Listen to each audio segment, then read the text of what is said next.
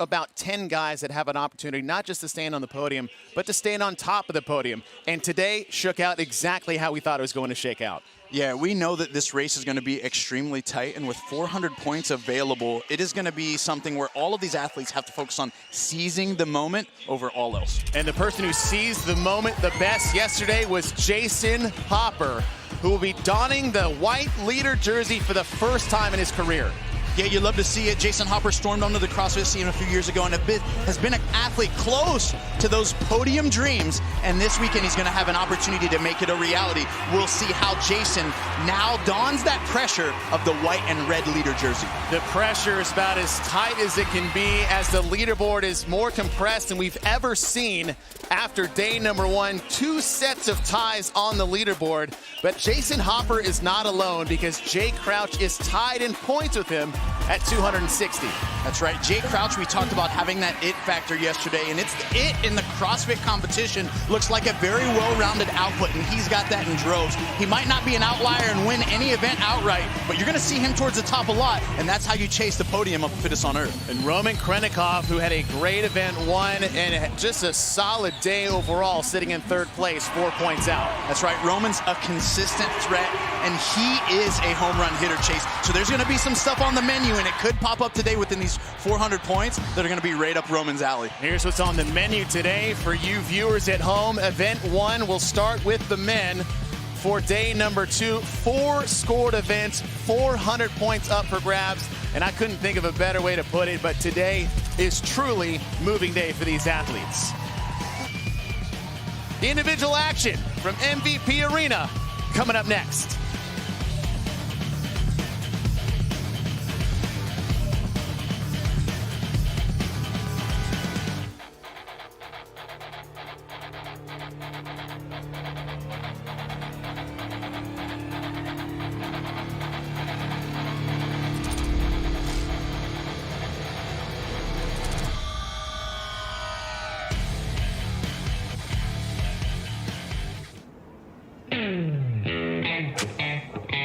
I don't know if I can describe 6 p.m. in one word, but if I had 2 words, it'd be controlled chaos.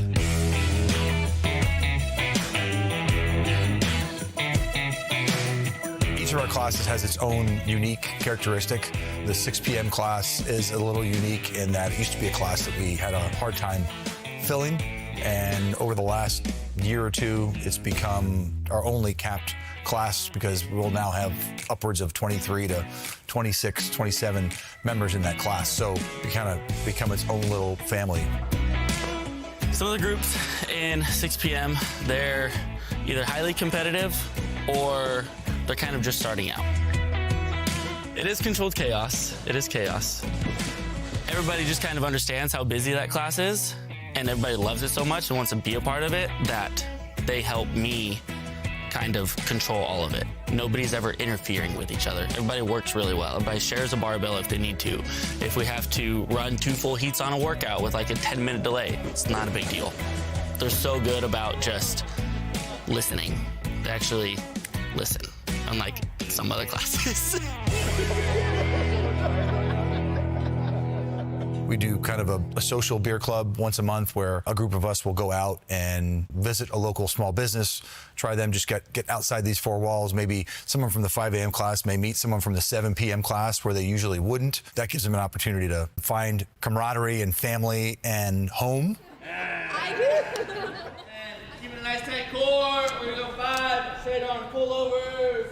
6 p.m. class is unique in that I think it's kind of a really cool cross-section of not just our gym, but I think of kind of society. You have a couple of our coaches that may attend that class, and then you have some people that didn't really know CrossFit from anything before they joined here, and now they're definitely get outside their comfort zone. We have young kids who are just trying to move and stay healthy. You have kind of the 3 fire breathers in there as well that like to go head-to-head and enjoy that push that they give each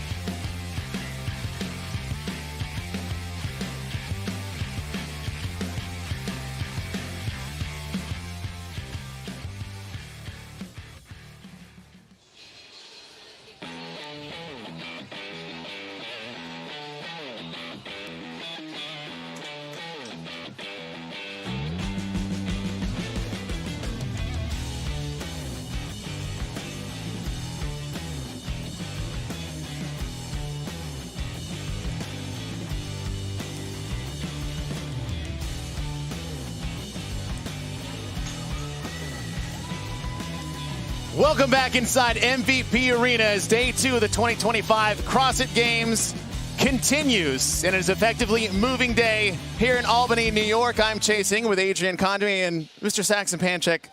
Welcome back, buddy. Welcome back. We are here for event number 4.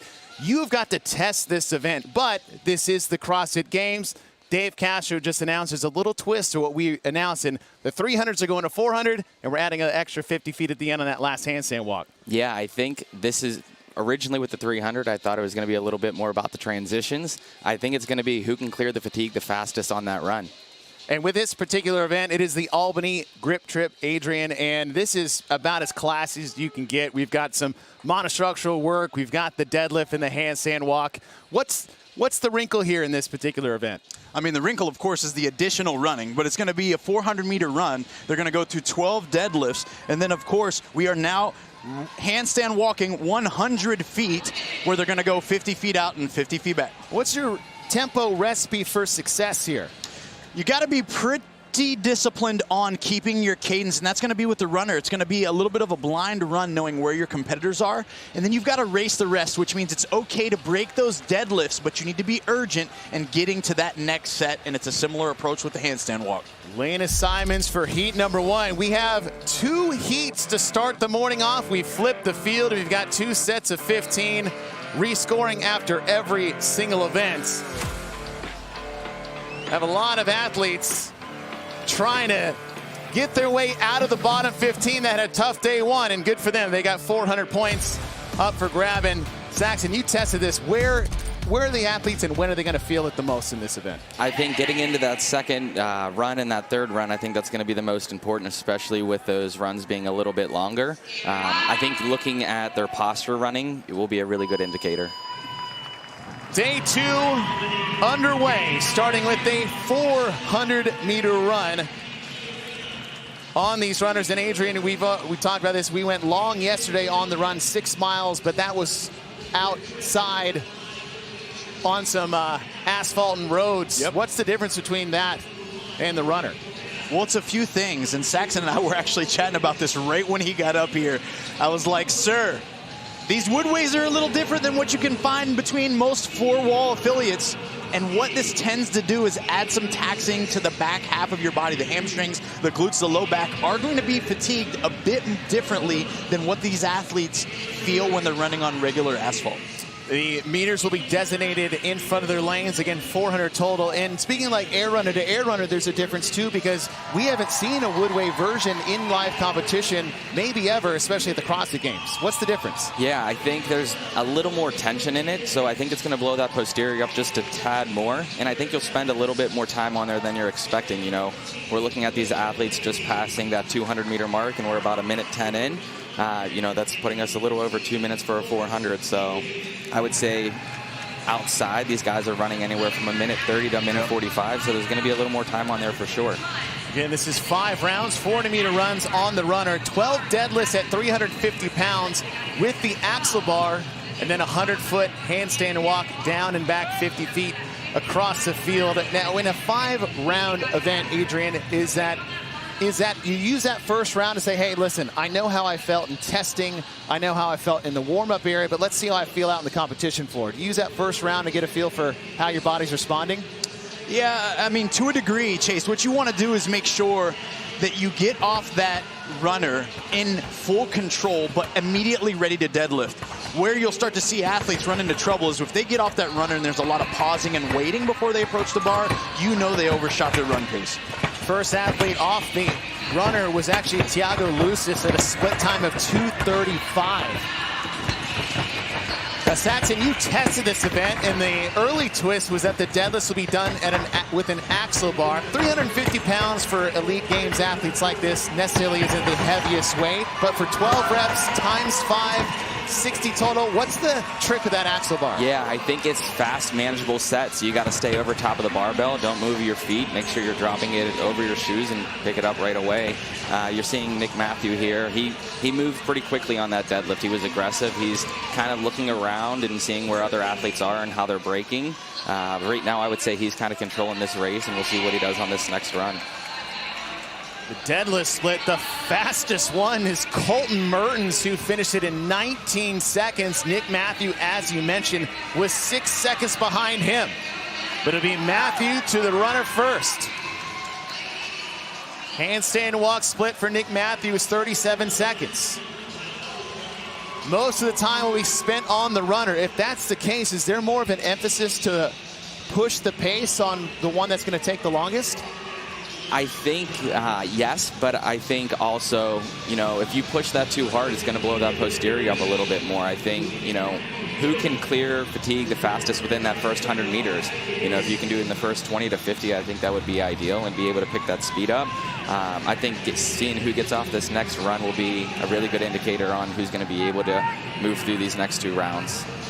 Fastest split we had on the first 400 meters. We said it was Tiago Lucis, as Colton Mertens had the fastest deadlift split, 7 seconds faster than anyone. And Colton Mertens is one of those athletes that had a great offseason, great in-season qualifying. Best place finish was 18th at the CrossFit Games, and finding himself in a, I would say, a place on the leaderboard that is not going to suit him for the rest of the day. Yeah, it's not optimal for Colton, but he's gonna have an opportunity to do some moving, right? Like, we know that with what is looming and what has been announced, we understand that he's gonna have that there. And then Nick Matthew, Chase, what I really like about what we saw there, he was very composed on that first run, which he's clearly showing that again, but him making fast work of those deadlifts put him in that situation that Saxon alluded to, where he was the one in control as we made our way back to the treadmill.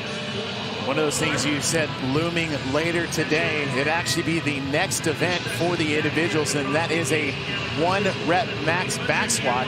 And I can't think of 2 things worse to set me up for success there than all the 2,000 meters of running on a runner and 60 heavy deadlifts with an axle bar. Hey, posterior city today. Janikowski in his 10th CrossFit Games. Had just missed last year for 10 consecutive, but he is in rare company of 10 CrossFit Games appearances. Nick Matthew off the runner first. Nick Matthew split on the first one much faster. Sorry, on the second one, much faster. 2:04. He's breaking those into 9 and 3, quick break. I like that, you know, a small set before kicking up on those handstands. I think it gives him a little extra breath to be able to make that transition pretty quick. And the cadence on that is very fast as well. He's not spending too much at the time at the top where he's under tension. Andrew, you see a lot of these athletes breaking up early. Is that coming from testing or conscious decision, knowing that this event is more of a grind than people may think it's going to be? No doubt about it, being very predicted and practiced. Also, I think it's a bit of a response to that grip fatigue. You're going to notice a lot of difference in bar speeds as we watch the deadlifts come off the ground. Some of that is their ability to move a load, and some of that is the grip fatigue, in which if they move too quickly, they're only going to fatigue their hands even more through rep to rep. And we did a lot of pegboard and hanging yesterday. Well, it's called Albany Grip Trip for a reason, and we talk about grip on the axle bar. But one thing that people may not understand, handstand walking is a taxing grip element as well. Absolutely. You know, the time under tension on the handstands, especially, I mean, you're talking 100 feet, you know, over 5 rounds. That's going to add up. Nick Matthews still in the lead. And Nick Matthews, one of those athletes that is really looking forward to that max back squat. Colton Mertens had a tough day yesterday. Some of that was execution, but another that was equipment. And, you know, Saxon, I mean, you see what happens in a day like that. How do you treat last night and respond coming into this morning? I think you have the present. You got to focus on the present and what the points you have on the table, and that's it. I think, you know, everybody will have, most people will have a bad event at some point, and, you know, that was your event. So now it's time to move forward and see what you can capitalize on next. I will say this, if you look at Colton's stride, he has a very fast cadence. When you're moving on one of these runners, you don't want to be reaching. That's where you're really going to tax that posterior. So he has a fast, choppy stride, which is going to allow him to move a little bit more and use those quads rather than those hamstrings. Colton Mertens on the left, Nick Matthew on the right, Bill Leahy sitting in 3rd overall in this heat. A lot slower cadence than we saw with Colton Mertens. Yeah, definitely. And we'll see what happens on these next 2 runs. Like I said, I think that 3rd round and that 4th round on the run is going to be kind of the bread and butter, meat and potatoes on this workout. So if he can move there and save a little bit in the tank, I think he can make some moves here. But you cannot wait until the last round to make your move. That needs to be made, on the back end of this and into this next round. Currently in that middle round of 5 is Nick Matthew on the right side of your screen. Is about 50 meters left to finish out his 3rd 400 meter. And you look at his transition, whenever he gets off here, he's right on it. He's hitting 9 quick, and then he'll take that little bit of a longer break. And you're seeing some of these other athletes break those into 4s, where they're taking, that rest can start to add up pretty quick. He's off the runner, right on the barbell, hands on it, and he's moving. And that cadence is fast. And 350 pounds with that thicker axle bar. It's about twice as thick as a normal barbell. The problem with that is, yes, it's grip for one thing, Adrian, but whip that you're not getting is another. Yeah, the barbell is going to be a little bit shorter in length, and the thicker diameter is also going to add to the resistance to the bar to bend at all. And that bend and width is something we get really familiar with when we're used to only using traditional barbells. So this is certainly the odd object experience at the CrossFit Games. Nick Matthews still your current leader in this heat, followed by Bill Leahy in 2nd. You do not have to go 50 feet unbroken. That yellow line that Nick Matthews just passed is a 25-foot mark. So athletes do have the option to take a break in the middle, though we haven't seen any athlete do that so far. And this is interesting what we're seeing. Even as Saxon and I talk about it before we get going, we're like, okay, maybe this puts a little bit more onus on the run. And within this heat, at least, we're noticing that might not be the case. These guys came out that were more reserved and had more urgency in the transitions, and in their breaks are the ones that are leading the way. Absolutely. I think we'll see Leahy make a move here. His transitions seem to be pretty quick on these handstands. And, I think once this run's done, we'll see, I think those top 3 will stay those top 3. Colton Mertens will take a break at the halfway point. If Mertens does have a big chink in his armor, it is high volume handstand walks, as Bill Leahy on the right does 50 feet down and back on the runner. So Mertens was off the deadlift first, but Leahy caught him on the handstand walk. Nick Matthew, 2 18th place finishes to start the day yesterday, and that 22nd place finish in that pegboard event as Jack Rosema gets to the Woodway runner just to his left. And the unfortunate thing for Nick here is that we've got coaches and athletes in the back right now witnessing what he's doing, understanding exactly how long he's taking on that Woodway, and they're like, okay, cool. Can we do this on transitions? And then that means you just got to be off the Woodway in this time. So he's got 15 guys watching him, his every move, breaking it down so that they have an opportunity to one-up his score. Nick's got to be focused in order to get a score that's going to be within the top 15 for this one. Nick Matthew, your leader in this heat. Heat 1 of 2. Jack Rosema, great finish last night on the pegboard event. I tell you what, that pegboard event was just an absolute grenade on the leaderboard last night. Love to see that. I think having events like that shake things up, it'll make it interesting over the weekend. That was a skilled test and execution, and I think that's important. You got to be able to execute on some of these more complex movements. We'll have a bit of that later tonight. Dave Castro announced events 6 and 7, and that is going to be a wild night, and that'll be more execution based on pacing in racing. That is the skill itself, as Bill Leahy a little slower on the run, but it seems to be affording him a bit more energy on the walk. Yeah, if he's making his move on the handstand walk and we're finishing on that handstand walk, 150 unbroken, or 100, 105, 125. 150 total feet. Yeah, 150 total feet in that final round, yes, sir. Hey, moves can happen there. Bill Leahy, rookie appearance at the CrossFit Games, actually got his, I'll say he was more known in our circle of being a tester for Games events back in the day. Had an Achilles injury last year at the West Coast Classic, so the turnaround that he had in a year is quite incredible, as Nick Matthew is the only athlete off the runner and back onto the 4th set of deadlifts. Saxon, it's a 5-round event, the round of 4. I mean, that's kind of that death trap. And you have to move, you have to stay awake. You can't get comfortable, even if people aren't making moves or anyone looks close. Put the throttle down here. Yeah, this is the one, even in training, right? This is the one where you have to remind yourself that round before the final round, where everyone is lured into the final round. We're all going to give our best on the final, of course. But if you can somehow manage one of your most focused efforts here in the second to last round, that's really where you get an opportunity to create that separation. And here's this transition here with Nick. This is, I would say, his longest transition. Now he's keeping these unbroken, but it'll be interesting to see what happens on this last handstand walk. Here comes Leahy, and his transition's quick. Bill Leahy at the bottom part of your screen. Nick Matthew actually got called back because you have to start with both hands clearly behind the start red line. And that little misstep when you got Bill Leahy breathing down your neck on the handstand walk. As Nick Matthew is done with round 4 and moving into his 5th and final round. Bill Leahy starting to close the gap, although maybe running out of room as we just have one round left to go. 14 minutes in, the time cap has now moved up to 22 minutes. So everyone will have an opportunity to do all 60 deadlifts. Hey, you're finishing this. Bill Leahy on the right, Nick Matthew on the left. Nick Matthew hasn't had the best split in any single particular part of this event. However, his consistency is keeping him in the front of the pack.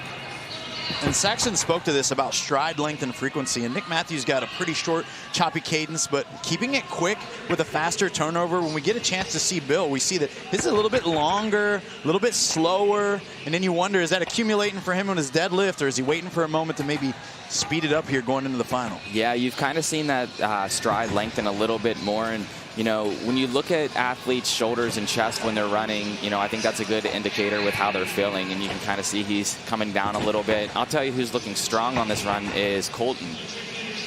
Colton Mertens, again, he has to put the work in on the run. He's been putting the work in on the deadlift because we know the difficulty of the handstand walk. One thing to remember, though, Bill Leahy in the last 100-foot handstand walk made up 12 seconds on Nick Matthew. In the final round of this event, we're adding another 50 feet. So Bill Leahy may have an opportunity to catch and pass Nick Matthew because he's making up all that time on the handstand walk. Absolutely, and that could be something he's thinking is like, hey, let's take this run a little bit slower. We got an extra 50 feet here, a little more time, and let's move on these deadlifts and make a move on the handstand walk. I always think you want to be in the lead, but if you can keep that contact and know that you're feeling good and you can make a move, I think that's a strong position to be in. Approaching the 16-minute mark. As Nick Matthew is on his final 50 meters. Those meters designated on the bottom left of the runner. Chalking up those hands like a pure vet right there on that woodway. Not going to waste time in the transition. He's ready to rock and roll with that chalk hidden behind his monitor. Nick Matthew is off. He actually had to break the last deadlift set up into 3. As he was off at the 16:10 mark.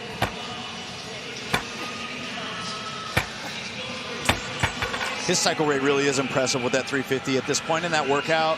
The way he's able to maximize time under tension by simply just moving the bar quicker from the ground is really lending itself as an advantage for him. 2 final reps for Nick Matthew with a solid run and set as he looks over to his right shoulder to see where Bill Leahy is. Matthew had a 20-second lead coming into the barbell. Now we have an extra 50 feet on this final round as Bill Leahy making a move. He's going to try everything he can to get to that handstand walk. But Nick Matthew is doing exactly what he needs to do to stay ahead of Leahy. 50 feet down for Matthew. And that deadlift, it's getting tough for Bill Leahy. And you can tell it's labored by how hard he was slamming it into the ground to get it back going. But no rest whatsoever. And Nick Matthew breaks at the halfway point for the first time.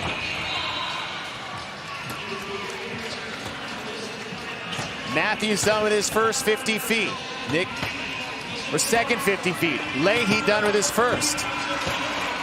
Matthew has 50 more feet to the finish line.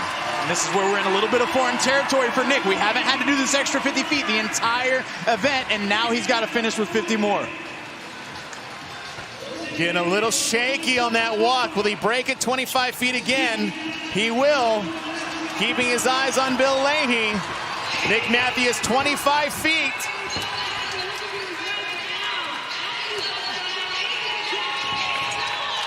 And Matthew will get it. 18-17 for Nick Matthew.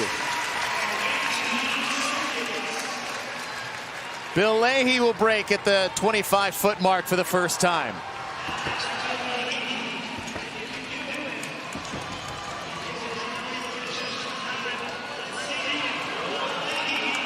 Bill Leahy will be in, second in the heat.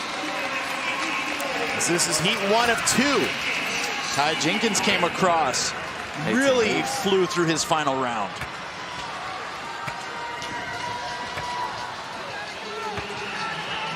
Enrico Zanoni. He got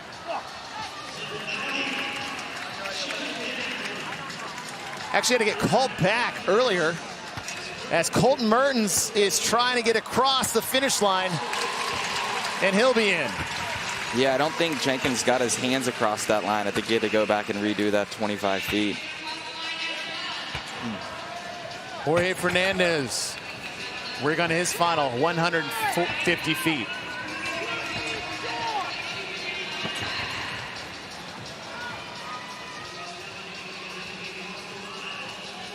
Jack Rosema at the 25-foot mark. He'll keep going. And you're seeing this last 50 feet be a big factor. Yep. That is a wide handstand walk. Yeah, they got wide. You don't want them to get wide. When it gets wide, you're in a bit of trouble. 2 minutes before we hit the time cap. Jorge Fernandez taking a break before he makes his last extra 50-foot handstand walk to finish this out.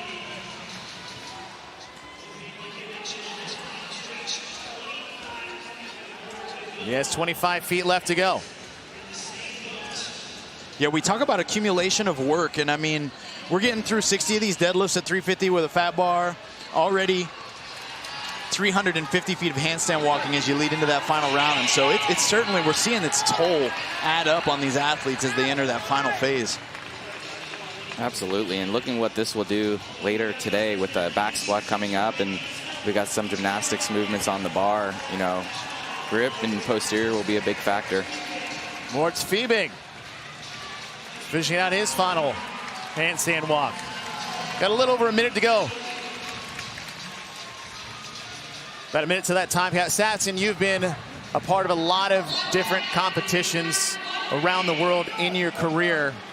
But what is it like being at the CrossFit Games? Yeah, it's special. It's you have so many events, and I think that that's one of the biggest things is you have to be present in what you're doing. You know, if you get caught up, it's easy to play the what-if game. You know, I wish I did this, I wish I did that on previous events, or look forward to other events of like, this is where I want to make my move. You have to bring it for every event, because at the end of the weekend, you will always look back and you're like, I wish I had a point here, 3 points here. Every point counts. And, you know, I was talking to Scott a little bit about this yesterday. You know, you had some people kind of struggling on that pegboard a little bit. It's, you see the champs who can overcome those moments of slipping out of the pegboard. Like, how do you handle that adversity and be able to overcome it? 10 seconds before we hit the time cap. And just 2 athletes left out on the competition floor. One of those being Yona Koski. But Nick Matthew,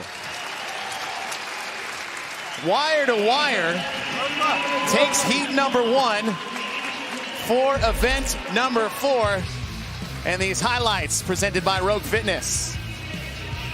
Nick Matthew came out and executed to a high level right out of the beginning. We talked about it being predominantly a run workout, but Nick really wasn't the first one off that woodway in the early rounds, but it was vet moves just like this, proper pacing, using chalk in his transitions to even finish up his run, so there was no wasted moment, and he made light work of that 350 pounds for all 60 repetitions. We did start to see Bill Leahy make up some ground on the handstand walk late, but it was Nick that was able to understand himself at a very high level, find his way across the finish line, and it ended up not being a very close race. Mr. Nick Matthew is our event leader so far. Nick Matthews set the time to beat in heat number 1, and we only have one heat left to go, so 18:18.86 for heat number 1. Saxon, thank you for joining us in the booth. Hey, appreciate it. Event 4, heat 1 is done. Your standings after one day of competition: Jason Hopper donning the red and the white for the first time in his career with 260 points, but Jay Crouch will be right next to him on the floor, tied at 260, and a four-way tie for points in 4th place. This is absolutely incredible. Event number 4, Albany Grip Trip. It is grippy, and Chase, it's a little bit trippy, especially on that final round. 5 rounds for time of a 400-meter run, which the athletes just found out about prior to taking the floor. 12 deadlifts at 350 pounds and a 100-foot handstand walk until round 5, where it's 150 feet.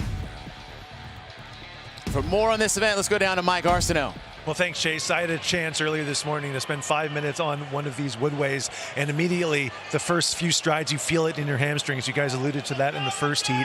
Very hamstring dominant. If you tilt your torso forward to try and take some pressure off your hamstrings and save them for the deadlifts, that's when you kind of get the roadrunner going and you get out of control with your stride length. So you have to find that happy medium between saving some hamstrings and making sure you have that smooth cadence throughout the entirety of the 400-meter lap. Thank you, Mike. Your lane assignments for heat number 2 for the men. These are your top 15 after day number 1. And the points are close. We've had a 4-way tie for 240. For 4th, a 2-way tie at the top of the leaderboard. And can Jason Hopper hold on to the white jersey for another event? Event number 4 underway. Okay, Chase, I'm gonna already tell you, this heat is not like the last heat that we just watched. We've got some runners on deck here in this top 15, and I think they're really already showing us that they're coming at it at a much more aggressive pace on those woodways. Jay Crouch tied for first place in points as Jason Hopper holds on to that tiebreaker, but what a day for Jay. Yeah, Jay did exactly what we expected him to do. Well-rounded from start to finish. Again, we can give him the category in the most positive way as a creeper. He's going to creep through this weekend. He might not win 100 points at any one given event, but he is going to be steadily towards the top. Roman Krenikov is in that 3rd overall position. He's between the point spread of ties on the leaderboard as Roman, as he usually does, gets a lot of fanfare from the crowd.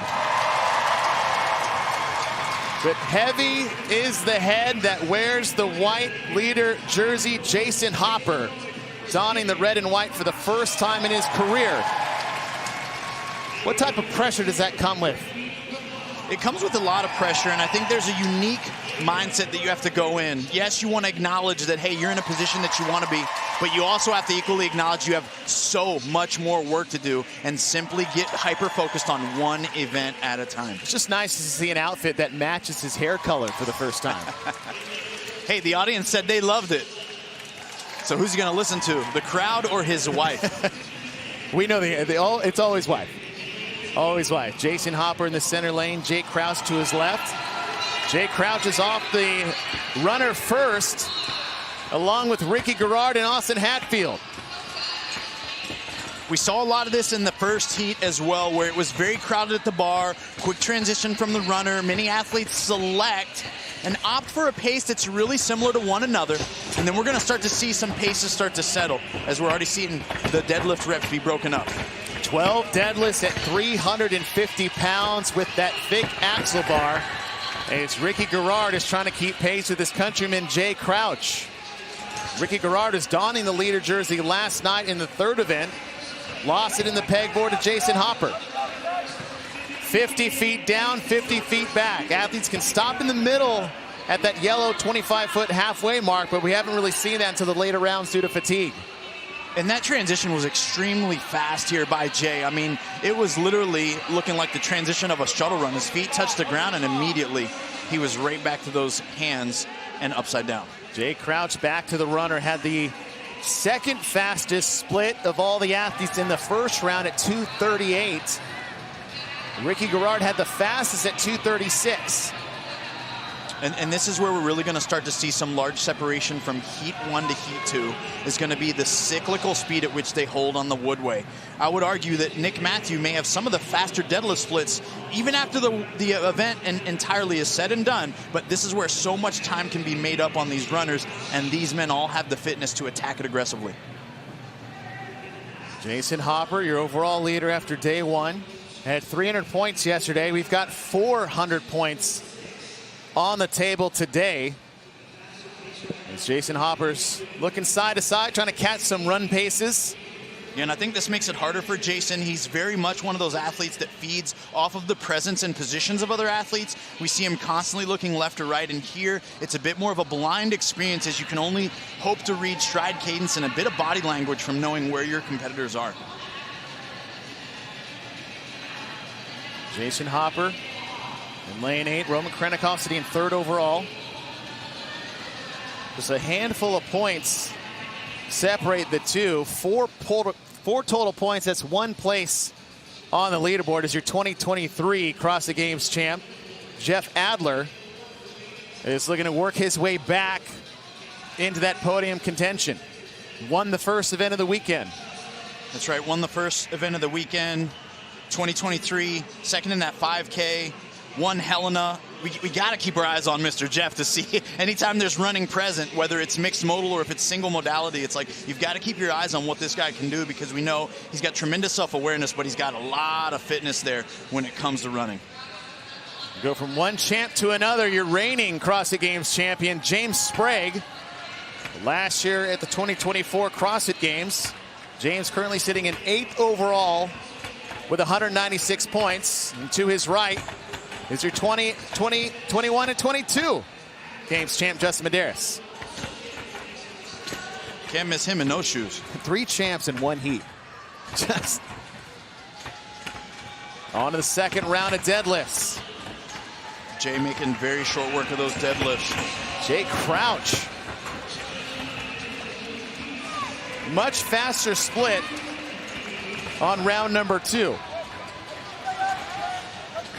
And this is where, even as Saxon mentioned earlier, you kind of settle into that position here into round 2 where you've now opened up your lungs, your heart rate's up high. You can settle into more of what we would consider natural mechanics and intensity there. You're familiar with this feeling. That first round sometimes a little awkward in a triplet. You got to get familiar with the flow and the feel. Jay Crouch is done with round number 2 as he advances to the runner for the 3rd time. Yeah, Jay looking sharp and in a great position. Joined there by Callian Souza. Callian Souza at the bottom part of your screen in lane number 14 is currently sitting 2nd in this heat. You only have 2 total heats, 2 heats of 15. Chasing time to beat set by Nick Matthew at 18:09.13. Souza actually had a great event 1 finish earlier yesterday. And again, you're wondering, like, hey, does he have these marked in his mind and on his scoreboard as opportunity events for him? And if so, can he seize the moment? More often than not, athletes feel extra pressure, Chase, when they know this can be a home run for me. This can be a really high-scoring event because it's not just that I'm going to mix in within the leaderboard. It's like I've got to take this moment and make it my own. So we'll see how Souza can respond to that. It is a question you ask athletes all the time. Do you get more nervous in an event you're going to be bad at or the one you're going to be good at? Yeah. Austin Hatfield, 10th last year in his rookie debut at the CrossFit Games, and his name has also been put in the hat of athletes who could podium, if not win, in his 2nd year. Had a tough finish last night in the pegboard event, like so many did. There was a lot of chaos in that event. And this is one where he wants to work his way back closer to that podium position. Yeah, we'll say it a lot through the course of the weekend, but this is how you really challenge the mindset of a champion, a future champion, anyone who wants to stand even close to that podium is how do you respond to adversity? All of these athletes will experience at some point this weekend. It's going to be a hand tear. It's going to be a miscued tempo. It's going to be some missed reps. How do they respond? Jay Crouch looking comfortable there on the right. All these athletes continually holding a pretty steady cadence from what we've seen from open all the way into this third round. Jay Crouch is off at the same time of Callie and Souza, but Souza has a 2-rep lead on Crouch. In a third set of deadlifts, 12 reps with the axle bar, 350 pounds. Crouch will break. Callie and Souza looks less built for deadlifts than he does for running on the air runner with the length of his limbs. He's got to make that barbell travel a long distance for sure. But it's Jay kicking up at the same time as Souza in the far side of our screen. 50 feet down. You can break at the yellow 25-foot mark, but no one's done it intentionally yet.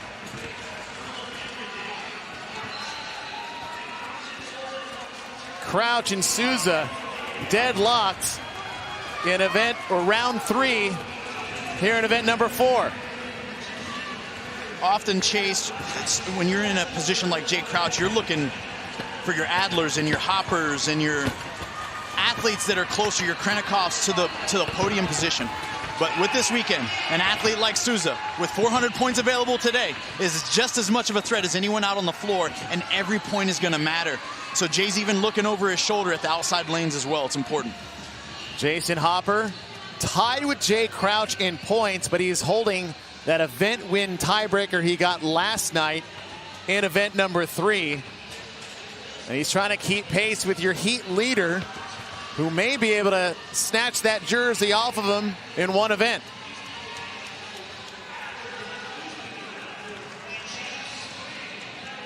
For more on this Woodway runner, let's go down to Mike Arsenault. So guys, I have a great vantage point down here on the floor. I'm basically looking down the row of Woodway runners and watching Jay Crouch and Jason Hopper through every round of the run thus far. Jay Crouch's posture has stayed the same. He's perfectly upright, has a very smooth cadence. Hopper, his stride length is starting to go a little bit on him, a little bit more random, and he's getting a forward lean. So Adrian, you and I were talking this morning that that's a sign of you're trying to take that pressure off your hamstrings a little bit, and we're seeing Jay Crouch, as we move deeper into this event, creating more separation between himself and Jason Hopper by having a better run cadence and better posture and a little bit better position through the run portion. Yeah, Mike, I completely agree with you. Even as we see that right here on our screen, it's like, hey, Hopper now has settled into a more consistent cadence as we get deeper into each run. The unique thing that's different between he and Jay is that it takes Jason about 100 to 125 meters before he seems comfortable on the runner each round, whereas Jay gets back onto that Woodway and looks just as if he leaves every round. And so that consistency really adds up because it's going to accumulate in seconds, and within 5 rounds, 5 seconds here and 6 seconds there, really accumulate, and it's going to be shown on the leaderboard when it comes to the outcome of this event. Jay Crouch done with his 4th 400 meter. He's tied in points. Looking for a little separation between him and Jason Hopper, but he's got to worry about the task at hand, and that's staying ahead of Callie and Souza. Yeah, and Souza's been consistent with a shorter rest between these breaks. Jay takes a very intentional longer break there to break up his repetitions. Souza staying a little bit closer to on top of that bar. Crouch is done. On to his 4th 100-foot handstand walk as we approach the 12-minute mark. You look at the time to beat in the upper left corner of your screen, 18:18.86 by Nick Matthew in the previous heat. 50 feet's done. Callie and Souza, bottom part of your screen, trying to keep pace with Jay. He makes it up on the run, but Jay is starting to pull away on the handstand walk. Yeah, Jay with about a 25-foot lead here. This is where athletes really have to stay urgent about technical proficiency. They want to stay narrow with their hands and stay long through their hips. It's going to help them store some energy for the big round that is looming here to finish. Fourth round is done. Fifth and final round underway. Jay Crouch trying to hold off that man in the center of your screen, Kalian Souza. Can Souza make up ground on the run? More importantly, can he hang on to that barbell? That is a place that Jay is starting to create some separation. Souza starts to creep up on the run. Jay goes a little bigger on the deadlifts with a little bigger rest, but it's just enough to sneak in and beat those handstand walks early. And in this position right now, he is in control. The consistency that Jay Crouch has had yesterday, 5th, 3rd, and 5th, is exactly what you need to do. And tell me if you've heard this one before, Adrian. James Sprague has now moved up into 3rd after being absent for the last 12 minutes. That's how you play the game. An athlete like James is very self-aware. He trains in intervals very often, and he tries to ingrain in himself the ability to what we categorize as negatively split an event or a workout, where you merely get faster as you go regardless of the task at hand. Here's how he got here. In the 4th round, he had the fastest deadlift split at 23 seconds. And he had the fastest handstand walk split at 39 seconds. James Sprague back on the runner for the 5th time. Does he have enough time to run down Jay Crouch and Kalian Souza? And that's the question. And that can be sometimes the drums of trying to negatively split an event is, did you push too late? Do you push too soon? And do you give yourself an opportunity to settle in where you hope to finish the event? I'll tell you what, nothing fires me up more than seeing a young athlete like Kalian Souza, though, come to take someone's points. Regardless of where he's sitting on the leaderboard or where he has expectations to finish this weekend, he's come to shake some things up for this event, and you'd love to see it. Kalian Souza's home country is from Brazil, but he trains out of the United Arab Emirates at CrossFit Calain. Jay Crouch is done. Crouch is breaking up the deadlifts each round. Does he feel the pressure to hold on the 5th one? Jay Crouch will break. Kalian Souza to the barbell for the first time. You can see some discomfort settling on Jay's face, which tells me he had a very specific outcome intended for that rep scheme. He wanted to hit it. He grinded through it just to make sure he got there. Yep. Crouch is done, and he is 3 minutes away and 150 feet from his first event win at the CrossFit Games. Someone told Jay in the back that I said he may not win an event outright today, but he'll be consistently at the top, and he took it personally. Jay Crouch also took a very short rest after the first 50 feet. Now remember, in the 5th and final round, there's an extra 50 feet, and Crouch breaks for the first time at the halfway mark. Here comes James Sprague.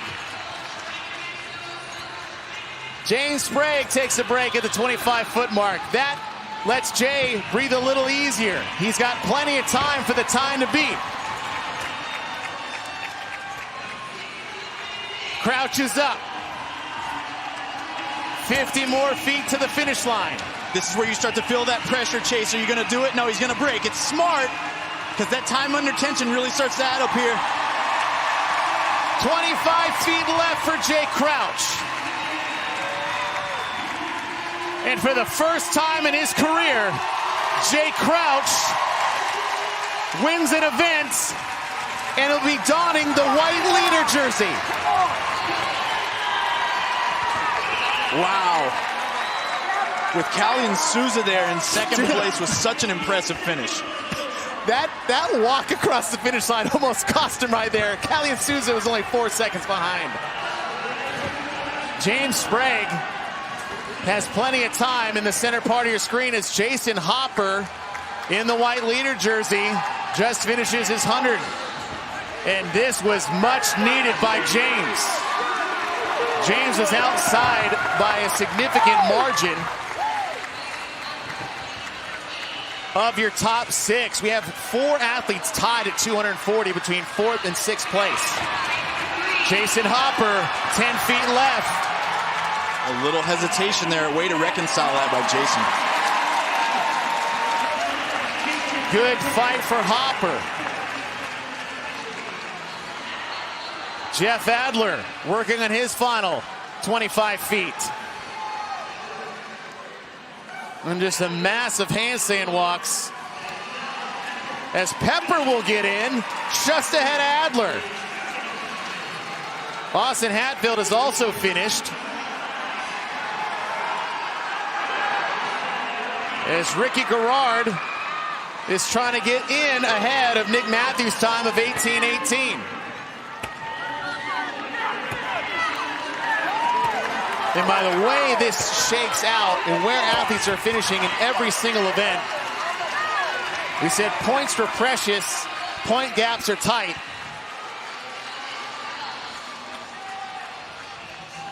They all matter. And that's Harry Lightfoot with the elegant forward roll there out of the handstand walk. Now Roman Krennikov was sitting in third overall with 256 points. He was 4 points behind Hopper and Crouch, 16 points ahead of that four-way tie in points for fourth.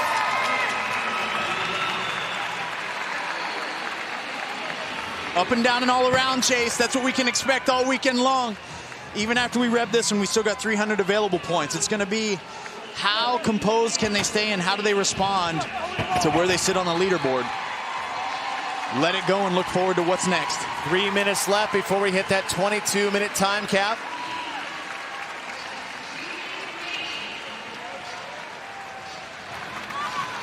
As Colin Bossard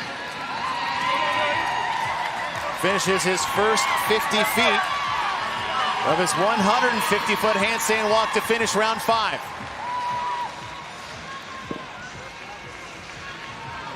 What a performance by Callie Souza, who's walking with Bossard. Souza made up 20 seconds on that last set of deadlifts. I mean, he came storming on the deadlift, storming on the handstand walk. We were celebrating for Jay Crouch, and then all of a sudden we're like, whoa, he was literally right there. Yeah. Final 50 feet for Bossard.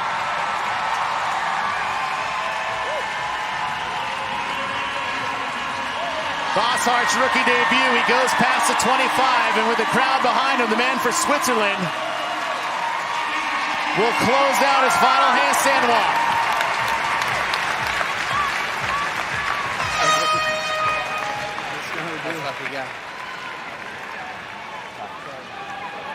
With Adrian, knock, knock, who's there? Another Australian wearing a white leader jersey. This time it's Jay Crouch. Replays brought to you by Rowe. Yeah, Mr. Crouch came out with winning on his mind to start day 2. Very focused, tied for first place, but of course we know Mr. Hopper gets to don the red and white because he had an event win. Well, Jay Crouch said, well, I'm gonna go ahead and reconcile that by getting myself one. And he came out today aggressive on the runner, and it suited him. He's got the fitness and was able to navigate very beautiful his pacing through all 5 rounds. It was him getting the crowd going here to start this Saturday morning to come across as the victor in the final 25 feet. And of course, he had some time. You know the name. It's Crouch. Don't be confused. I'm here to win. Your results of the men's event number 4, Jay Crouch gets his first event win at the CrossFit Games, and that result will get him his first white leader jersey. And he's down with Mike Arsenault. Jay, this is your 5th in-person appearance at the CrossFit Games, but your first event win, and this will be your first time wearing the white leaders jersey. Why do you think this year has been the year that you've broken through? Oh man, it's just the team around me. I have the best team in the world around me, and that's proven. And yeah, I'm super grateful to have those guys around me. I looked up to them for a very long time. So yeah, to call them family is super special. Yeah, the work I've been putting in. I've been doing this stuff for a long time, and yeah, to I guess prepare the right way that winners do, and this is the result. Through 4 events, you're the only man in the competition to have 4 performances, top 5 or better. Where does that consistency come from? Oh man, I feel like that's been a strength of mine for a while. It's just been that consistent guy, but I've never been able to, let's say, make that top step of them being top 5s. Yeah, I mean, you do well in this sport when you don't have any holes, so yeah, that's where we want to be. And how much have you been working on that top end squat strength to get ready for another event we have coming up later today? Again, I don't want to toot my own horn, but back squats are very good for me, so I'm looking forward to it as the best case scenario. I feel like Dave's maybe been on my Instagram looking at all my strengths because these workouts are stacking up pretty good. Doing a little Instagram creeping. Jay, congratulations. Go get that White Lotus jersey on. Thank you, guys. Shout out to my family back home. Love you guys. Adrian. Toot toot. Toot toot, baby. At Jay Crouch chains coming down the tracks, y'all. The men are done for individual event 4. Don't go anywhere. The individual women coming up next.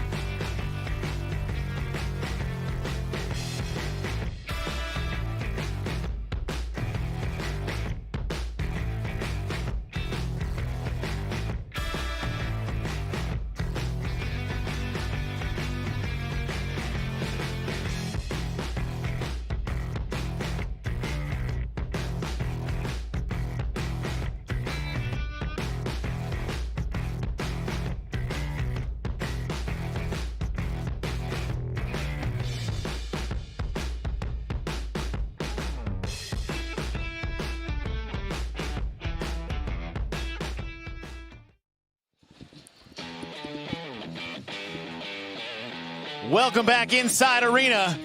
As today's coverage is presented by Velites. We are Velites and we are made, not born. Good morning, everyone. As the 2025 CrossFit Games continues here in Albany, New York, I'm Chase Ingram. Along with me is Adrian Conway, and Mike Arsenault will be joining us from the floor. We said it once before, the Albany Rip Trip, presented by Pasture Provisions. It is 5 rounds for time, 400-meter run on that Woodway runner, 12 deadlifts at 220 pounds for the women, and a 100-foot handstand walk, of course, until round 5. You get an extra 50 feet. Your lane assignments for heat number 1 of 2. As we are going 2 heats of 15 and 15. These are your bottom 15 after day 1 of competition. As we have our second final heat after this.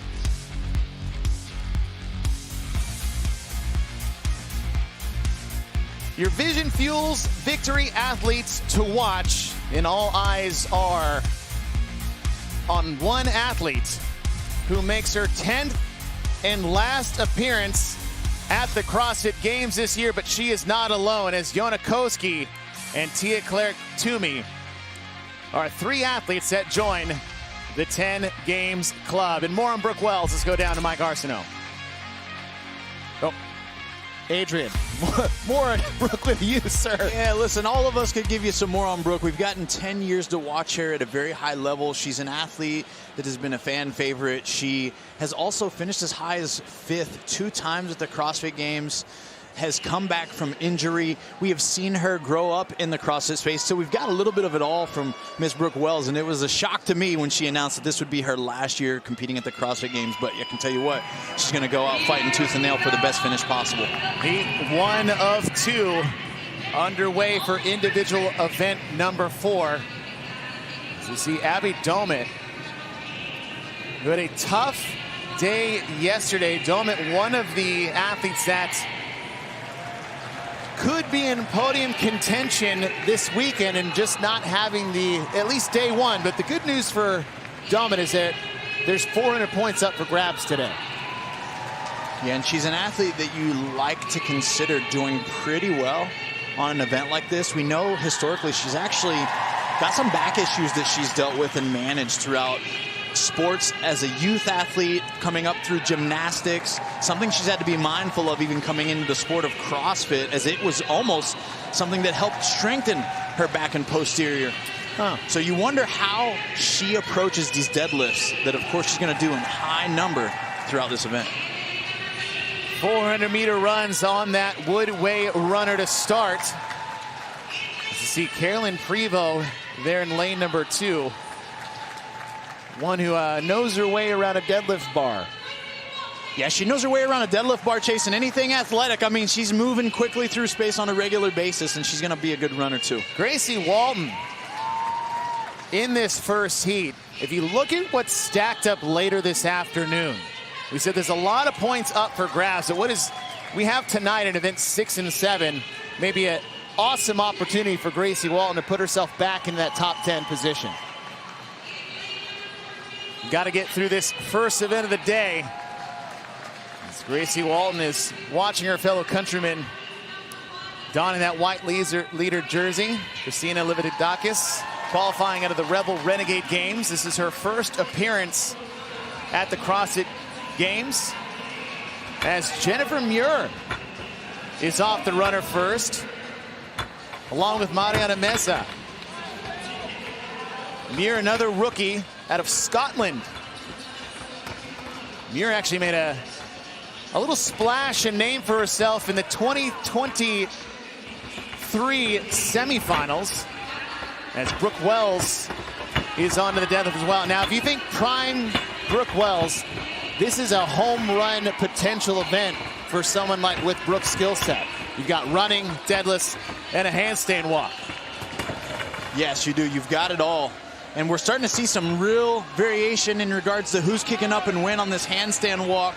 We talked about it with the men. We're going to start to see some variance and through the first 2 rounds, and then we'll start to see some consistent settling points for these athletes based on pacing of the run and how they navigate all the transitions from the deadlift to the handstand walk. Mariana Mesa on the left side of your screen out of Mexico is your early leader on the handstand walk, as Abby Domin in the center lane, just past the CrossFit decal, has moved into first place after this first round. Domin is done.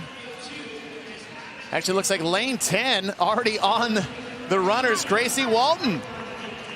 Yeah, you mentioned her, Chase, and we talked about her a little bit early there on the left of the screen in all black. Her running stride and cadence, we're getting a great shot of it here, is that it's longer and faster than a lot of the other competitors, and that's what got her that early lead into round 1. We'll see if she sticks with it all the way through 5. Gracie Walton had the fastest deadlift split in the first round of 21 seconds. She was one of 2 athletes that looks like they went unbroken. It was her and Caroline Prevost. So even though the run's going to take longer, when it comes to pacing, Adrian, there's still massive opportunities to make up. Because if you can make up 10 seconds on deadlifts, that's 10 seconds you don't have to run faster on the air runner. That's right, and it's a double positive. If you can conserve energy on the runner, although it takes so much time, and then be faster in the transitions, you're gonna literally feel better into round 4 and 5, and we see that plays a huge component in the outcome of this one. And Gracie Walton, one of those athletes that has the complete understanding, just like we saw with the men, that even if you set the fastest time in Heat 1, there's 15 other women that are watching exactly what you do, and they'll be willing to make those tweaks and changes in order to get a better time. I mean, think about the men's. For the first time in a long time, both men who were leading after the first heat in both heats ended up winning their respective heat, between what Nick Matthew did and Jay Crouch. Lucy McGonigal. It's her rookie individual debut at the CrossFit Games, but as the youngest athlete competing this weekend, Lucy has 2 team championships under her belt, and she is one of 6 athletes competing here this weekend that have teen games championships. Gracie Walton back to the deadlift, went unbroken on round 1, and with a hand in the air, takes her first break. Yeah, and that's what you want to see right there, Chase. Even when athletes break, that it's short and calculated. This is what we mean by race the rest. And there she goes, no hesitation, wow. Right upside down. Just speaks to the confidence she has in her handstand walk ability, as Gracie Walton has top 10 potential. Had her debut at the CrossFit Games last year. Gracie Walton out of Australia took the event win in Firestorm, as Abby Domin is back on the barbell on the left side of your screen. And while she's on the bar, Gracie Walton, after the second round, is already back to the runner. So fast upside down there by Gracie. We've kind of generally mentioned the handstand walk and the volume. 550 feet, that's almost 2 football fields for everybody watching if you want to get a good visual. And we're taking for granted at how high of a skill demand that actually is. Any CrossFitter within the 4 walls of an affiliate will understand that is a very tough task, and Gracie Walton is pretty much running not just on the woodway, but also upside down at this point. Gracie Walton currently sitting in 19th overall. We have 30 athletes competing. One of the smallest fields we've ever had at the CrossFit Games on the individual side, the only other one being 2020, where they took the top 20.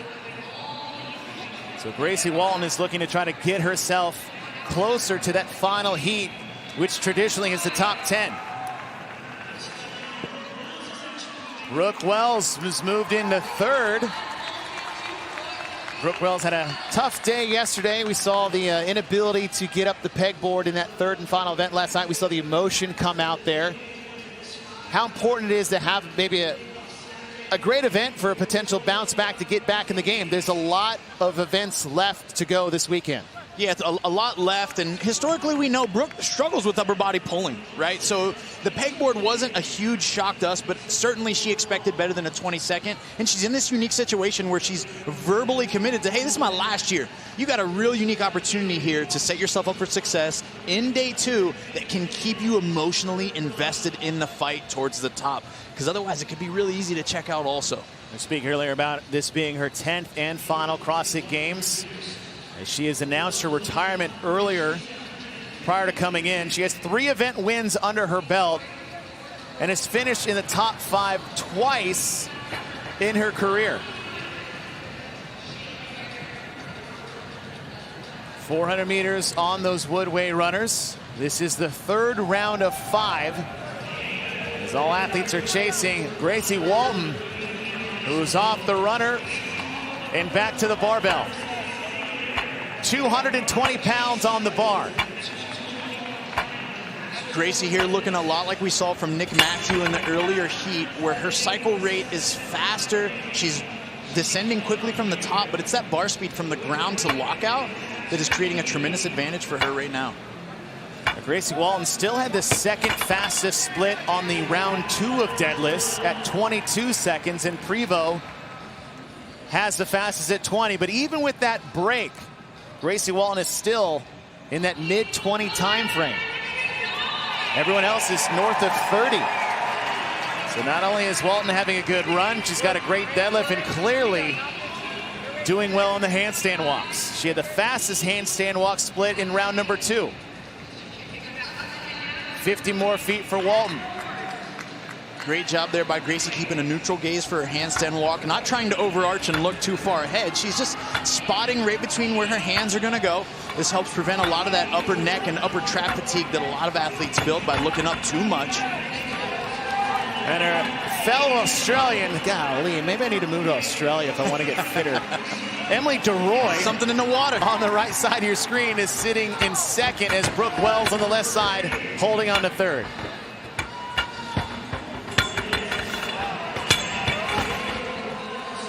DeRoy on the right. Brooke Wells wasting no time. Brooke Wells, fantastic handstand walker. Also incredible for her career is that we forget that devastating elbow injury she sustained back in 2021 when it was able to come back the next year in 2022 and still competing at the CrossFit Games. Yeah, it was extremely impressive to watch the physical recovery by Brooke. I mean, that's a pure example of the fitness built through years, right? We talk about fitness being a buffer from sickness and injury, and she had a devastating injury, but the stability and strength in her upper body and her mental fortitude is what allowed her to have that gracious recovery and get back on the competition floor. Yeah, just to see her come back to compete at all in 22, let alone get 5th place at the CrossFit Games that year.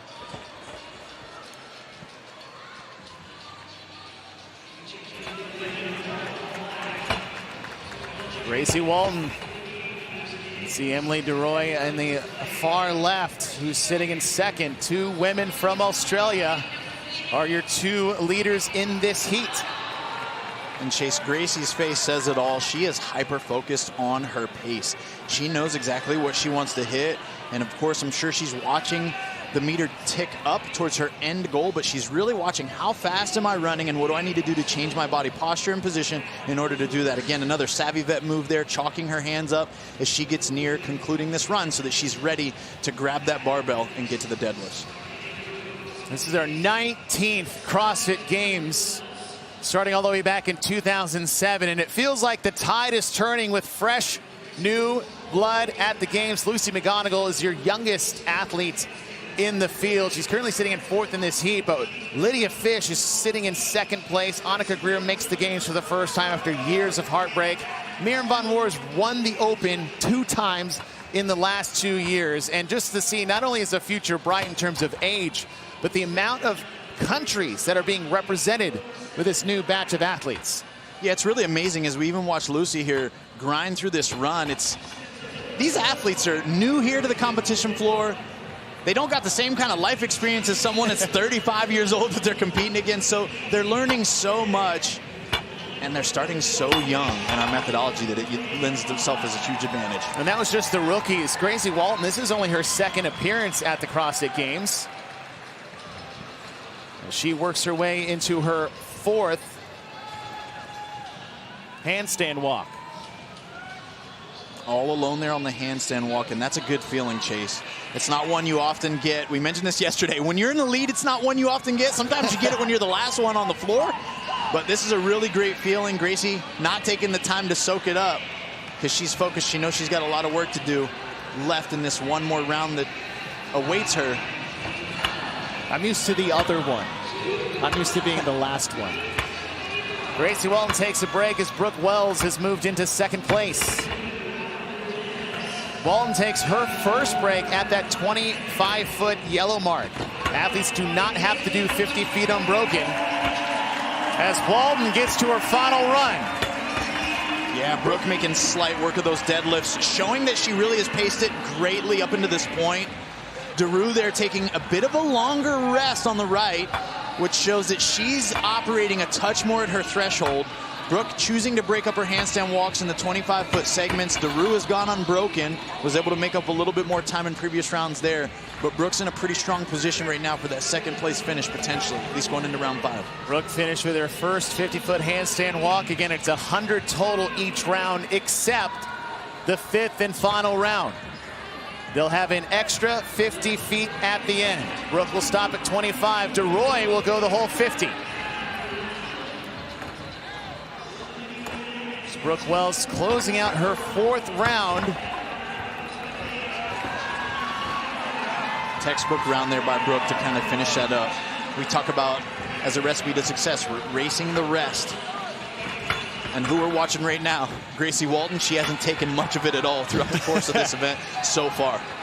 The transitions that she's had as well. There's the rest during the movement, but the rest between them is a key component, especially in a 3-modality event. 5 rounds is a lot of opportunities to waste time in an event like this. That's right. It's very tempting, Chase. You get off that runner, and the last thing you want to do is pick up something heavy, especially when you've already done it 48 times.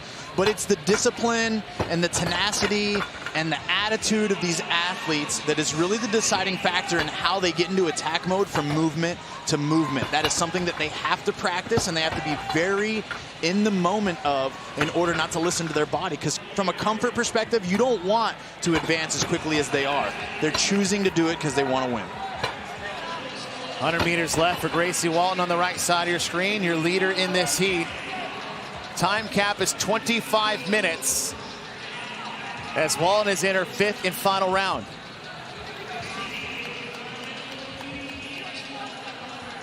Brooke Wells on the right, her twin sister Sydney, who's been a individual games athlete in her own right, and her mom looking on. Never the easy position to be in, Chase. I've competed at the CrossFit Games many times, and I think my family's more fatigued at the end of every day than I am. Gracie Walton is off the run and onto the bar. And she's had continuing to have one of the fastest deadlift splits of any athlete in this heat. Again, this is heat number 1 of 2. So we have 2 heats of 15 as Walton will break for the 2nd time. So she has yet to do that. Maybe setting herself up for the longer handstand walk to close things out. Yeah, and simply put, she's at the top end of her threshold right now. We're seeing it from a body language perspective. You see the fatigue on her face, but this is what is asked of you when you're trying to really maximize your output. She's trying to save just enough for this last 150 feet. 50 feet down and back, and 1 more to finish. In the 5th and final round, Walton is done. She took a break at the 25-foot mark in the previous round. And one thing to note, we still have 15 of our top athletes after day 1 coming up after this. So though she's well ahead of the other 14 in this heat, she has to understand that there are 15 athletes and coaches watching and using her pace for race strategy. That's right, and for the men, we got an opportunity through those 2 heats to see how much this final 50 feet really does add in extra challenge in this specific event. So as she gets ready for this final turnaround, there's a lot of pressure here on the time waste right now that she's taking in order to be prepared for the final 50. 17.5 minutes in. Gracie Walton makes her final 50 feet as she stops at the 25-foot marker. 25 feet left to go for Gracie Walton. Wow.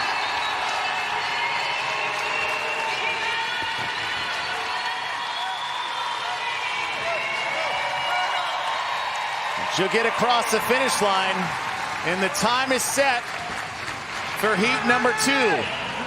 Another Australian with a top performance in their heat. Brooke Wells is off her final set of deadlifts as she's finishing up her first 50 feet of the handstand walk. Oh, that was her last. Wow, Brooke Wells closed the gap significantly on that last 150 feet. Emily DeRoy. I'll give you 0 guesses to where she's from. Another Australian moving into 3rd place. Great save there by DeRoy. And she knows it. If you've ever walked on your hands at all, you know that feeling. And that's a scary one. 50 more feet to the finish line for Emily. Emily making her 2nd appearance at the CrossFit Games as an individual. She made it back in 2023. Decided to take a year off, go team, win a CrossFit Games championship on that team, and then make it again as an individual this year.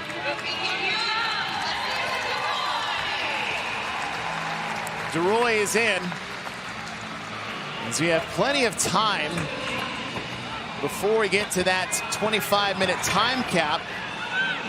And that is Lucy McGonigal finishing up her final 50 feet.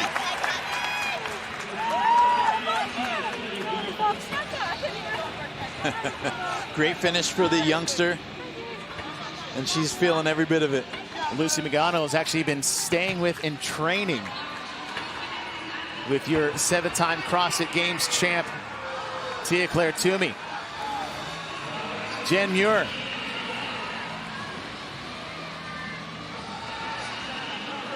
Working on her final 50 feet.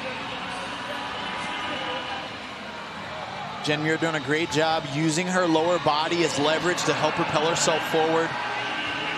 Gymnasts might say, hey, these CrossFitters, they're bending their knees while they're walking. Well, yeah, we're walking. We're not performing. We're trying to cover forward distance, and it helps us do it faster when we get that bend in the legs.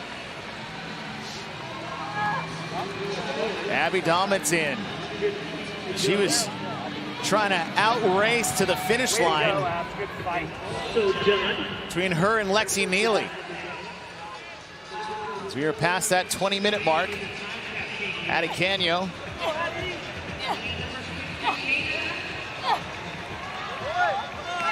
You can hear how hard these athletes are working. That's right. And for those of you that have never walked on your hands, it is an extremely difficult position to breathe in. Your rib cage is typically expanded a bit. You've got pressure through your upper body. There's no reprieve. And as you try to fill your lungs and exhale smoothly, it doesn't really exist. There's a strong bracing, and you heard it there from Canio as she was trying to make her way to the finish line. Olivia Dodakis is done.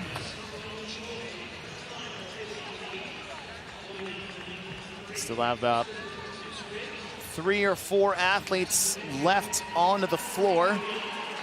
As Sydney Mikulishin is in, so we have Sung Young Choi, Mariana Mesa, and Luisa Marquez finishing up their final round. Choi is in.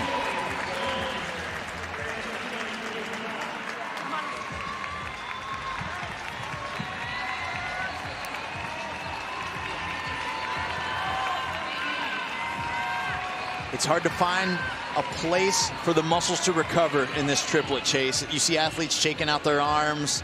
Their legs are blown up from the deadlift and the running, but if they're using their arms on the deadlift, there's really not a moment of reprieve here. 25 more feet for the rookie out of Mexico. Actually qualified out of the Far East Throwdown. She trains out of CrossFit Wadex Fitness.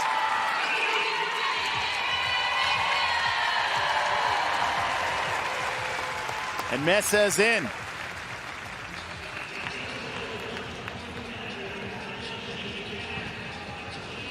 Final athlete left on the floor, Luisa Marquez.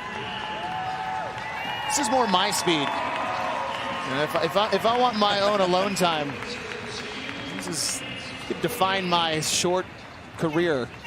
No rush, no rush. Oh. Little camera time. 2 minutes left before that time cap.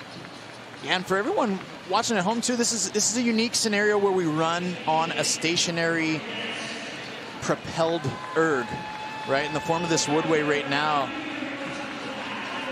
We're actually penalized for being a lighter, smaller athlete.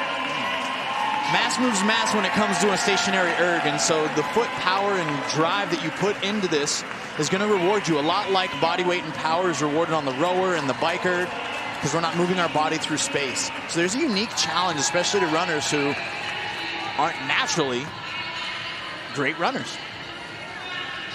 Final 12 deadlifts.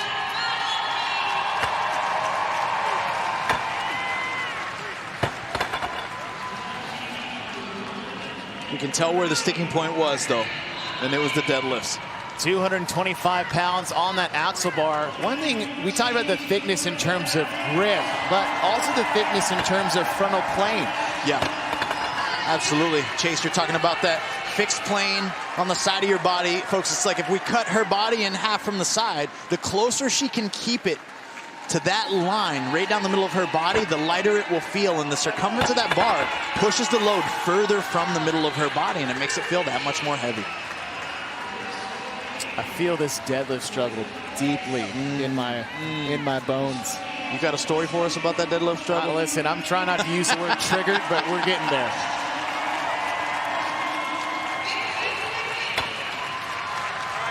Ten seconds before the cap. Come on, finish these deadlifts.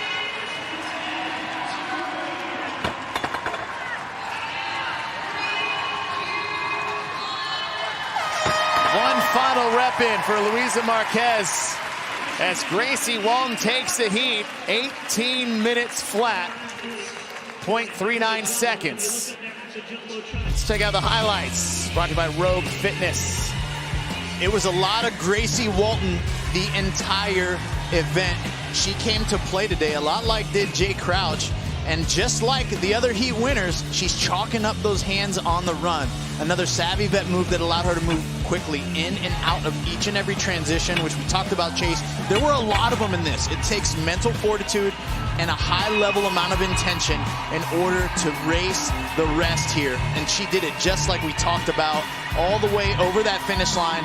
No particular movement presented a problem for Gracie, not today. And we got another Australian heat winner. Surprise, surprise. The results for heat number one, Gracie Walton, 18 minutes, 0.39 seconds. As we have two Australians in the top three. One Australian on the top of the leaderboards coming up next.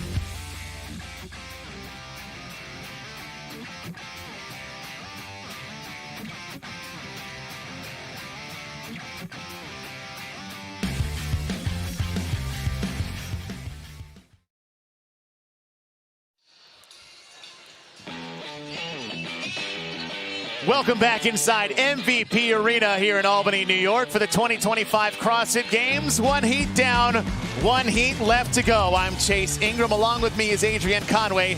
Mike Arsenault will be joining us shortly from the floor.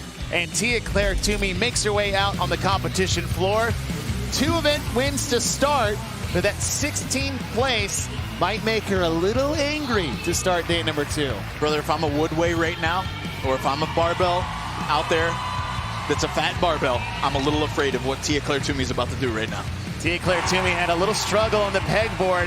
The only thing I heard from her thoughts about that is that she was just angry at herself for how that went. She holds a 6-point lead over rookie Lydia Fish and Lucy Campbell, tied at 2:36.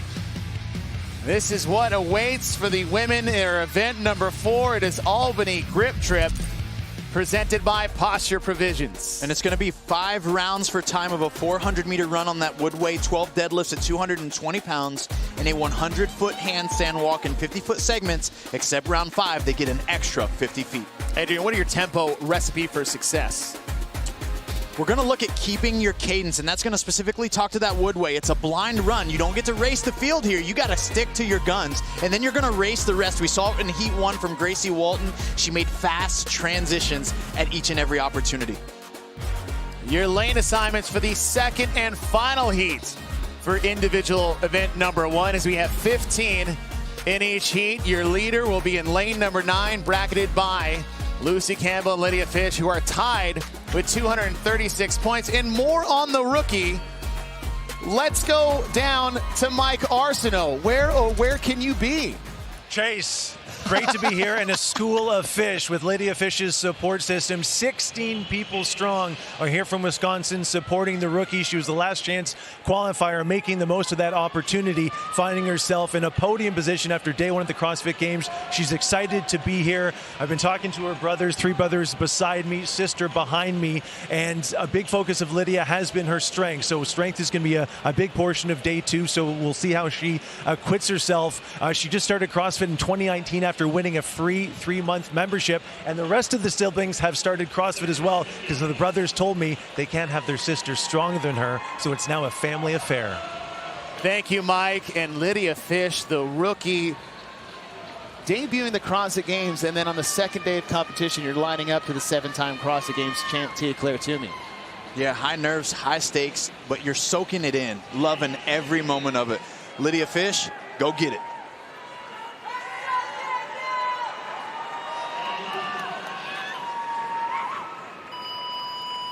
Second and final heat for the individual women for the Albany Grip Trip. It's Haley Adams sitting in lane 15, currently 14 overall, and Lucy Campbell back for the first time since 2022 after a 2-year fight of a wrist injury just to get back to function, and now she's here competing in her second CrossFit Games. She's tied in points, 6 points behind the woman on her left in the red and white, Tia-Clair Toomey. Tia-Clair Toomey taking a 16th place finish last night, won the first 2 events yesterday to start things off. And Adrian, not to pull out a Michael Jordan reference, but I think she might have taken that 16th place personally. Yeah, isn't it unique that we're in such a fortunate situation with an athlete that we've been able to watch for years, like Tia-Clair Toomey, that goes 1-1-16 yesterday, still donning the leader jersey, and we're like, yo, she's going to be angry today. And that's just to sum up her whole career, right? The dominance and the high level of expectation that she's blessed us with for her as an athlete is because of her greatness. 10th year competing at the CrossFit Games. She finished second twice to start her career, as Tia is going for 8 CrossFit Games championships. And you hear this a lot from people that, you know, grit and groan about Tia's dominance and what that means to the sport. I can't say it enough how lucky we are to be witnessing such greatness for so long. And personally, I'm here to see more of it as long as she can. Yeah, what can we do to lure her into continuing this? I'm all for it, Chase. So if it's something that we need to say on the broadcast, something we need to call out, let's go ahead and do that so we can get more of this. Amy Kringle in the right in all black is actually first off the runner into the bar, along with Lucy Campbell to her left and Tia Toomey in the white and red.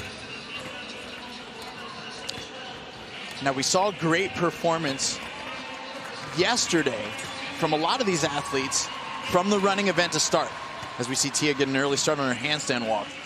So will this all be reflected on the pace that they settle in on the woodway? I'm very curious about for the athletes that are in the top 3 right now. Now, very early in Tia-Clair Toomey's career, handstand walks were not her best movement, but you can bet that she has been focusing on improving that. And with Shane Orr in her corner, you can guarantee that that is a element that they have worked on significantly as Tia-Clair Toomey has already moved into first place after the first round.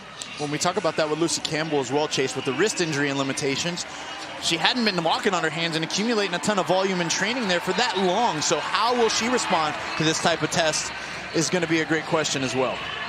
Olivia Kerstetter on the right side of screen, known obviously for her proficiency with the barbell, but Kerstetter is fantastic on her hands. Fantastic on her hands.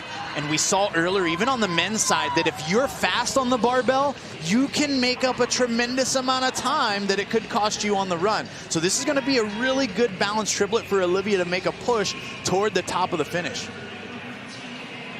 Tia-Clair Toomey still held on to that leader jerseys, even with that 16th place finish. And we talked about her quest, her chase for 8.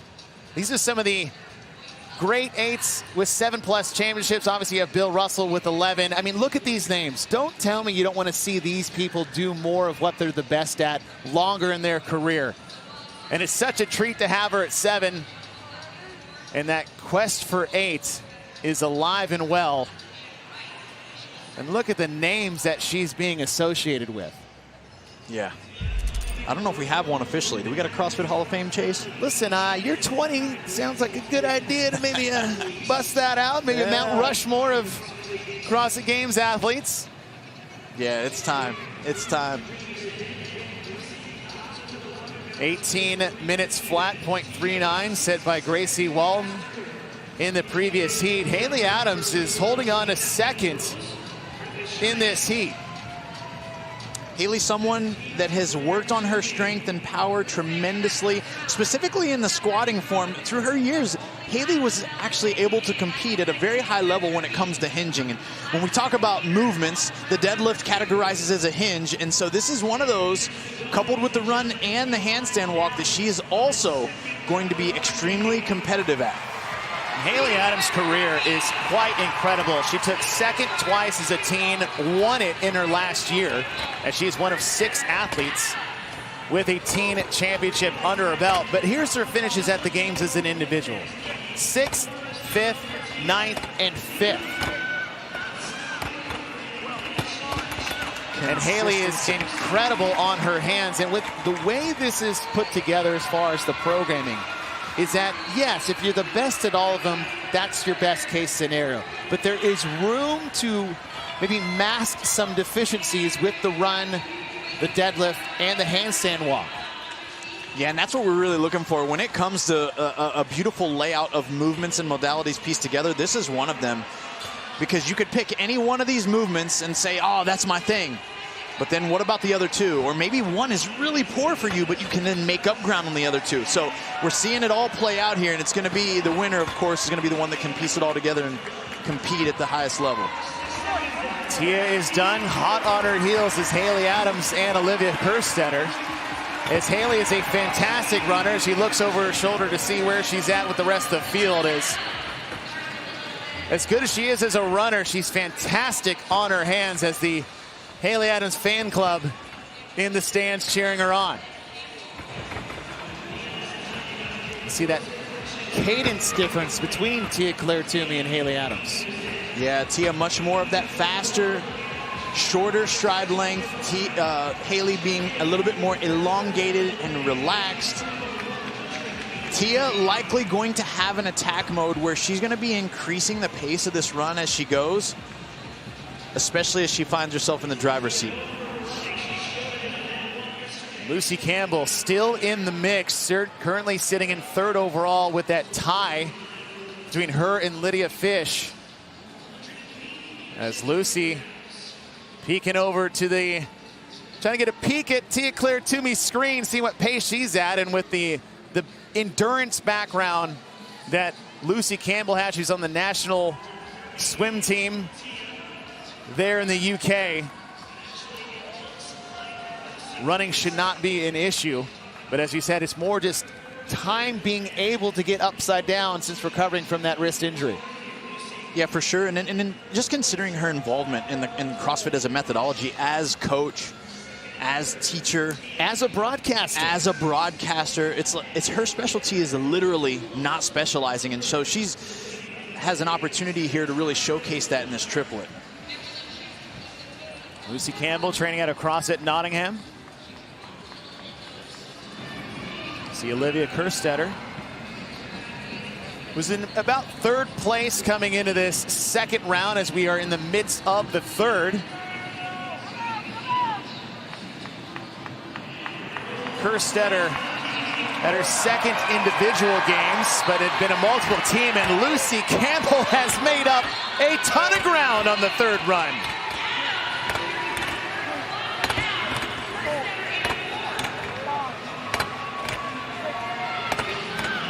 Lucy Campbell on the right side in the pink and black, just to her left. Seven-time CrossFit Games champ Tia Toomey, and Lucy Campbell has moved into first.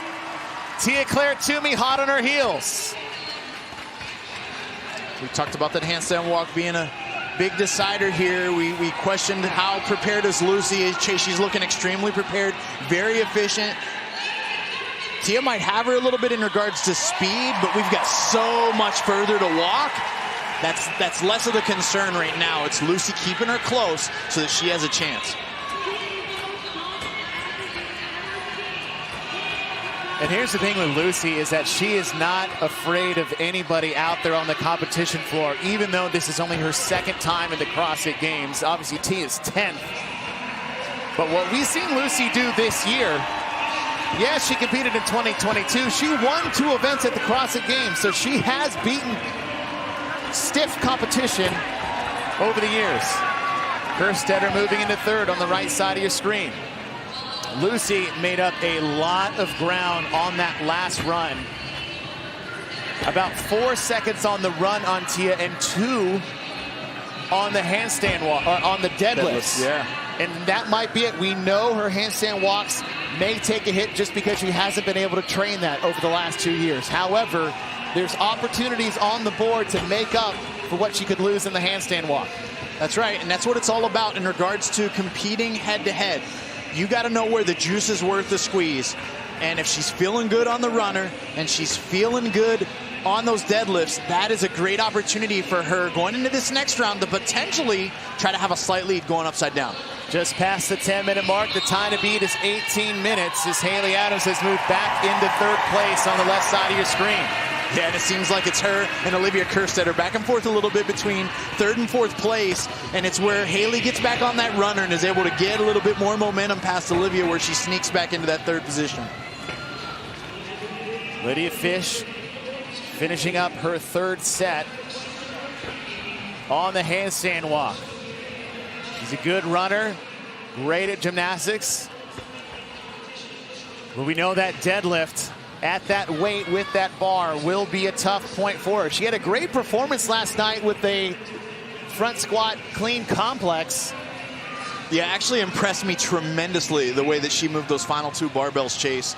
And this is where we talk about strength through years and fitness through years. These young athletes have to expedite the process in order to try to catch up on the strength side of things. And what we know for an athlete like that is that even her experience on that runner gets harder because of how difficult the deadlifts actually are.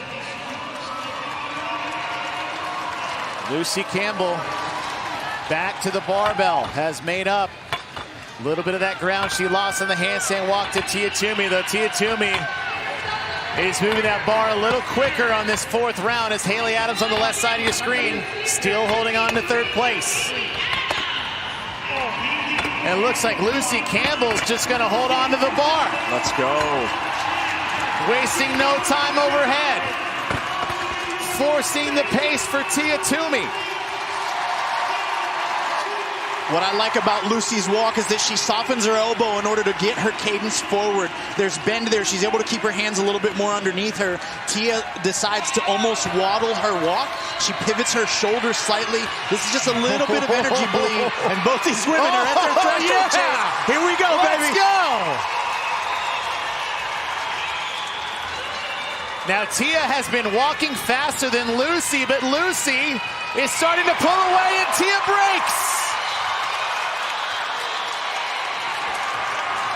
Lucy Campbell is done as she starts round number 5.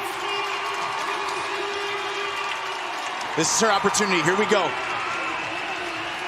She's got to put significant distance between her and Tia, because you always have to question, Chase, how fast is Tia going to run here, and how much will this extra 50 feet coming up affect everything towards the end of this event?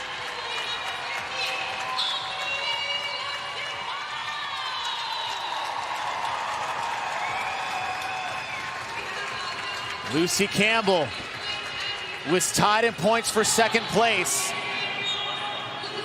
with 236. Tia-Clair Toomey is in first place with 242. Lucy Campbell, if she holds on to this, can put herself solidly in second. And if Tia holds on as well, she'd be to be 2 points back of the 7-time CrossFit Games champ. Chase, we talk about this comeback from Lucy Campbell. I saw her compete at elite competitions this year, standing on top of the podium against other CrossFit Games competitors that are historied, even previous champs like Laura Horvath, besting them in-person events. And that really put me on notice of her mindset and her competitive advantage that she brings when it's time to compete in person. And we're getting to witness it right here. She goes head-to-head with the champ. Lucy Campbell's been faster on the run. She went unbroken on her 4th set of deadlifts. Again, that is a thick bar, and it's 220 pounds. Can Lucy Campbell hold on? It's one thing to chase down the champ. It's another thing to be chased by the champ. 50 meters left for Lucy Campbell. She's focused. Chase, body language still looks very positive. Tia's focused. She knows exactly where she wants to be or where she wants to hold.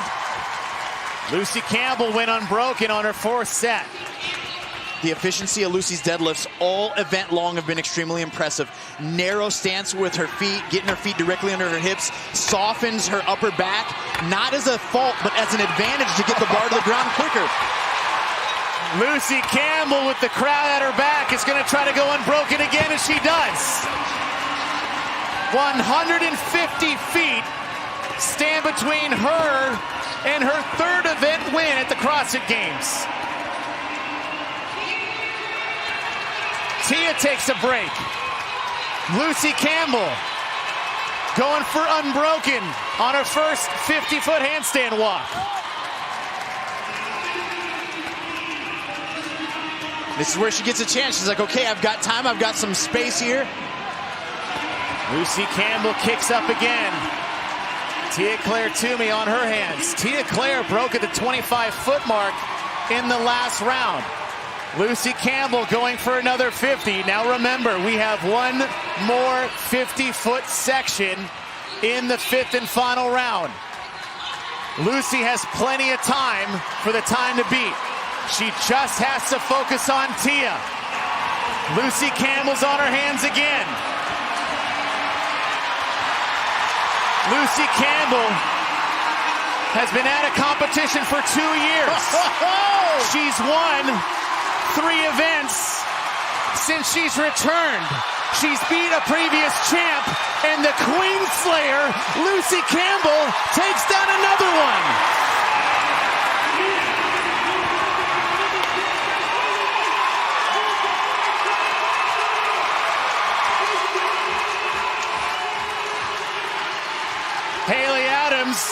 is trying to catch Tia because Tia got a no rep on her second lap. Tia still has 50 feet to go. And it's the accumulation of that inverted position, Chase. And Haley Adams is the 4 points that Lucy Campbell needed. 25 feet left to go for Tia-Clair. She will not be in white and red much longer after this, as Tia may be getting past. If she does not get to the finish line, she's got to look out for Kerstetter. 5 feet left to go for Tia. Tia will get third in the event. The point drop is 4 per place. Lucy Campbell was 6 points back coming into this event as Kerstetter has crossed the finish line.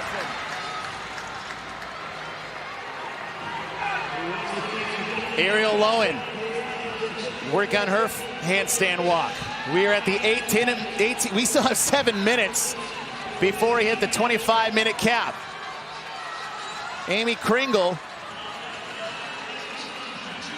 takes a break at 25, and here comes Ariel Lowen.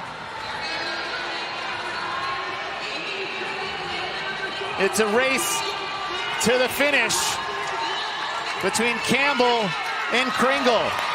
Brandon across at the same time. Daniel Brandon.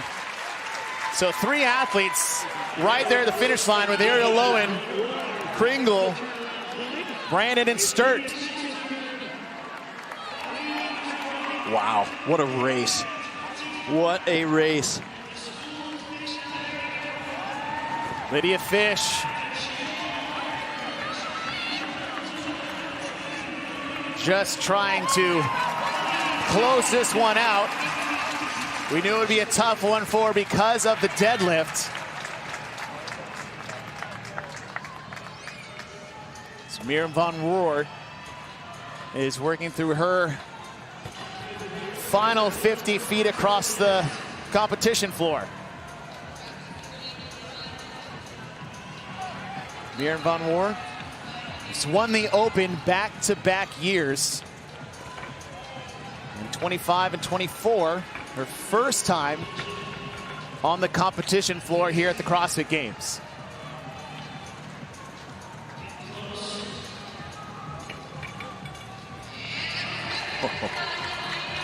Raptis is in. Von Rohr is in.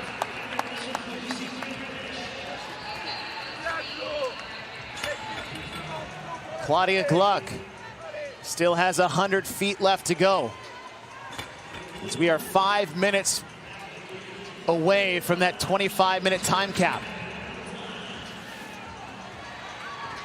Going unbroken all the way back.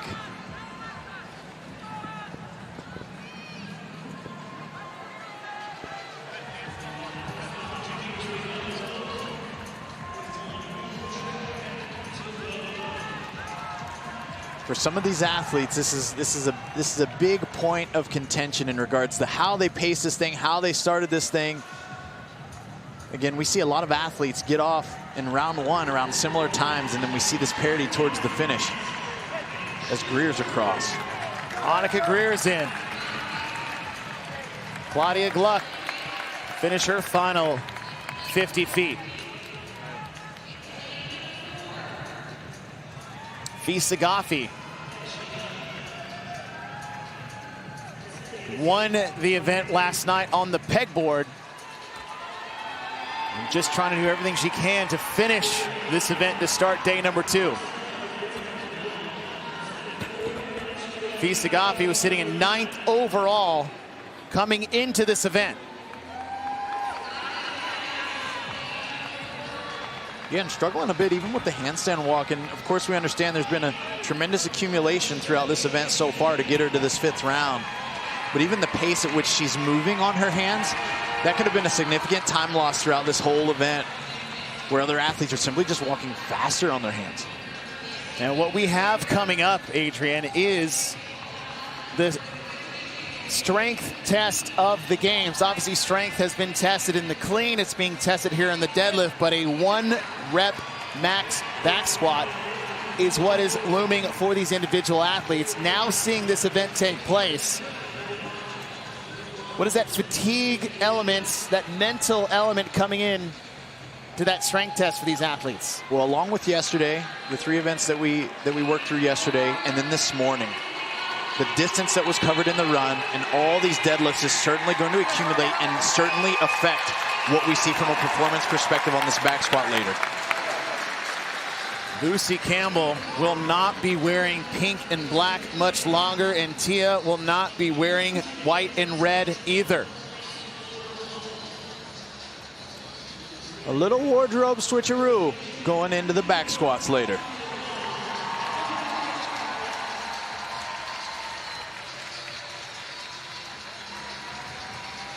Syria Meha, who won the in-affiliate semifinal.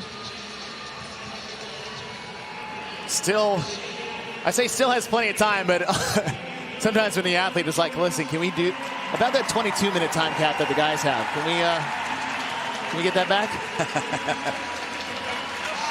Meha is in. And ladies and gentlemen, strap in, because it wasn't a single under that tripped her up. Lucy Campbell has done what no one has been able to do in the middle of a competition. See how we got there. Check out these highlights presented by Rogue Fitness. Chase, it was Tia, it was Amy Kringle, it was Haley Adams, but ultimately it was the one who was able to compete with Miss Tia Claire Toomey, Lucy Campbell, that was the threat the entire time. She was very consistent through rounds 1 and 2. And then what we started to notice is that Lucy would create an advantage for herself coming off the deadlift into the handstand walk. Tia chose the broke and Lucy did not. There was some efficiency highlights that lead all the way from her deadlift with her narrow stance, slight softening of her upper back in order to increase her cycle rate. These are all intentionally done by Lucy, but it was the handstand walk that really blew our minds. Coming off of a wrist limitation, how can you build the proficiency and capacity to have such a strong finish in an event like this? And she put it on display here to start day 2. Lucy Campbell is your leader. Lucy Campbell takes the event and takes the white leader jersey away from Tia Claire Toomey and dons it herself for the first time in her career. She is down with Mike Arsenault. Lucy, 2 years ago, you were told to pick a different sport. Last year, you underwent another surgery on your wrist. And later this afternoon, you're going to be wearing the white leaders jersey for the first time. What has been the last 2 years like for you, this odyssey mentally? It's been super tough. Like, I'm not going to sugarcoat it. It's been like some of the lowest times of my life, just thinking about, you know, what I was going to do with the rest of this if this didn't work out. And, you know, not just in sport and CrossFit, but in everything else that I love to do. I used to journal a lot, and writing used to hurt my wrist and all that sort of stuff. So it really threw a spanner in the works. But just, you know, trying to take it day by day and not focusing too far ahead. And just take the next step that I could. And, you know, now I'm back and in a position that I've never been in before, and that's pretty special. Where does that perseverance come from? I literally don't know. I said on an Instagram story a couple of weeks ago that when you're in it, resilience feels a lot like vulnerability. And I was crying more than I ever had done. I was really trying to let myself feel all the emotions, and I think there's a lot of narrative that to be mentally tough, you have to ignore all of the sort of hard feelings. And actually, I think it's the opposite. You just have to acknowledge it, and I don't know where it came from, but it was just, you know, as I say, take one step at a time. Well, the mental strength, the mental focus is very impressive. Physically, it looked like there were a few points yesterday. We were still somewhat favoring the wrist a little bit. Are there some movements that give you a little bit more pause now as opposed to before the operations? Yeah, for sure. Front rack continues to be a struggle. We're very selective with when I do it. So if that was shoulder to overheads that I was having to do yesterday, if there was any kind of jerk movement, then obviously we can't avoid it. But I've now sort of added another tool to the toolbox in terms of the zombie clean, and so being able to resort to that and lessen the pressure on my wrist for the event to come is really useful in terms of being back at this level. Well, tremendous performance, your third career event win. Well done. Thank you. Congratulations to Lucy Campbell. Adrian, you have been at elite level in multiple sports throughout your career. Coming back from injury is one thing. How sweet it is to see that resilience pay off. It's the best thing, Chase, and what we're seeing here from Lucy Campbell is top-notch human, right? And I say that this goes far beyond her as an athlete. This is her as a human, her vulnerability, her willingness to share what the struggle is like, even with us in that moment. But it's her being connected to what she's experiencing and now persevering through the hard work, the zombie cleans, the adjustments that she's got to make in all these events. and she's doing it today. It's been very impressive, man. Well, Lucy Campbell will be in red and white, and she has a new challenge. Can she keep it for another event? Teams are next here at the 2025 CrossFit Games.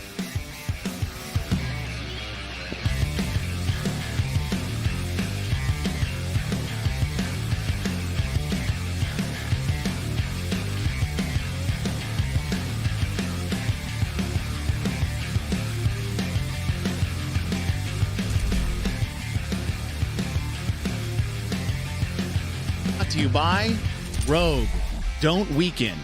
The official equipment supplier of CrossFit and the CrossFit Games. Velites.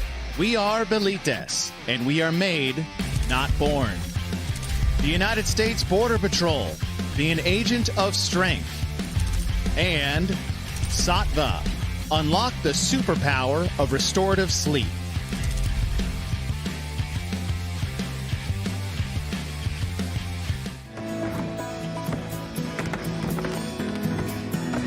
I became the owner of CrossFit Spur after being introduced to CrossFit in probably 2010, 2011. Stand, reset, back to the knee. Coached at a local box for a bit. Really enjoyed it more than I thought I would. Go. Ended up getting my L1 and decided that I'd like to go off on my own and give it a shot. Way better. Good. We're just outside of Albany, a small town called Glenmont. I worked in the town that CrossFit Spur is in for many, many years. It's a neighboring town. Got to know the community really well. But after kind of being here and growing through word of mouth, organic growth, and people starting to understand that what we do is make people healthy, we sort of earned a reputation of making people better at anything, no matter what they want to do. John and Lauren will do just about anything to help anybody get better at anything. I'm convinced of that, for sure. You have an AMRAP for 14 minutes. So my wife, Lauren, has been a member at the gym for longer than she was an employee here. She's an organizer for sure, so she does a great job keeping everything in line, taking care of the boring stuff that people don't quite understand, all the ins and outs of business ownership. I don't know that the gym would be able to run without her. It certainly would not have been able to expand the way it did without her. We are probably the largest in the Capital District, definitely one of the largest. We've got 6,500 plus square feet of floor space.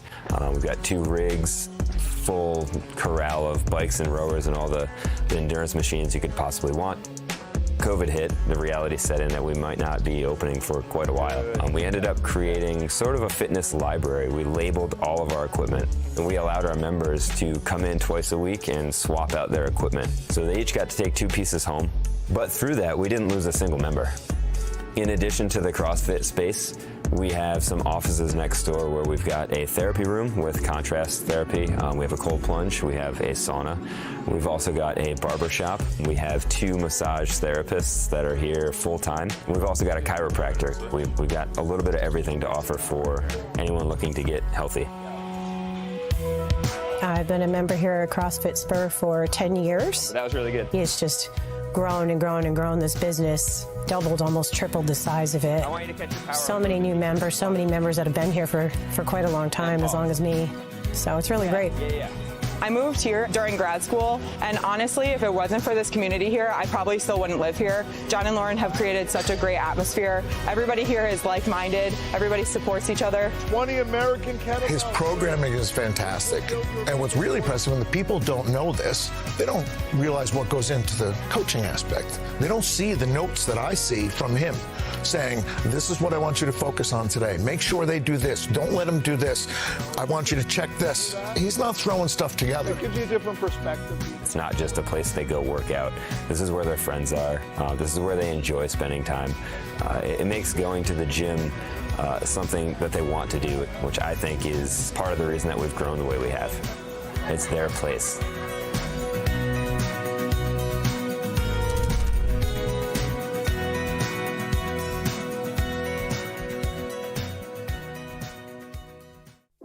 What's the key component when we look at functional movements? What are we looking for? the ability to move a large load. Long distances. Quickly. Ready, and go. And now reach up. Mastering the 9 foundational movements is key to building strong, efficient CrossFit skills. The squat, front squat, and the overhead squat, the press, push, jerk, deadlift, sumo deadlift, high pull, and the med ball clean. We can basically break down all of our human and athletic movement to a foundation of these movements. And Stan, Missy, send your hip back a little more, delay your knee. These movements teach essential themes like core stability, posterior chain engagement, and full range of motion across the joints. Skills that transfer to many other functional movements. Get these right, and you'll have the foundation to confidently move, lift, and thrive.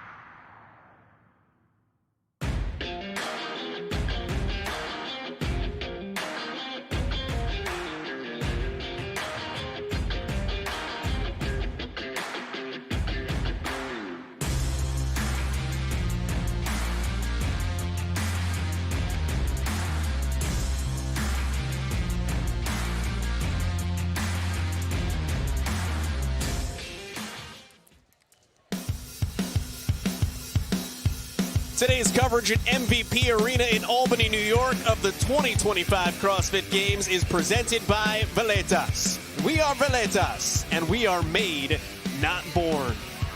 Welcome back inside this year's Coliseum alongside the 7 times CrossFit Games athlete Bethany Flores.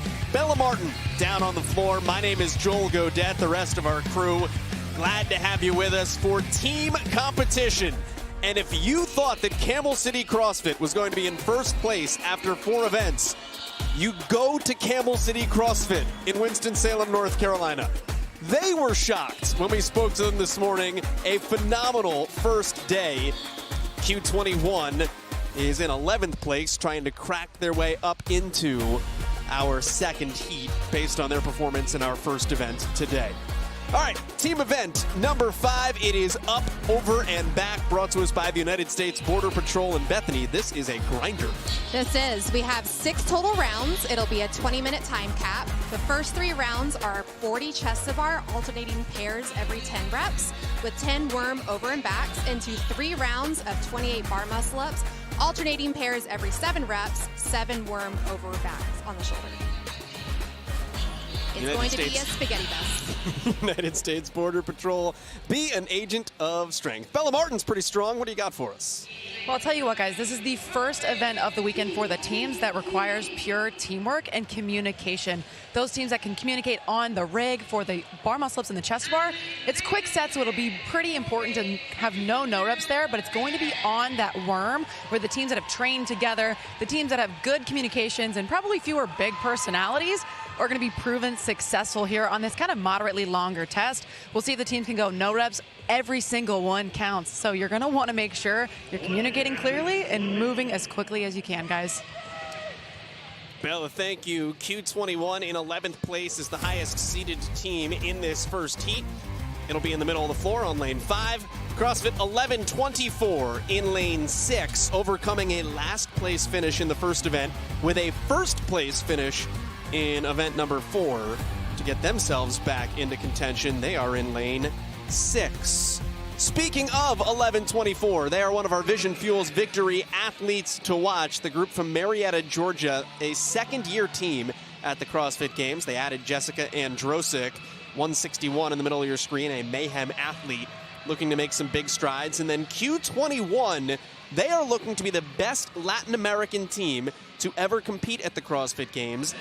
17 is the number to beat. That was Big Friends back in 2017.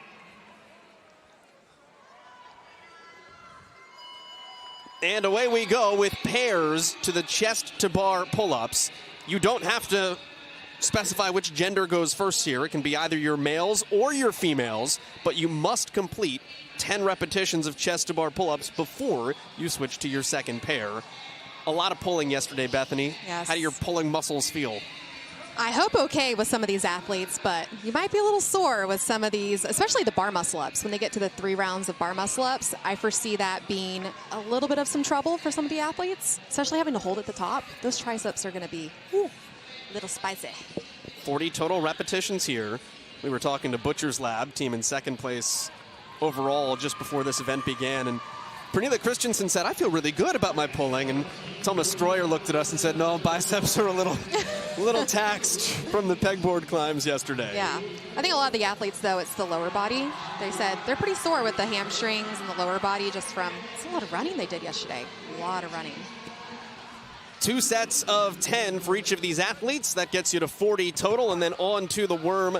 Clean up and overs, and this is all about teamwork, Bethany, specifically because of the return to the initial shoulder. Yeah, one misstep, and man, that's a long, costly no rep, and you have to start from the ground. You have to start the whole rep over if you get some type of mishap or no rep, and that's not fun, especially with these. This is a new movement, too. A lot of the athletes haven't done this in competition before. Maybe some of them have done it in practice, but it's going to be interesting to see how the communication goes with this movement. That's the tricky piece to it. Typically, we've seen worm, clean, and jerks in competition. So you're picking the worm up from the ground to one shoulder, over your head to the other, and then you put it down. But it's one more step, bringing it back to that initial shoulder, and that's where we see some miscommunication steps come through. Not the case for Undivided right there. Pretty clean rep. I will say Body Blueprint, we spoke to them in the warm-up area, and they said they've really not touched the worm together. No, not touch the worm together. This is the first time. Oh, no. Well, yesterday the worm was in the games. And but there's no worm in the warm-up area. No. Which, to me, that's a little scary. That would be it's a scary thought. To some degree, rewards preparation. You know you're going to see the ultimate implement of team testing at the CrossFit Games. Those teams that have gotten onto a worm going to have that advantage.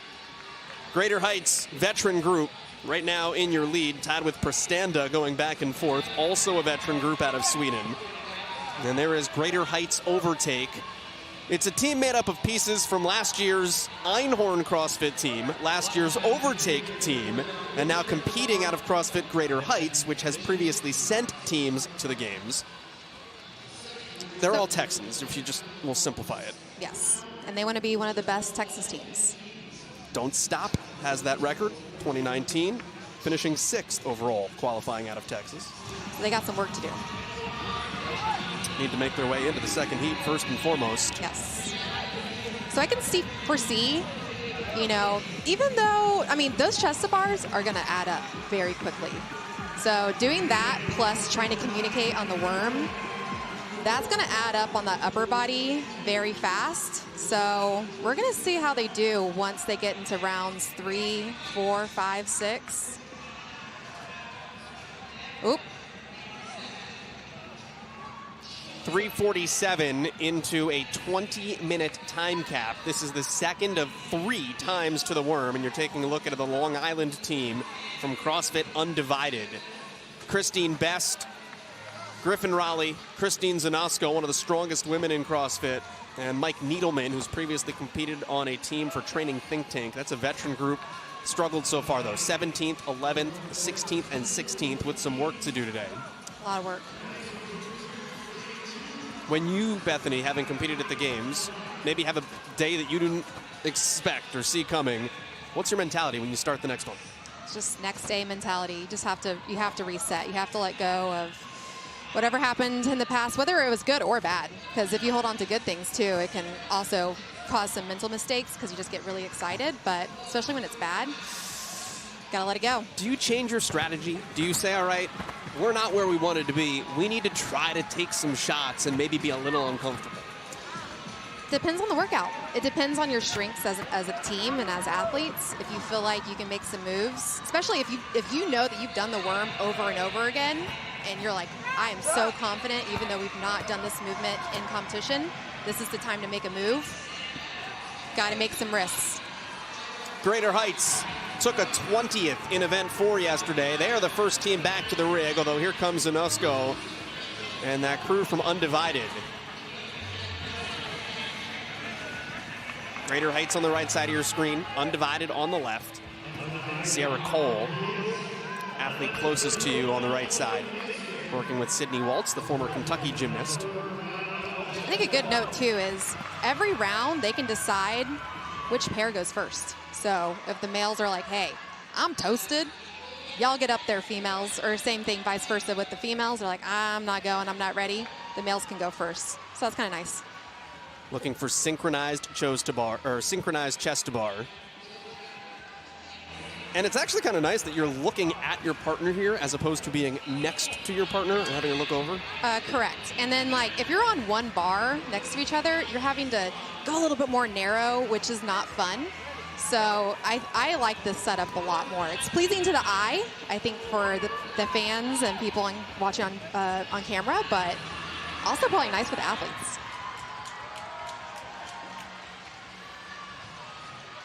Undivided making their way back up to the worm. They surpass Greater Heights, but just by a couple of seconds here. There is something soothing, right? Like this is CrossFit ASMR. just watching lots of people in synchronicity doing chest to bar. We hope. We want that to happen for them. This is the final round for the athletes that are making their way to the worm of the chest to bar. Next time they return to the rig, the movement changes and the rep scheme changes. It will be sets of 7 bar muscle-ups in synchronization. And that's where I'm intrigued to see how their upper body holds up, because with synchro bar muscle-ups, they have to hold at the top, and that extra squeeze and hold at the top, even if it's just for 1 more second, that's going to add up on the triceps and the upper body, and we'll see what it does to the worm. That worm implement weighs 365 pounds. The main sandbags weigh 100 pounds for the men, 70 pounds for the women.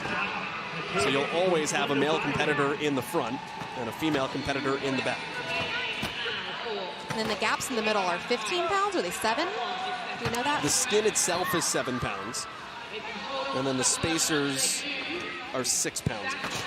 That adds up. That's a lot of weight. Not every gym has one of these. No, they're probably really expensive. Yet affordable if you would like to own one at your home. That's true. Yeah. Here comes Greater Heights. Remember, they were first back to the rig after the last round, but Undivided was first off the rig. So Greater Heights is making up ground on the worm, and keep that in the back of your mind because this test ends on the worm. 11:24 has surpassed Undivided. They've moved into second. Jessica Androsik across from you, working with Sydney Smith. I like seeing the different techniques in the bar muscle-ups. I think a lot of the gymnasts do more of like a kipping motion where the feet come maybe a little bit higher, obviously not above the bar. And then we have another one where it's just like a huge arch at the bottom and then coming up. Sets of 7 before you can trade out. You can take breaks, but you can't change pairs until you complete 7. I feel like bar muscle-ups are one of those movements for the layman in CrossFit that you have on your bucket list. Absolutely. Bethany, how do you get one done if you've never done it before? Oh, man. I feel like with gymnastics movements, it's all about repetitions and just doing it over and over again. And finally, it just clicks. There's going to be one day where a lot of people, that's why you see it during the open, everyone's like, oh my gosh, I got it. It just takes numbers. That's how it is with all gymnastics movements. It's a very frustrating thing, let me tell you. But once you get it, it is probably one of the happiest moments that you can get in CrossFit. This is a comfort spot for both of these teams. Sydney Waltz, a gymnast all around at the NCAA Championships for Kentucky. Jessica Androsik, a gymnast, her favorite event, bars. Now it's a little bit different. This is like a high bar versus the parallel bars, or the uneven bars, I should say. But works to her advantage, for sure. It is Greater Heights that makes their way to the worm, and it is, again, 10 more worm over and backs. And look at the synchronicity there. The call to just drop down and pick it up. Wow. Perfection. It's beautiful. That's a team that's probably worked on the worm a couple times at home. Poetry in motion for Greater Heights, and 11:24, just a couple of reps behind. And can confirm with 11:24, Timon and Pumbaa, the matching tattoos on the guys, it's on the quad. So can confirm. It's very important information, if you didn't know. Especially not people want to know the yeah. information about that. Riley Good and Tyler Cook, lifelong friends. Well, they've been friends for a long time. All right, the worm is being advanced for Greater Heights. And they have 2 more rounds of bar muscle-ups and worm work. Right behind them, though, is 11:24. Undivided has fallen 5 reps off the pace. And also a good note is they have to get every team member across that huge yellow line before they start doing their gymnastics movements. So if not everyone's across, they cannot start their movements. It's almost a good time buy.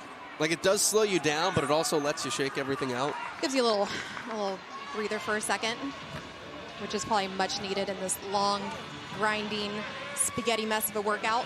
It's so pleasing to the eye, though, at the same time. Let's check in with Bella Martin. Joel, we're down here on the floor watching 11:24. We caught up with Sydney this morning. She was telling us how important it is specifically for them to communicate well on this workout. We saw them at semifinals for the individuals back in June, and communication was a huge problem for them. So we were not expecting this team to be able to hold on to almost take a heat win here this far into the workout. You can tell Sydney's talking to her team, keeping the boys calm, and it's actually paying off for this team. And they were pretty confused and a little bit concerned about this one. Yeah, Bella, thank you. And because semifinals were online for teams this year, a lot of these teams haven't competed as a foursome in person. 11:24 did. They had that experience going to Syndicate Crown. Semifinal had teams. There were no tickets at stake, though. You get to work out some of those kinks. Yeah, I think it's definitely an advantage to have that in-person competition. If you don't, you can't replicate that in training. You just can't, especially like when it comes to intensity and things going wrong. It's a beautiful thing to have that mess up or that hiccup in in-person competitions. And Bethany Flores, things will go wrong, will they not? Oh yes, they will absolutely go wrong. If they don't, you're doing something wrong. Greater Heights in 11:24, neck and neck as they head to the worm. 7 minutes until the cap. 10 more worm clean up and overs, followed by one more round of bar muscle-ups and one more set at the worm. Honestly, the struggle part has seemed not that strugglesome for some of these teams. The second over. Yeah, I'm very surprised. I know there was a team that tried this out at the ranch, and their time was 20:05, so right over the time cap. But I think we're expecting to see a lot of teams hopefully finish this workout. I'm sorry, I stand corrected. 7 up and overs once you get to the bar muscle-ups. 10 on the first rounds. And the final rep for Greater Heights. They will advance. And the hand is in the air for Casey Strong. Do not put that thing down early. That's good team communication.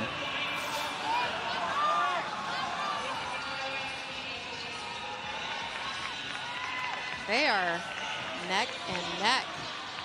And there are only 2 teams that are on their final round of bar muscle-ups. Hendersonville and Undivided are heading down to the worm for their penultimate work on that implement. But this is where your race is. CrossFit Hendersonville is in 3rd place, right side of your screen. Dalton Rogers in front.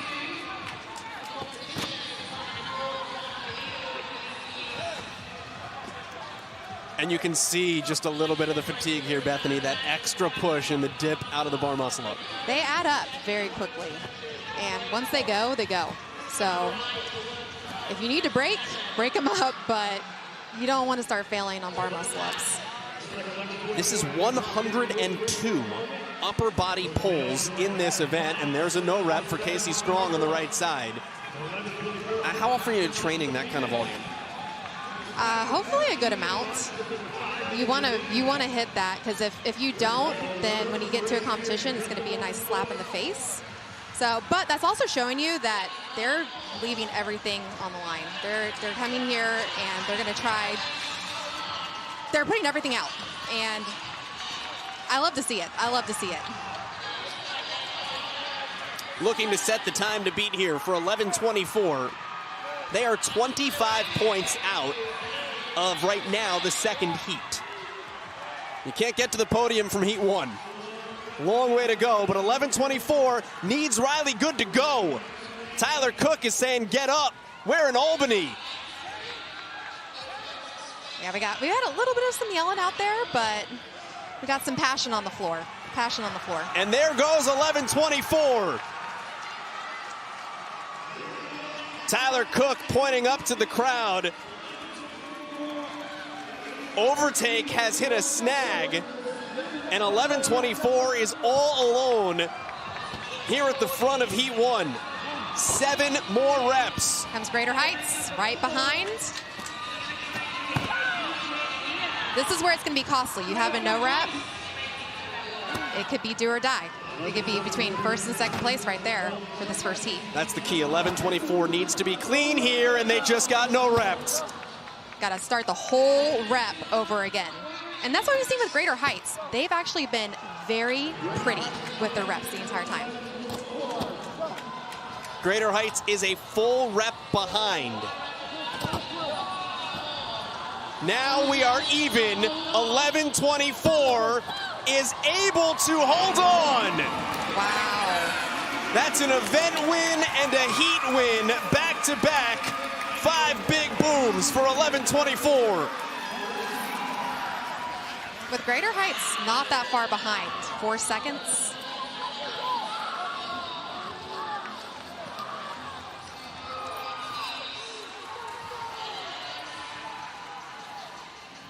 Now CrossFit For Friends has done some moving while they've been paying attention to everybody else.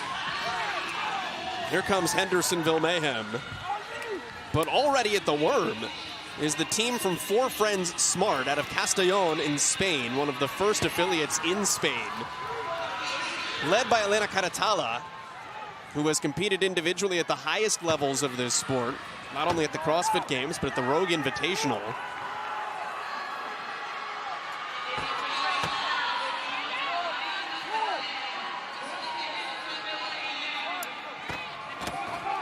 Three more reps for For Friends. Dami Martinez and Caratala all train together, both of them. The other two members of this team travel more than 500 kilometers to train on weekends. There is some dedication for the Spaniards on the left. And with 1 rep remaining, they will be the third team to finish 90 seconds ahead of the cap here in Heat 1.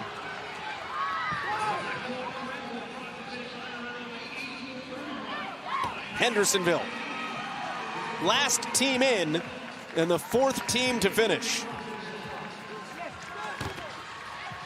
They are filling those worm clean over the shoulders. Camp Rhino is across.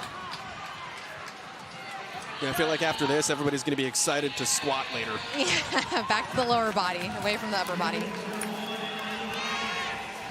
Devastation at the finish line. Yeah, they're hurting. Undivided finished.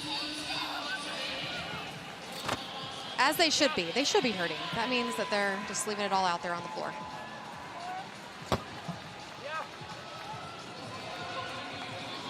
Final 3 reps for Prastanda. As Victor Lengsved's box. 3rd athlete from the right. 30 seconds left to go. Here we go, and in. Training Think Tank is still back at the rig. Body Blueprint is on the worm. 15 seconds left to go. Remember, this is the 2nd time ever as a team Body Blueprint had touched the worm. They're all veteran team athletes, though.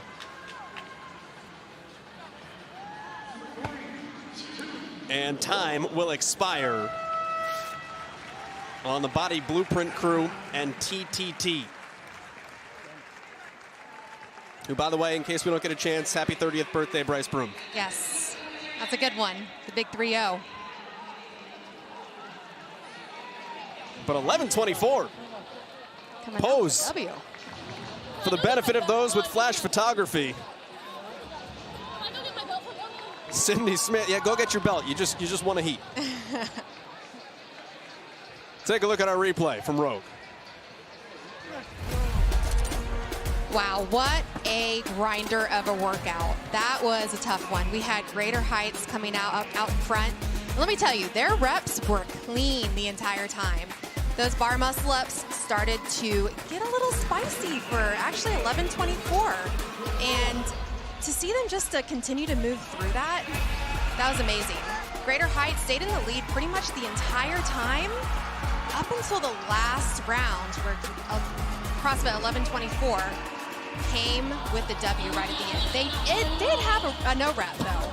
And we were scared that Greater Heights was gonna come in, but 11:24 stole that win, and they're excited. Time to beat 16:59.45. We'll see how that holds up. And then 17:03 for Greater Heights. Still have 10 more teams to go. on event number 5 for the 2025 CrossFit Games teams.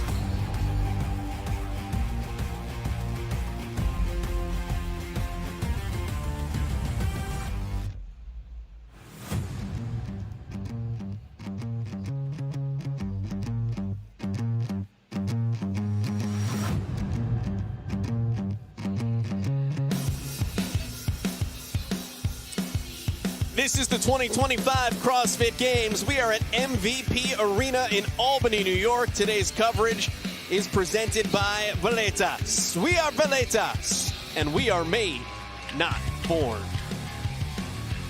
With Bethany Flores, 7-time CrossFit Games athlete out of PAC CrossFit.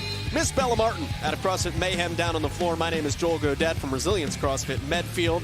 Rest of our crew, glad to have you with us for Heat 2 of Event 5 here at the CrossFit Games for the teams. Camel City CrossFit wearing the white and red leaders jerseys with 335 points, a 10-point lead over CrossFit Butcher's Lab. Those top 2 teams, between their 8 athletes, have 3 previous CrossFit Games appearances on a team. Incredible. Sometimes it's better not to know. Here's your event description brought to us by the U.S. Border Patrol. Be an agent of strength. They're going to do 6 total rounds. The first 3 rounds are 40 synchro chest-to-bar pull-ups and 10 worm clean overs and backs. Then they're doing 3 rounds of 28 synchro bar muscle-ups and 7 worm clean over and backs with the male-male and a female-female pair. It's going to be a grinder and a spaghetti mess at the same time. The cap is 20 minutes. The time to beat is 16:59. Our recipe for success brought to us by Tempo. Let's get gymnastic. Yeah, the first one is get gymnastic. It's a lot of work with the bar muscle-ups and the chest-to-bars, so we're going to see how that impacts them.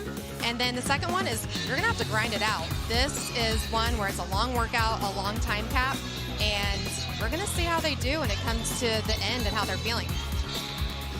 The art of being in first, a third, a second, a third, and an 8th.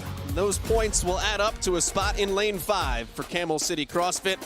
Butcher's Lab in second. CrossFit Mayhem is in third, 3 lanes over the middle of the floor. Down to Miss Bella Martin. How can you not like Camel City CrossFit? We've got 2 Masters Games females, a police officer, and a firefighter all on the same team training out of one affiliate. If that's not CrossFit, I don't know what is. This team came in definitely as an underdog team, but they're in the leaders' jerseys, and that's got to feel good. We caught up with them this morning. They said they were a little bit surprised based on how everything's going, but they're trying to stay composed, under control, and tell you what, guys, this is the second time they've seen the worm together as a team. They said they have a worm at the gym, but they can't get together in time to do it. So we'll see if their communication pays off in this one and if they can keep those leaders' jerseys on for the rest of the day. Our team to watch, Vision Fuels victory from Zenny. Leaders' jerseys for that Camel City team. And yes, they have a worm. No, they don't get to use it a lot because of the fact they all got jobs. This is a team of people that do CrossFit. Bella alluded to the fact that you've got a firefighter, a cop, an RDN, registered dietitian, and an affiliate owner coming together in their free time, and they are in first place. And I love to see it. Bethany, I love to see it. They were kind of shocked themselves. Yes. Sometimes it's better that way for the mindset coming into it. No one's thinking about you. No one's looking at you. You can just kind of be free out there, and that's exactly what's happening and what happened on day 1. And sometimes you end up with the leader jersey on. Kind of nice. Starting with those 40 chest-to-bar pull-ups. They are done in sets of 10. You cannot switch before or after 10. You can break, but you can't switch. Male-male, female-female pairs. And we're going to see how those add up. I have a feeling that it's going to get a little spicy, probably when they get more to the bar muscle-ups and trying to do the clean over and backs, but we'll see how everyone handles all of those chest-to-bar pull-ups. CrossFit Oslo is the first team to the worm. Now, communication will be interesting for Oslo in lane 7 because that team has trained together a lot for 3 of them. But Kristen Holta was a late sub coming in to replace Ingrid Hodenmere, injured last week. However, Kristen Holta is one of the greatest CrossFit athletes of all time. She is. But the only thing is, the caveat is, she's the greatest indie. So we don't touch the worm in individual. That might be a little tough for her, but hopefully she's been taking notes as the team's been getting ready, and we'll see how they do. In Heat 1, the fastest chest to bar time in the first round was 52 seconds. Oslo beat that by tenths of a second. Time to watch is 16:59. We are a long ways away from that. This is a grinder of a test to start day 2. And we did have a team at the ranch test this out, and they got 20:05. So they time capped. But we had a lot of people finish in the first heat, so I'm expecting to see that here in the second heat as well. Oslo is second back to the rig. Le Repair beats them by just a couple of steps. And they had a good showing yesterday with the gymnastics movements. So I expect no less with the bar muscle-ups and the chest to bar.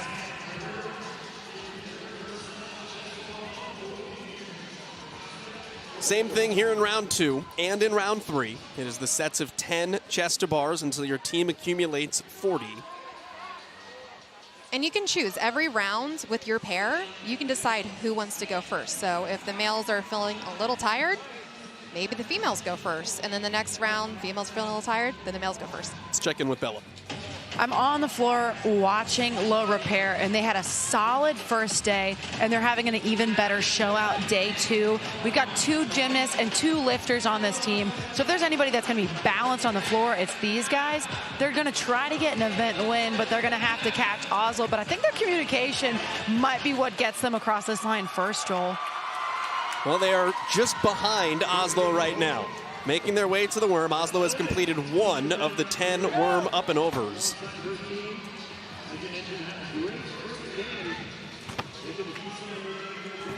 I'm loving those hot pink shoes out there.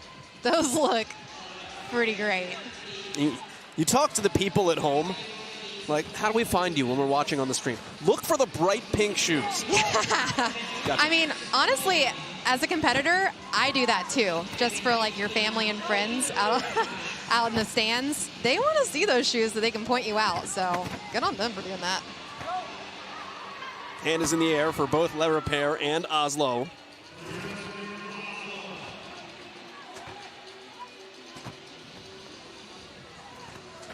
Ava George is on the wrong team. She's got the bright pinks. Yeah, I know. Proven over there. She didn't communicate with her team to get the hot pink on. Final rep on the second worm up and overs, and Oslo will advance. And they'll head back to the rig for another round of chest to bar, and the final round of chest to bar. Another note too, with the team, they have to get all of their members across that thick yellow line before they start doing their gymnastics movements, which is kind of nice, right, Joel? I don't know. I like that because they get a little bit of a rest, but yeah, if they do that, that is some costly no reps. Don't get silly like that. Kind of makes it like a team workout in your affiliate on a Saturday, right? You can't start the next movement until everybody finishes or returns from their run. True. All about teamwork. Which we love to see on team. More of that, please.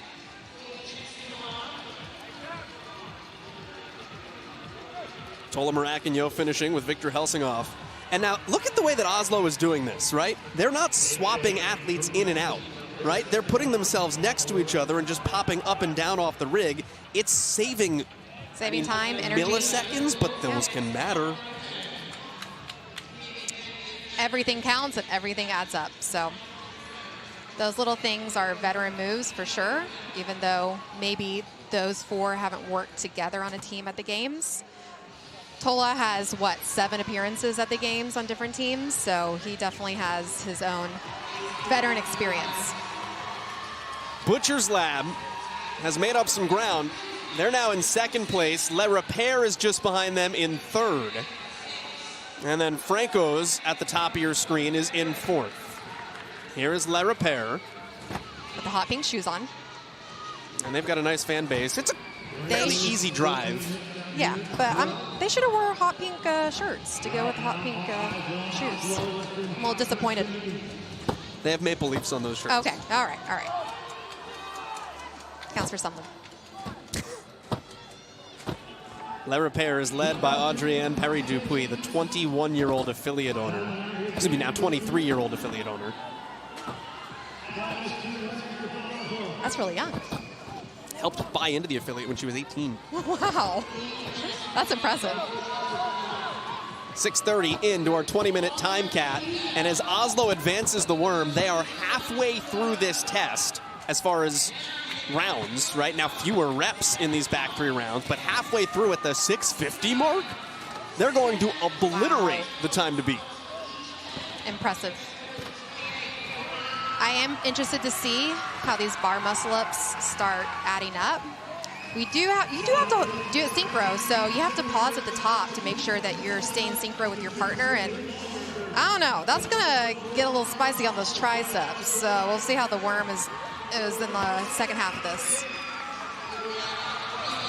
The crew is returning to the ring, but Oslo has a comfortable lead.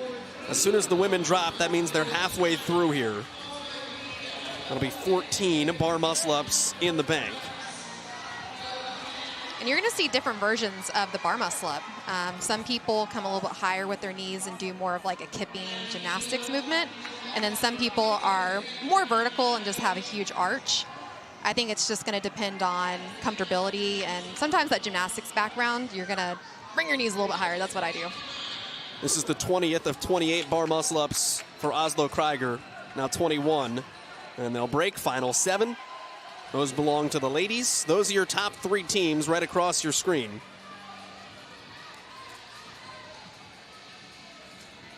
And I like that they're facing each other instead of just on the same bar. You don't have to go as narrow with your grip on the chest to bar or the bar muscle ups. So I'm pretty sure they're thinking CrossFit right now and how they decided to set it up this year. Stare into your partner's eyes. Yeah. It was like the double unders yesterday. Final rep. Lundekvam and Holte drop and back to the worm. We are now on a round of 7 worm up and overs. Incredibly impressive here. For the way that this team has moved through this, again, we talked about how experienced Kristen Holte is in CrossFit. She's never competed on a team at the games, and she's been on this team for a week. Very impressive. That goes to veteran leadership, communication. I mean, Tola Maracanio, clearly, who is the team master, is in control of this situation. She's a mom? Yeah, Kristen Holte. Yeah.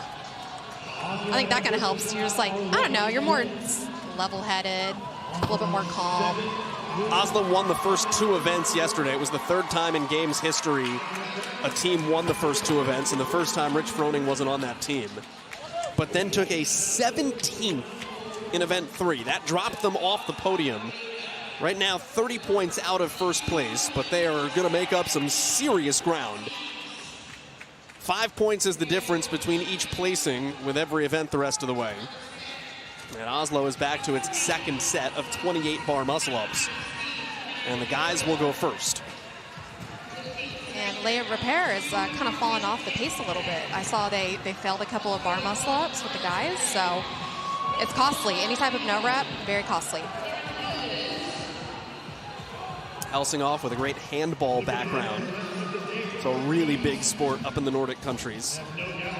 Maracanio, former wrestler. Lundekvam, also a great handball player. Played 13 years of it. They're all team athletes. Like, they've all been on teams. So Kristen Holte felt pretty confident saying, hey, I've been an individual athlete. My team knows what it's like to be on a team, though. I'm going to blend in if I just kind of play along. And I think when you're one of the best on the individual side, I think you can adapt and overcome. That's just being an athlete. So it's really showing right now with this workout. And having a team background sports with some of these other athletes, like, that definitely helps when it comes to team and being at the games.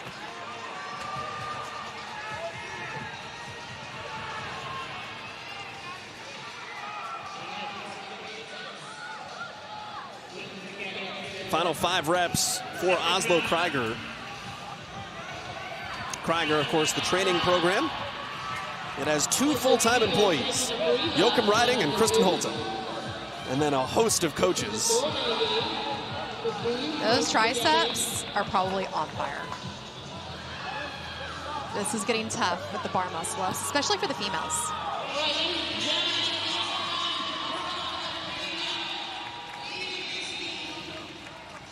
CrossFit and Norway just go hand in hand over the last few years. The country has committed to it on the national level. The boxes have exploded. CrossFit Oslo has almost 1,000 members. They have 3 separate rooms where they can run multiple classes out of simultaneously. It has been an incredible culture growth. No European team has ever finished on top of the podium at the CrossFit Games, though. And CrossFit Oslo has that opportunity here in 2025. They do have a chance. Butcher's Lab right behind them in second place. And they were excited for this workout. We talked to them in the warm-up area, and they were like, yes to the worm, yes to communication.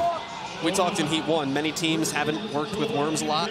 If you walk in the door of Butcher's Lab in the meatpacking district of Copenhagen, there are like 4 worms stacked up on shelves. They got all sorts of worms to work on. Are they full of meat? That would be fitting. Would be fitting. At least one of them. Hard to keep sanitary. I mean, it's covered. It's fine. And then they can cook it afterward. Oslo back for their final bar muscle-ups. Ain't you be giving people ideas? Hey, if you don't have a worm, maybe you can just pack a bunch of meat together and make your own worm. 28 muscle-ups on this final round. This is Franco's. Jordan Kerr. They got some strong people on their team. Yeah, they're looking forward to the back squat. Yes. Very excited about the back squat. Oh, and Oslo has run into a little bit of a snag here. Oh, did Kristen Holta's grip rip?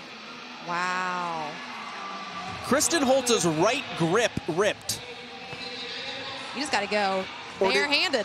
It either ripped or she just needs more chalk on it. And excuse me, that's Uda, closest to us, right next to Tola. And she's going back to that right hand a bunch. I don't know if she just slipped, if the grip gave up on her. Either way, this is the stuff that sometimes doesn't happen in training. You can't really prepare for it, and you just have to make do when you're in that position. And that's why it's nice to have teammates. I saw Tola trying to help her out a lot during that. Now here's the thing to think about from the overall picture. Final 4 reps here for Oslo, and Udo Lundekvam is going to go back to the chalk on that right hand. Camel City is nowhere to be seen. And they are in first place right now, but not by the largest margin. Only 15 points, 3 spots ahead of Butcher's Lab. So Oslo can finish first here. It's going to help their case a lot. But if Butcher's Lab, who right now is in second, finishes in second, we may very well see Butcher's Lab wearing the leader's jersey heading into our next event. Which they need, because I know for them with the back squat workout, it's not going to be their greatest. So they need all the points they can get during this workout. If Camel City finishes in 4th or worse, that puts Butcher's Lab ahead of them. Right now, Camel City is in 5th. Oslo is the first team to the worm here for the final 7 worm clean up and overs. Maracanio calling the shots up front. Right now, it's all about just 1 rep at a time. Don't get ahead of yourself. Breathe. Be where your feet are at. And you got a minute and a half until the time to beat. Nobody close to you. Butcher's Lab is in second, but it's going to be 1 and 2 unless something goes terribly wrong. Franco's coming up behind. Oslo looking for its 3rd event win of the 2025 CrossFit Games. And CrossFit Oslo inching closer into contention. 3 event wins. They needed that.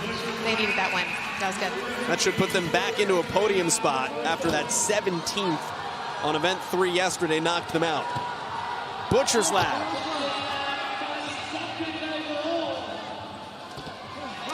That communication, beautiful. Butcher's Lab across. That is second place. And now here comes Camel City in the white leader tops. But Franco's has finished. That's 3rd. Mayhem is ahead of Camel City. Camel City right, Mayhem left. If Mayhem beats Camel City here, the leader's jersey changes heading into our next event.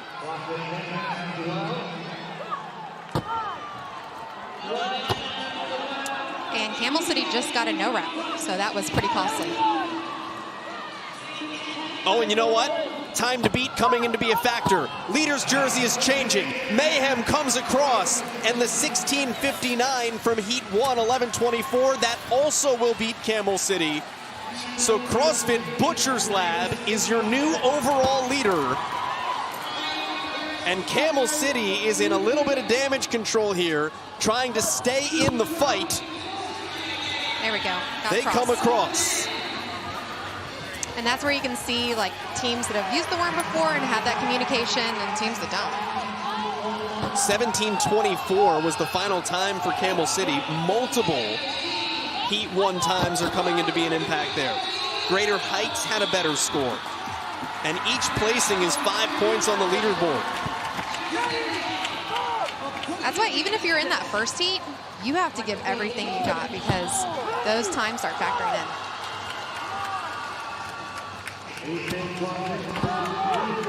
Dylan Hamming is barking commands. 8th day ripping through this final round of 7.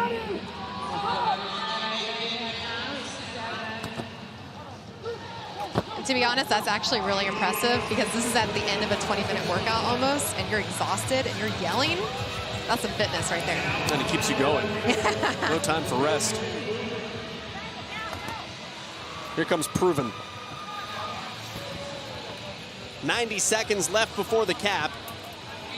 Everybody should finish. And if you had any doubt as to which team this is, check the shoes. That is Le Repair in the bright pink.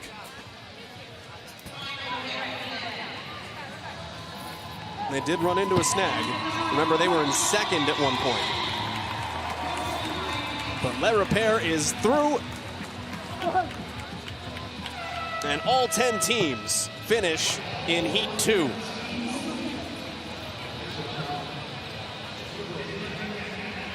Five events down for the teams at the 2025 CrossFit Games. Oslo Krieger wins the event, vaults up the leaderboard. But the bigger story is who came in second, and that's Butcher's Lab, who we expect to be your overall leader when they take the floor again today. Wow, and this workout was a grinder. We saw Oslo coming out hot at the beginning, and they held pace. We were surprised, but we had Le Repair and Butcher's Lab close behind. We see them on the worm right now, and communication was an important do or die. As we see Oslo just moving forward through each round, just staying ahead the entire time. And then when they got to the bar muscle-ups, we saw Le Repair almost making a move. Then we started seeing some mishaps on their team with the costly no rep, which got them behind. Then we saw Oslo with the win, the Heat win.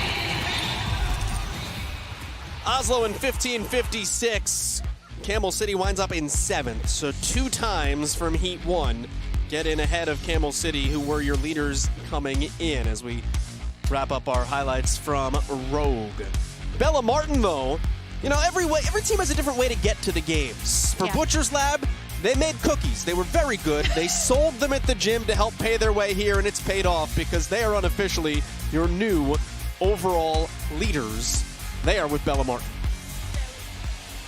Pernilla, I want to congratulate you guys on unofficially an event win as a team, first time ever, but also you will unofficially be wearing those leaders jerseys for the rest of the day. How does that feel to you as a new team? It feels amazing. Like, I'm so proud of the whole team because this is our rookie year. We have never been to the game, but I know these people are so fit. And we have worked so hard, and we have so much fun together, and we are really a great team. You are a very good team that has a lot of team communication skills. What did you need to do for this event to take second place and then now move into the first? We needed to work together as a team and communicate with each other on the worm and also on the gymnastic, like who is going first, who is having that extra energy to like keep it going. And I think we just did that perfect. We've heard you guys are a long way from home, and your friends and family have supported you all the way here through cookies and a couple of bake sales. What do you have to say to them back home, to your gym community? Butcher's Lab, thank you so much for cheering us up every day, supporting us, and for all our friends. We are just so happy for your support. And for our family and friends who are here supporting us, we are so happy you are here. There's nothing like the love of affiliates. Congratulations, guys. Great job. Thank you. Congratulations to Butcher's Lab. They come in second on the event. They are unofficially your new overall leaders. Where you can find out if they are officially the overall leaders, that's what we call a cliffhanger, at games.crossfit.com. Statistics, leaderboards, event descriptions, and more. Men's Event 5 is coming up next.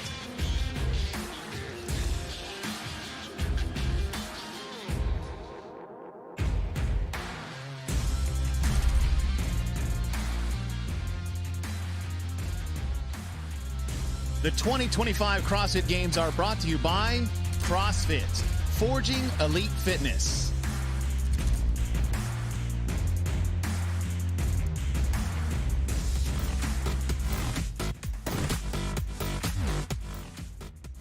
As a front desk, I work the shop.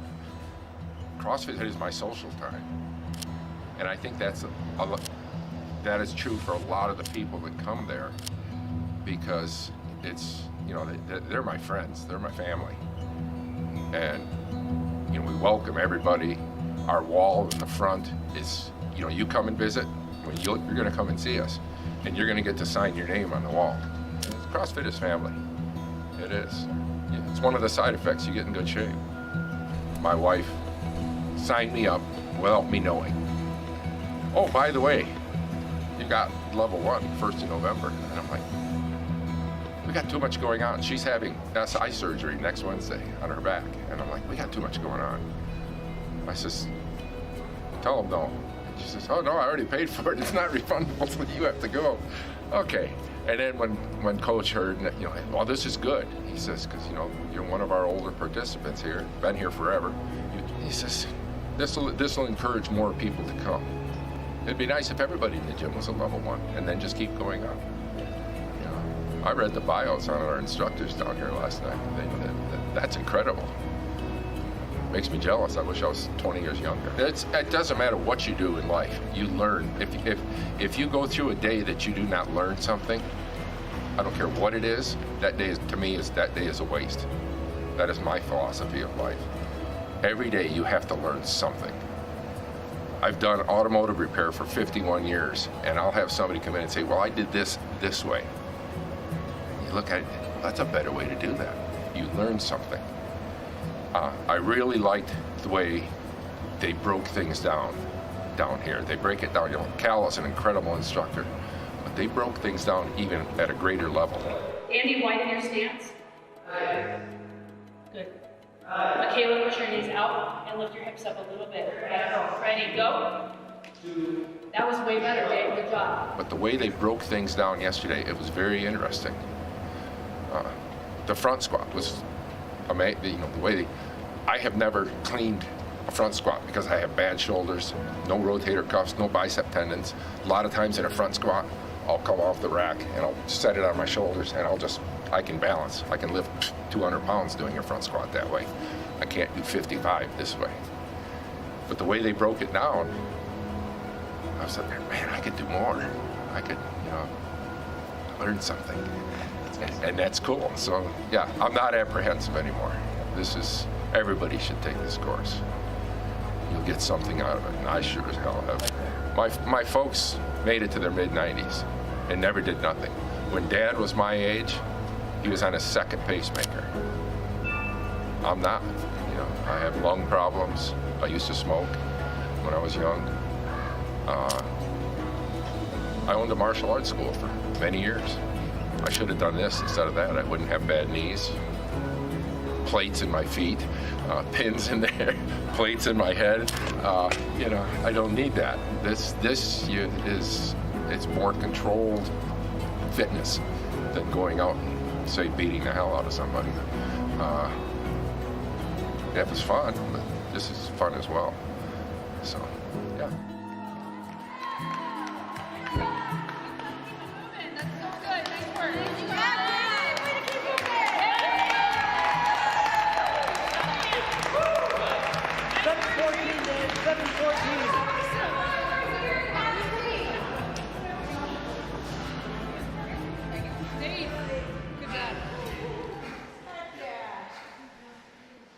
You can stay right there.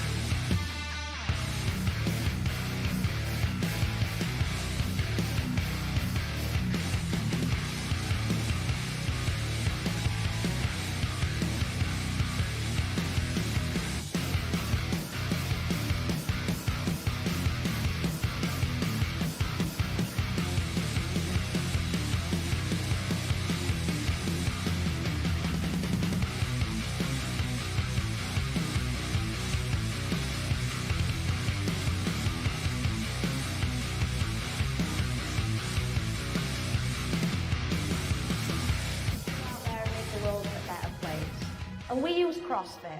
What if 2 days could redefine your health and your life?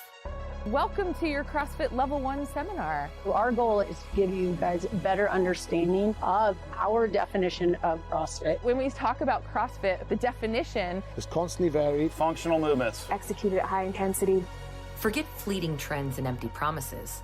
This isn't a magic pill or a quick fix. This is the CrossFit Level 1 course. Why don't we take a look at Seth and see if there's things we can address? An immersive experience led by passionate, world-class educators, coaches, and trainers driven to empower you towards a longer, happier, and healthier life. What we realize is that true fitness is a compromise of skills.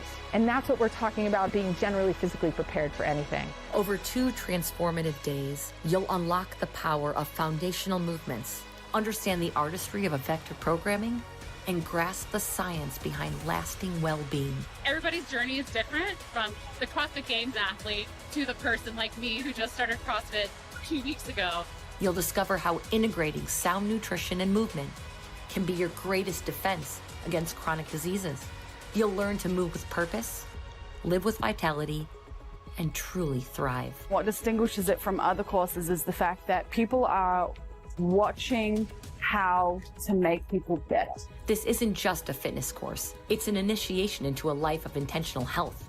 It's not even necessarily about where you start or what you do when you start this process. It's can you stick to it? Can you be consistent? Whether you're a seasoned CrossFitter or new to the journey, this course equips you to take command of your fitness and shape a healthier future. Own your health. We'll show you how.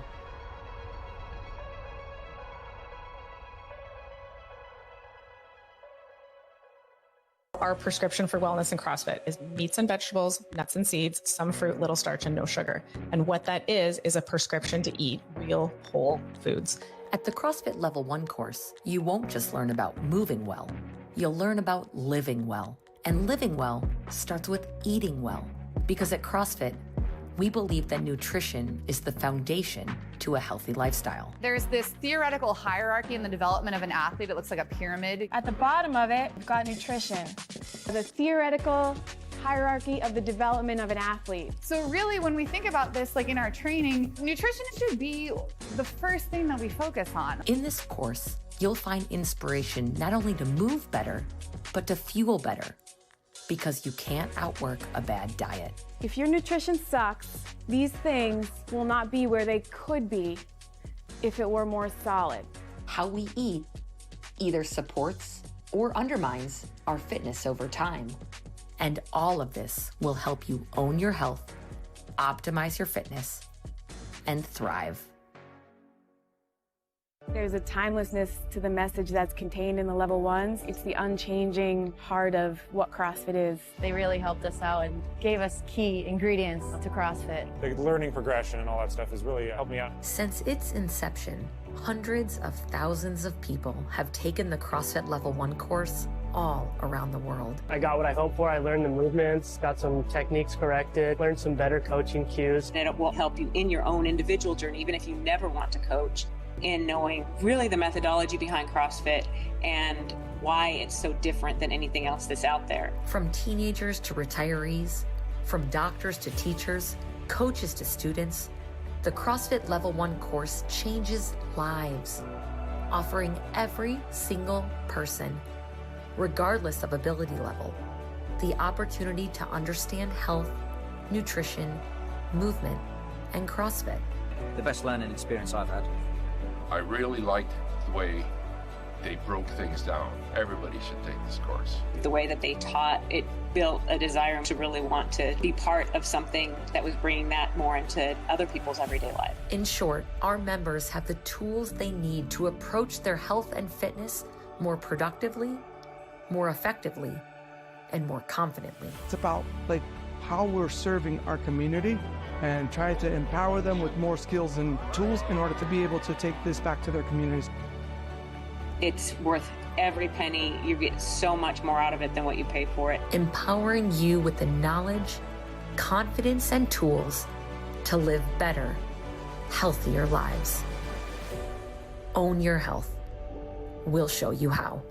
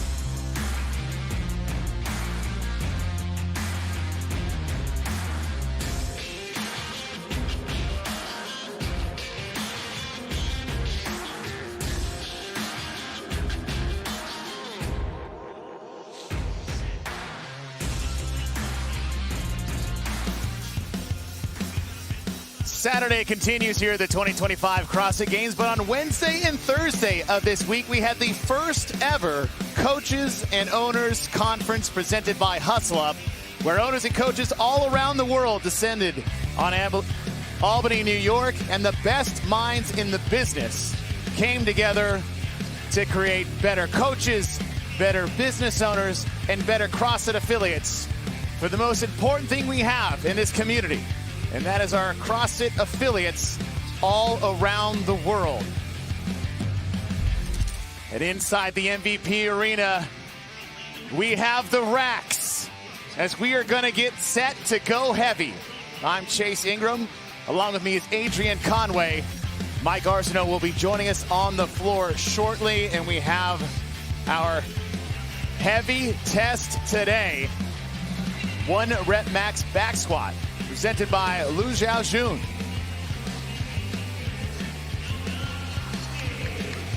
Hey man, this one's straightforward, brother.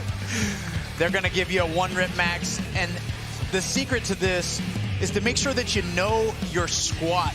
So you're gonna make sure that you have an idea of where you wanna place the bar on your back. We're gonna see some high bar back squats, some low bar back squats, and then of course you wanna start sharp, not slow, which means that you're gonna get 3 lifts. If you start out sticky and slow, you're not gonna prime yourself for the heavy lifts later, and that's where they're gonna maximize your points. Now, we've seen a heavy squat at the games in the past of the CrossFit Total, but what we have not seen are these new safety squat racks from Row Fitness. And more on that, let's go down to Mike Arsenault. That's right, Chase. We're going to be dealing with some maximal weights for these guys with this back squat event as Peter Ellis just sets up his bar for his first attempt. So we have these safety racks and safety straps. So these safety straps were measured earlier in the week for each athlete. So they're all different for each athlete to ensure the athletes can get below parallel for a clean rep. But if they have to bail out, they will be protected by these straps. And the athletes are allowed to adjust their J-hooks as well to get to a comfortable position before they make each attempt.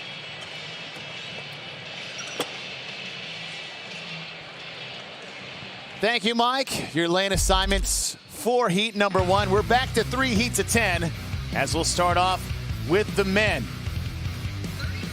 Some heavy lifts, at least listed lifts in this heat in our Vision Fuels Victory athletes. Lane number 2, Morris Feibig.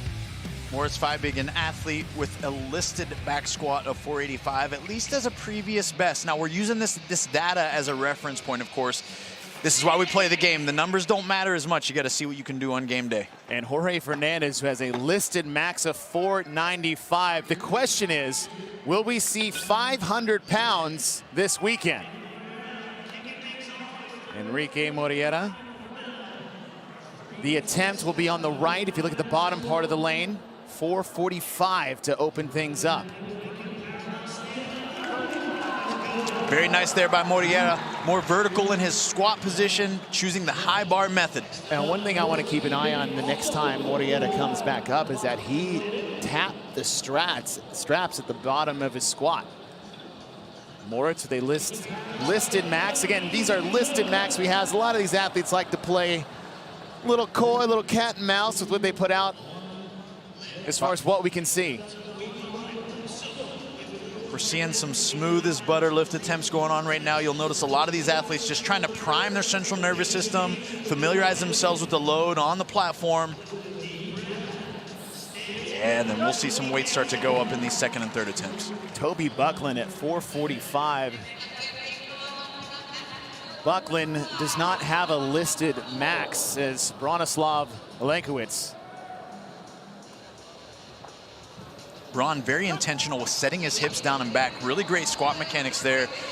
He's setting himself up for some success with those later lifts, the way he mechanically executed there. 430-pound attempt for Peter Ellis.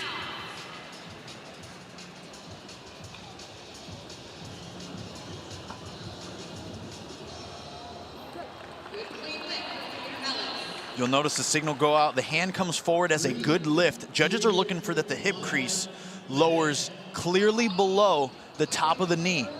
It was very clear in the standards the athletes have to go below, not too parallel, in order to have a successful lift. Yonakoski competing in his 10th CrossFit Games this weekend. Now, as far as the lift itself, it just must start before that 20-second time frame is up. Diego Lucis, we've got a last-minute invite with a backfill from the Far East throwdown. 475 open here for Jorge Fernandez. Are you surprised to see some of these opening weights that we've seen? This one right here surprises me. Now, we're hopeful to see well over 500 pounds for Jorge, but opening at 475 is a huge load of confidence, no pun intended, for him to hit that smooth. 475 is good for Jorge Fernandez. That is the heaviest weight we've seen put on the bar, as Bill Leahy opens up with 435.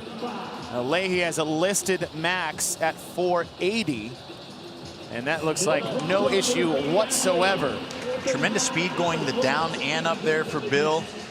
A lot of times you want to control the initial portion of the descent and then use the stretch reflex, which means a little bit of that bounce out of the bottom of the squat.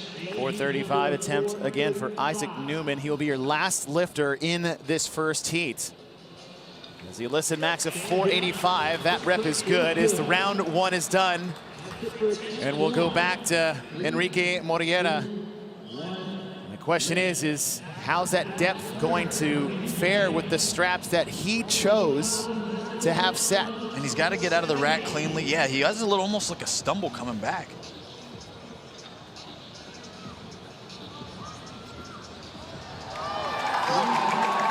Good lift, and clearly they made the appropriate adjustment in the bottom. And not uncommon we've seen when you are warming up in the back area, now you're being corralled. A lot of times the first round of any lift that we do seems to be the shakier, worse round, and in the second round you see some clean lifts. Yeah, and what we're seeing is the adaptation of the central nervous system. These athletes now mechanically are more comfortable and confident out on the floor. Now it's time to get competition mode.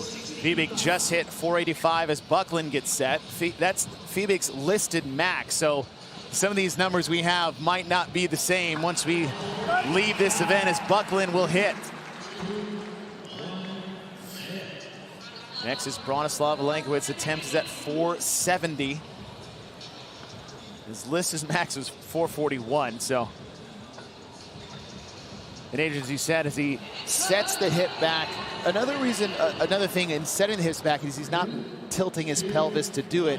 He's sitting the hips back while keeping that low back intact. That's right, yeah, he's doing a great job of it. It's a very traditional, more so into a powerlifting versus an Olympic weightlifting style of squat, but it's paying off right now for Big Bron. Ellis. Smooth for Peter Ellis. Attempt good at 440. Jonakoski.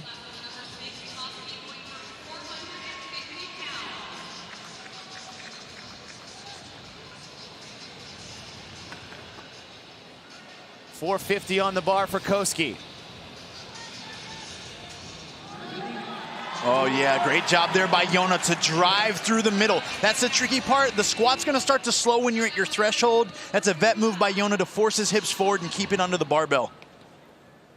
445, and that'll be the first bail we see, and you can see why we are squatting out of that safety rack. Now the athletes will have to break their bar down and set up themselves. We'll have plenty of time as Fernandez sets up for 490. Opened up with 475. Now Jorge was pretty quick there. Have some patience on the way down here, Jorge. Good timing. 10 pounds away from potentially our first 500-pound squat for the day. Leahy hit 435, now attempting 470.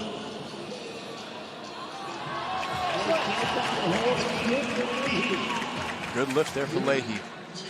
460 on the bar for Newman.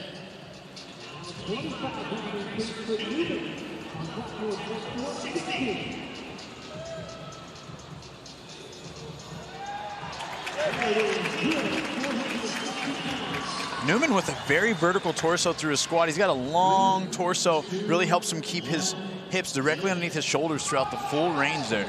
It's 480 impressive for Enrique. This is his third and final attempt.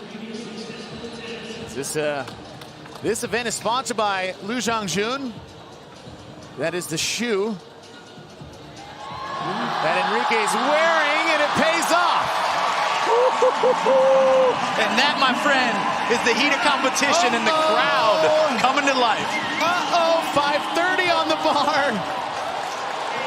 50-pound jump for Moritz Fiebig. Oh, get it! What a jump. What a jump. Good jump that he took from round 1 to round 2. Hey, that's what we came to see, though. You'd love to see it. You'd love to see it. 485 for Toby Buckland.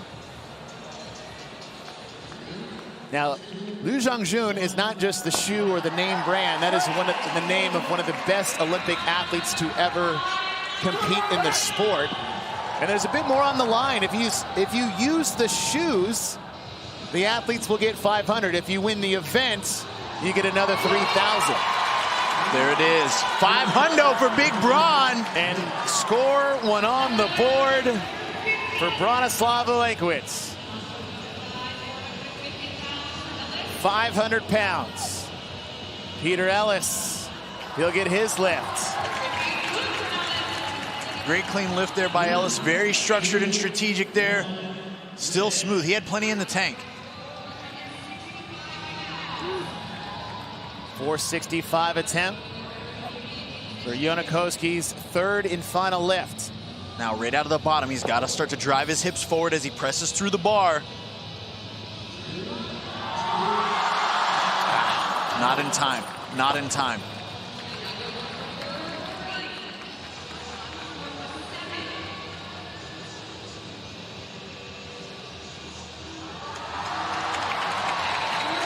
Lift is good for Thiago.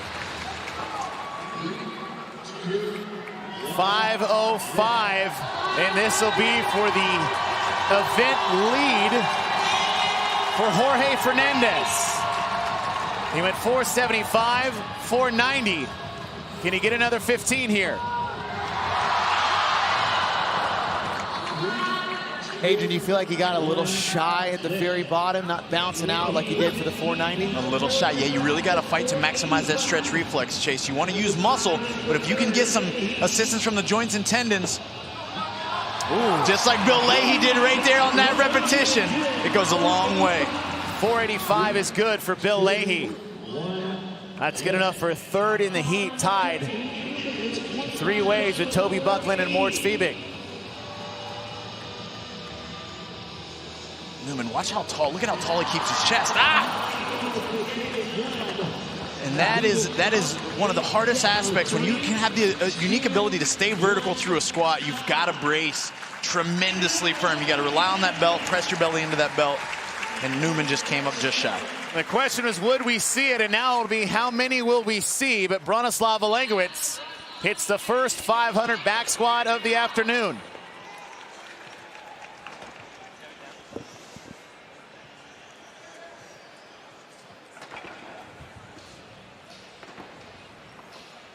Our top 3 lifts. 485, 490, and 500. The replays presented by Rogue Fitness. Well, we talked about different variations of squatting.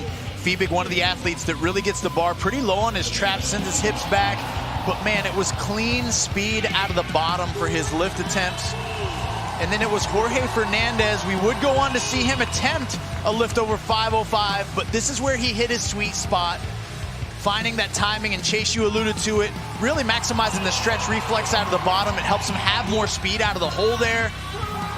And then, of course, it was Big Braun Olenkowicz here. A little bit of a wider setup, feet just outside of hip width, strong brace, hips down and back. And then it was textbook squatting as he drove through the bar and gave us that victorious scream for the win. Your heat results. Big Braun, first 500-pound back squat on the board. Jorge Fernandez in second in the heat, followed by a 3-way tie. Now the tiebreakers will be your previous successful back squats. So as we get further down the line, those second lists will come into play. The second heat of men will be coming up next to take on the 1-rep max back squat.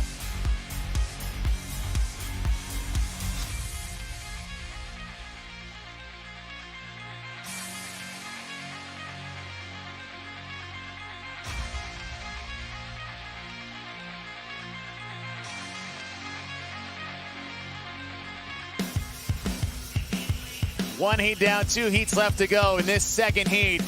Do not go anywhere because some of the heaviest back squatters we have in the business are about to take the floor. I'm Chase Ingram. Along with me is Adrian Conway. Mike Arsenault will join us on the floor shortly. It's the 1 rep max back squat presented by Lu Zhang-Jun. And Adrian, we've got to see 1 heat down.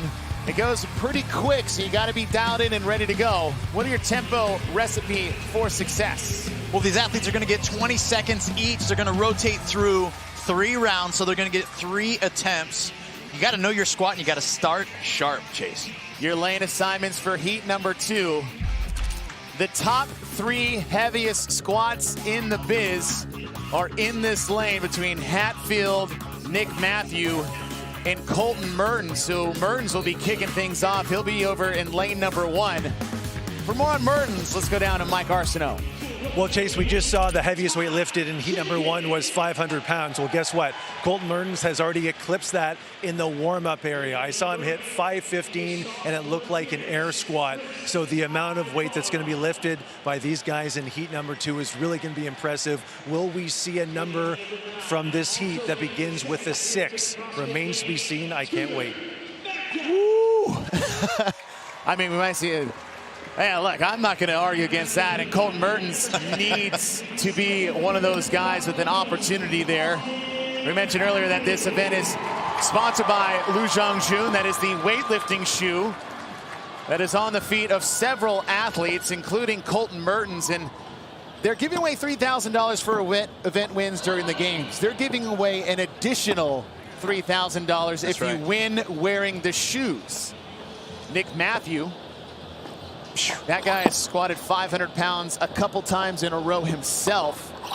And, God, I thought he was done loading plates, but he's still... Yeah, no. Not when you got a listed max on our profile at 545. It's like, yeah, I'm going to keep loading this bar until I look around and see that I've outloaded everyone else at this point. And the man who has the best advantage to be looking around is in lane number 10. That is Austin Hatfield, who will be the last lifter in line for heat number 2, and we just saw him put up 505 for a double a couple weeks ago. That's right, and if you pay any attention, you know, and people have been talking about this, we see what Hatfield had even been training with. If you're hitting working sets of 505 for a double in training, wow, that gives you a lot of upside and potential for what you're going to hit on the competition floor. Opening at 535 pounds, Colton Mertens is going to try to kick this max lift off with a bang.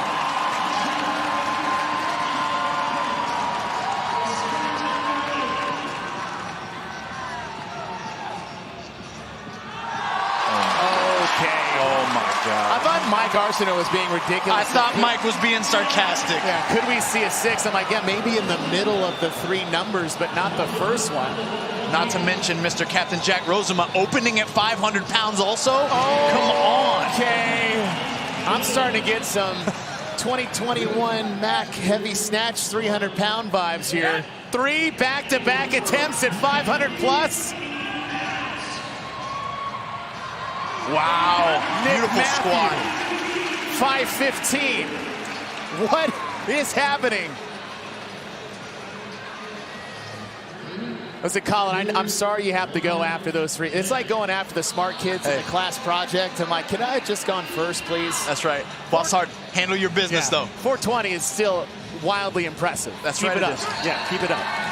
And the battle is for overall points, and we can't ever forget that. These guys are trying to concern themselves with their best overall placement, regardless of what all these other behemoths are out there putting on the barbell.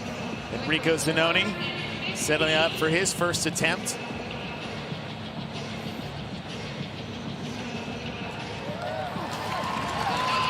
Great lift there for Enrico. Great job bracing and staying firm throughout that squat. 425 opening lift for Callum Clemens. A little bit more of a low bar back squat here for Clemens. Low on his traps, his bum's gonna go further back. Chest will drop forward. Still clean execution. Again, this is all about the athletes knowing their style of squat that maximizes their output. Just mentioned low bar as Ty Jenkins settles in for 450. What's the advantage or disadvantage there between high bar and low bar? Often we see athletes with a little bit of a shorter trunk, longer legs go low bar. It's going to help them minimize the distance traveled. Put more of the strain chase on the back side of your body, a little less on the front side of your body. Ty will hit 450 as Chris Ibarra settles in for 430.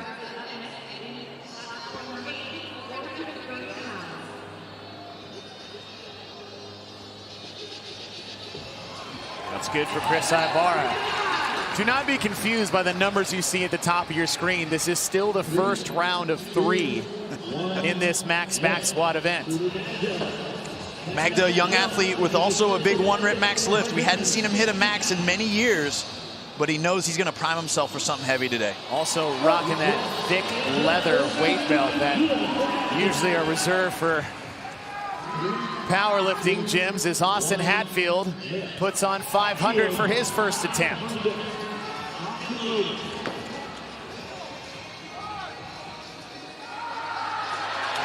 And it's good for Hatfield. 4 500-pound back squats in the first round as Mertens loads up 555, which is, as far as we know, the heaviest lift he's ever done for one. He's going to take a second to brace. Big deep breath here.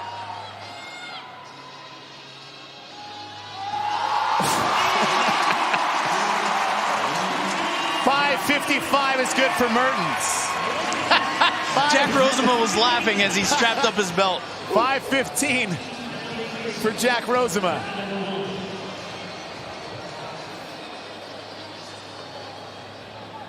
That'll fight. Finish. Nice job there by Jack. Wow, what a fight there, to fight to get his hips under the load. And again, that's what we're going to see, folks, as we watch these athletes struggle. They got to get their hips forward in order to avoid failing. Nick Matthews with 535.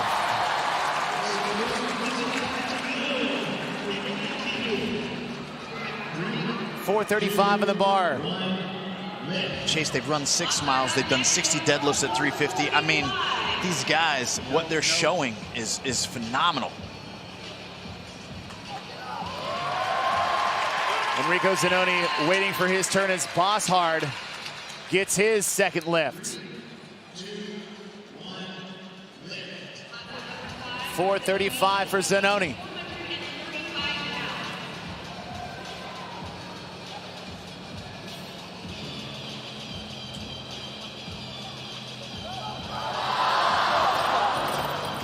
You even noticed a bit of a hip shift to the right there from Zanoni. Could be bothered by something on his left. Could have a natural imbalance of weakness. If you train in an affiliate and go through a heavy day, sometimes you notice that about your own movement. Got to stay square in order to win under those heavy loads. Clemens got 425. This attempt is 20 pounds more at 45. And it'll count.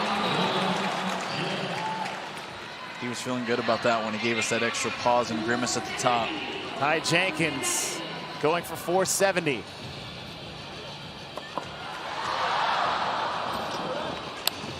Jenkins will not get that. 3, 2, 1. Chris Ibarra loading up for 450. Based on what we saw from Ibarra, this is a solid jump, but 20 pounds was doable with his bar speed. Got to get forward. Not happening. And this is where you start to wonder, Chase, is this the accumulation effect? Are these guys overshooting themselves in their second lift because they feel good, but then they realize that fatigue is starting to catch up? Tudor Magnus jumping 30 pounds from 460. This attempt is for 490.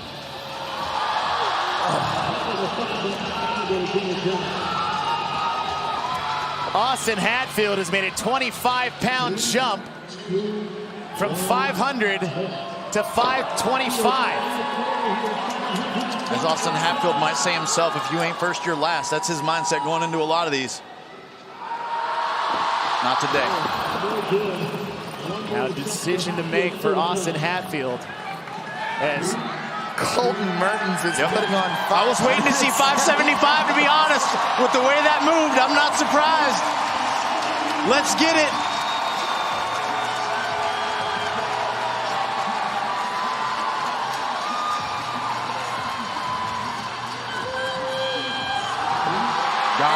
Iron Hog baby. smashes 570 pounds.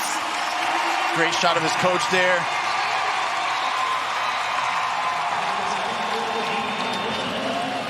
Rolls him up for 520.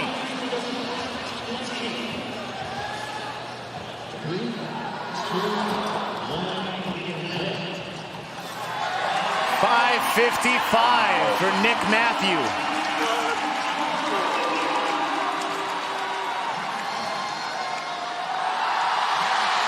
He got it. Great lift there by Nick. Way to stay the course. When the bar starts to slow that much, it's very easy to want to just back away and let it go. He fought through and got a huge lift there at 555. Bossart up for 465.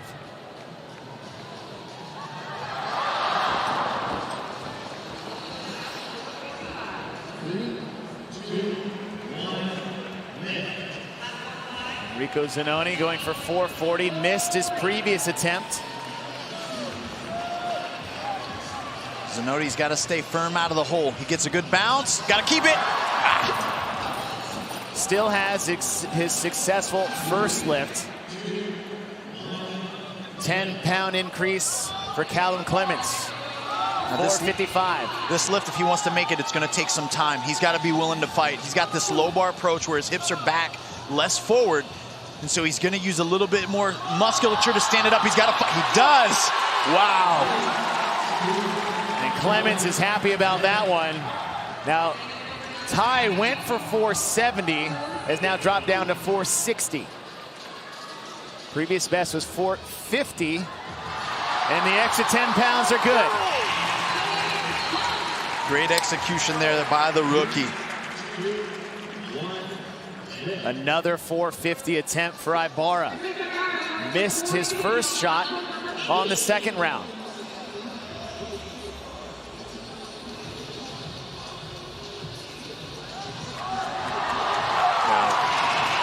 .450 is good.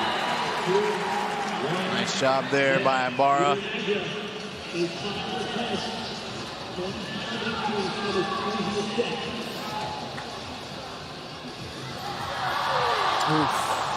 Gosh, I'd like to see Tudor slow down his tempo a little bit on the way down, right? And there's a part of this where you have to balance, Chase, in training, the practice of maxing out. It's a valid skill that has to be exercised. Austin Hatfield going for 515. He missed 525 on his second attempt. 515 is good and good enough. That'll be a separator. That's a mature decision there when you're maxing out. Could have easily gone for another one right there at that opening lift, or that second attempt, but I like that choice. 570 is the new weight to beat. And that's just a lot of... 555 for Nick Matthew in this back squat. We knew it was going to take some fight, and he gave us every ounce of that. But it was the Iron Hog, Colton Mertens, that loaded up. Not 550, not 560, but 570 pounds. And unfortunately for the rest of the field, I'm going to tell you, there was room in the tank for a few more. So impressive by Colton Mertens. Double payday for him. Lu Xiaozun coming through, cutting the checks. He earned every dollar. Colton Mertens takes the heat as he celebrates along with the crowd here at MVP Arena as Colton Mertens sets the bar pretty high for the next heat. Third and final heats of the individual men take on the back squats next.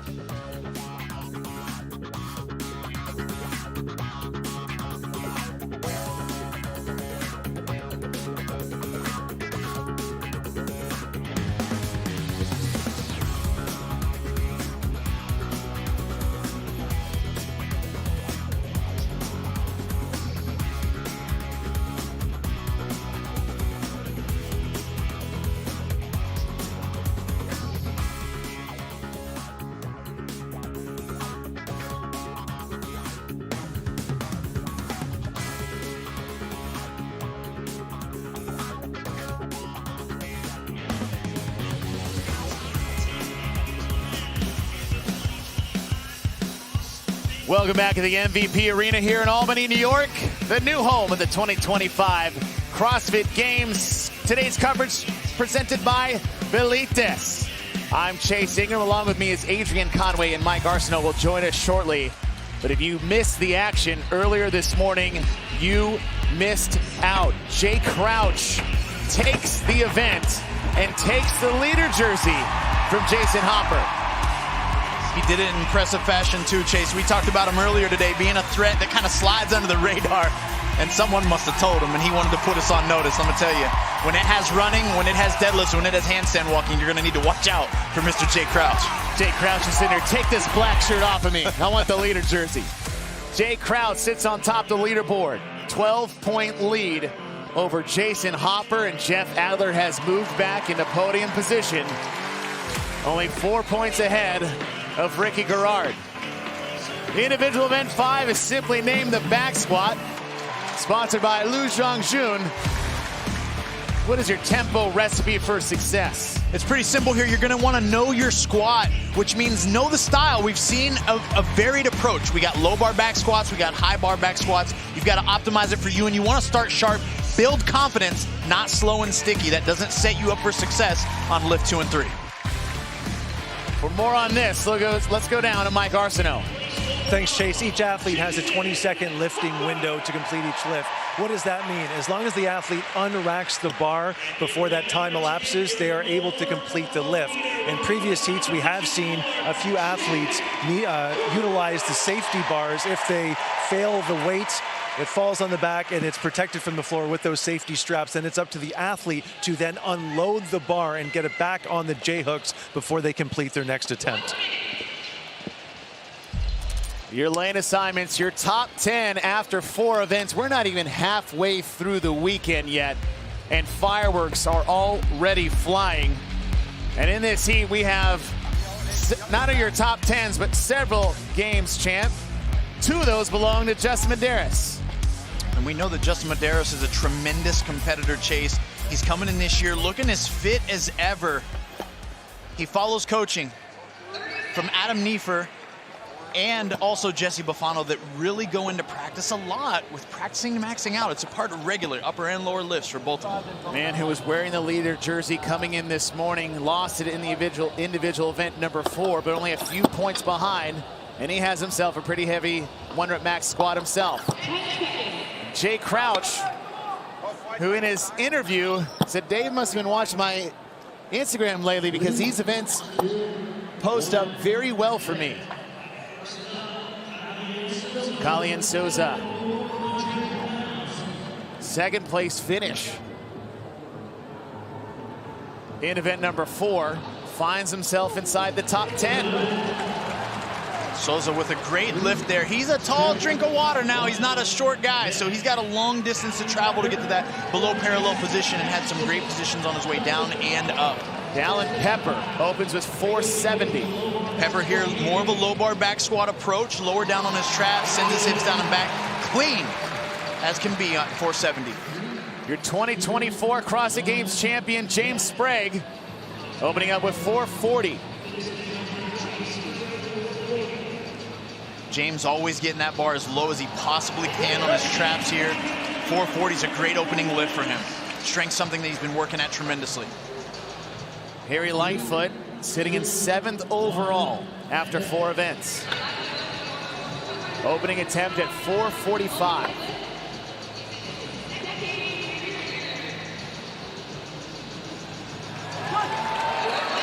Great lift there for Harry, no hesitation, great timing. Again, from a timing perspective, we're looking at the hips down and back with control at the top, and then a faster stretch reflex out of the bottom. We'll see what Roman chooses here. Roman Krennikov, 6th overall. 475 is his opening weight.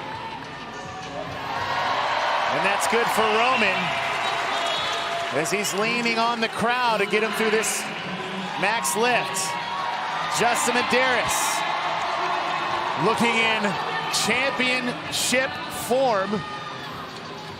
Opens with 470. Smooth opener there for Justin. Again, mechanically, watch the way he gets the bar in and out of the rack. It's routine for him. He dials in the details. Ricky Garrard, 4 points out of a podium position.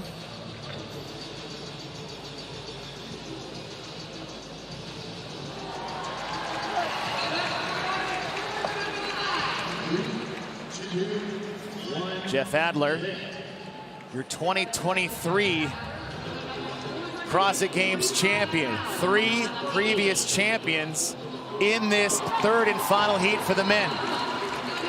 3 podium finishers in this final heat for the men. Strong lift at 445 there for Adler. Jason Hopper sitting in second. 485. 45 is good.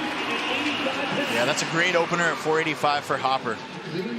Jay Crouch wearing the white leader jersey for the first time in his career after his first career event win in individual event number 4. That'll be good at 445, and round 1 is done. Back to Kalian Souza. And this is where the competition really comes to life. Everybody being a bit conservative with their openers, and now we'll start to see either what they have potential to stretch to, or if they're going to make this their best lift here at attempt 2. 415 is good. We still have Burton's best weight of 570 as the best lift as Dallin Pepper settles in for 495. Got it. Great lift there by Pepper. Low bar approach, butt down and backs. It helps him stay firm through his midline too. You use this low bar approach just like we're gonna see from Sprague here. It helps you stay very firm through your mid back as you squat down and up. Sprague will get 455. It's not the heaviest weight we've seen, but that is a good weight for James Sprague. 465 on the bar for Lightfoot. Lightfoot had a pretty squat on the first one. He's got that medium approach, not too high on his shoulders. Smooth tempo down, control on the way up. I mean, it looks like there's a lot left in the tank there for Harry. We've got 5 lifts over 500 pounds as Roman sets up for 485.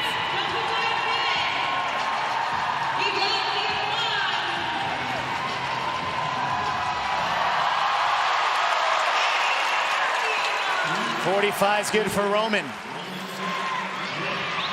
490 on the bar for Justin Medeiros.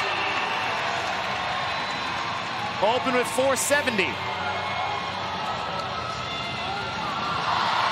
Got it. Great control there for Justin. Again, routine. Ricky calling for the assistance from the crowd here. 455 on the bar for Ricky Garrard.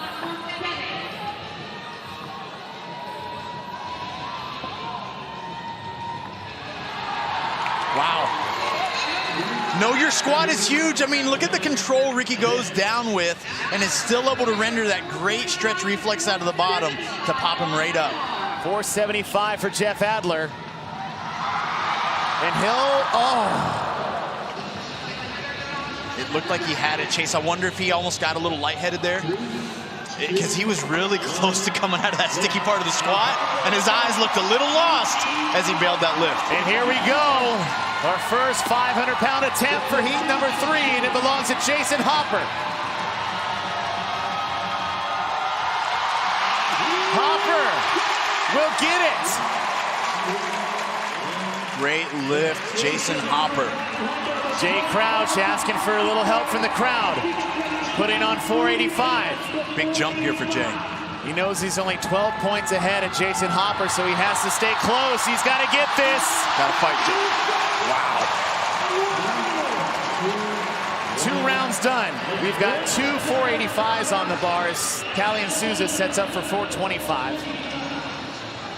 Roman hit 485, Crouch 485, Medeiros 490, Pepper 495,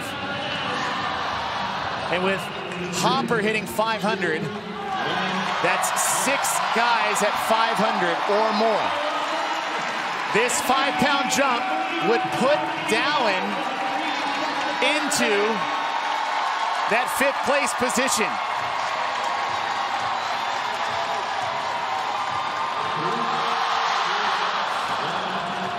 So Dallin's going to keep 495. James Sprague. This is a big lift for James, just to stay in contention with a long weekend left to go. Wow. And that's big for Sprague. And he knows it. And for James, the rest of the weekend's going to be wide open. 485 in the bar for Lightfoot. Oh, and Harry knows. More there. Yeah, there's more there.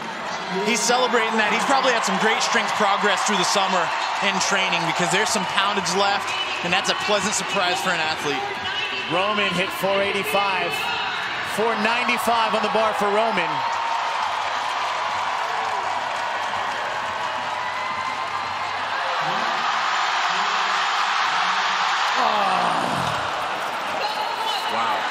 You want to talk about fight. He saw that one all the way through till he couldn't anymore. This is big for Medeiros. He's sitting in 5th place overall. He got it. Justin is doing Justin things. 505 for Justin Medeiros. 465 for Ricky.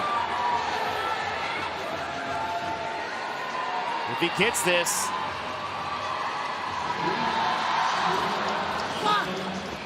and that'll put him outside the top 20. Adler with another attempt at 470. 2 more lifters to go, and they're sitting on top of the leaderboard as Jason Hopper throws on 505. Yep. Needs it.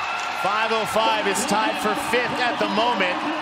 And it's just Medeiros that holds that spot. And Medeiros will have it alone. 3, 2, 1.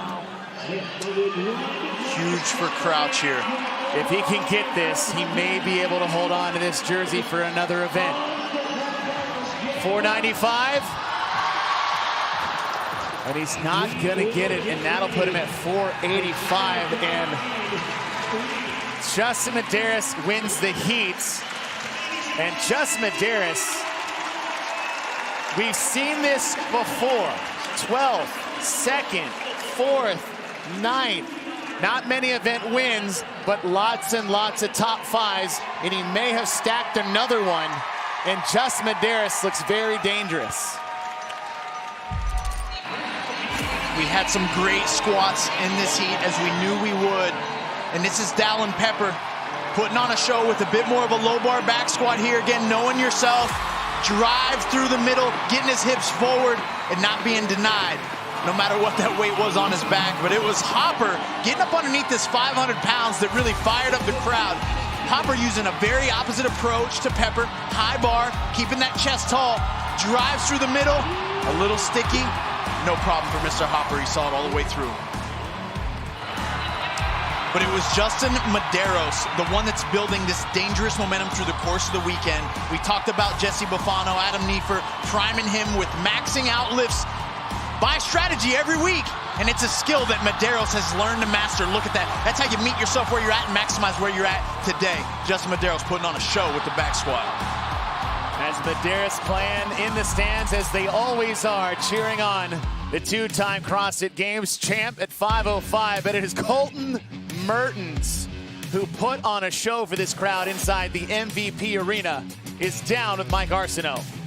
Colton, we have the Colton Mertens fan club over our right shoulder. 100 points, 570 pounds. And it looked like there was more left in the tank. You really didn't get a push from the guys in heat number 2 to see if you had more than 570. How much was left if necessary? I think I underestimated the bump I was going to get from the crowd a little bit. 570 felt the same as 400 did in the back. So I'm not sure how much more I had in the tank, but yeah, it felt way better on the floor. And that was a new 1 rep max back squat PR for you, 570 pounds, picking up those 100 points. A rough day one. How did you reset yourself mentally to come into the weekend? Yeah, day one sucked, but I got to get my ass to work and start climbing up that leaderboard. 100 points on this one. We got 200 points available tonight, and we're going to go for broke. A great start to that comeback, potentially, Colton. Congratulations, well done. Thank you.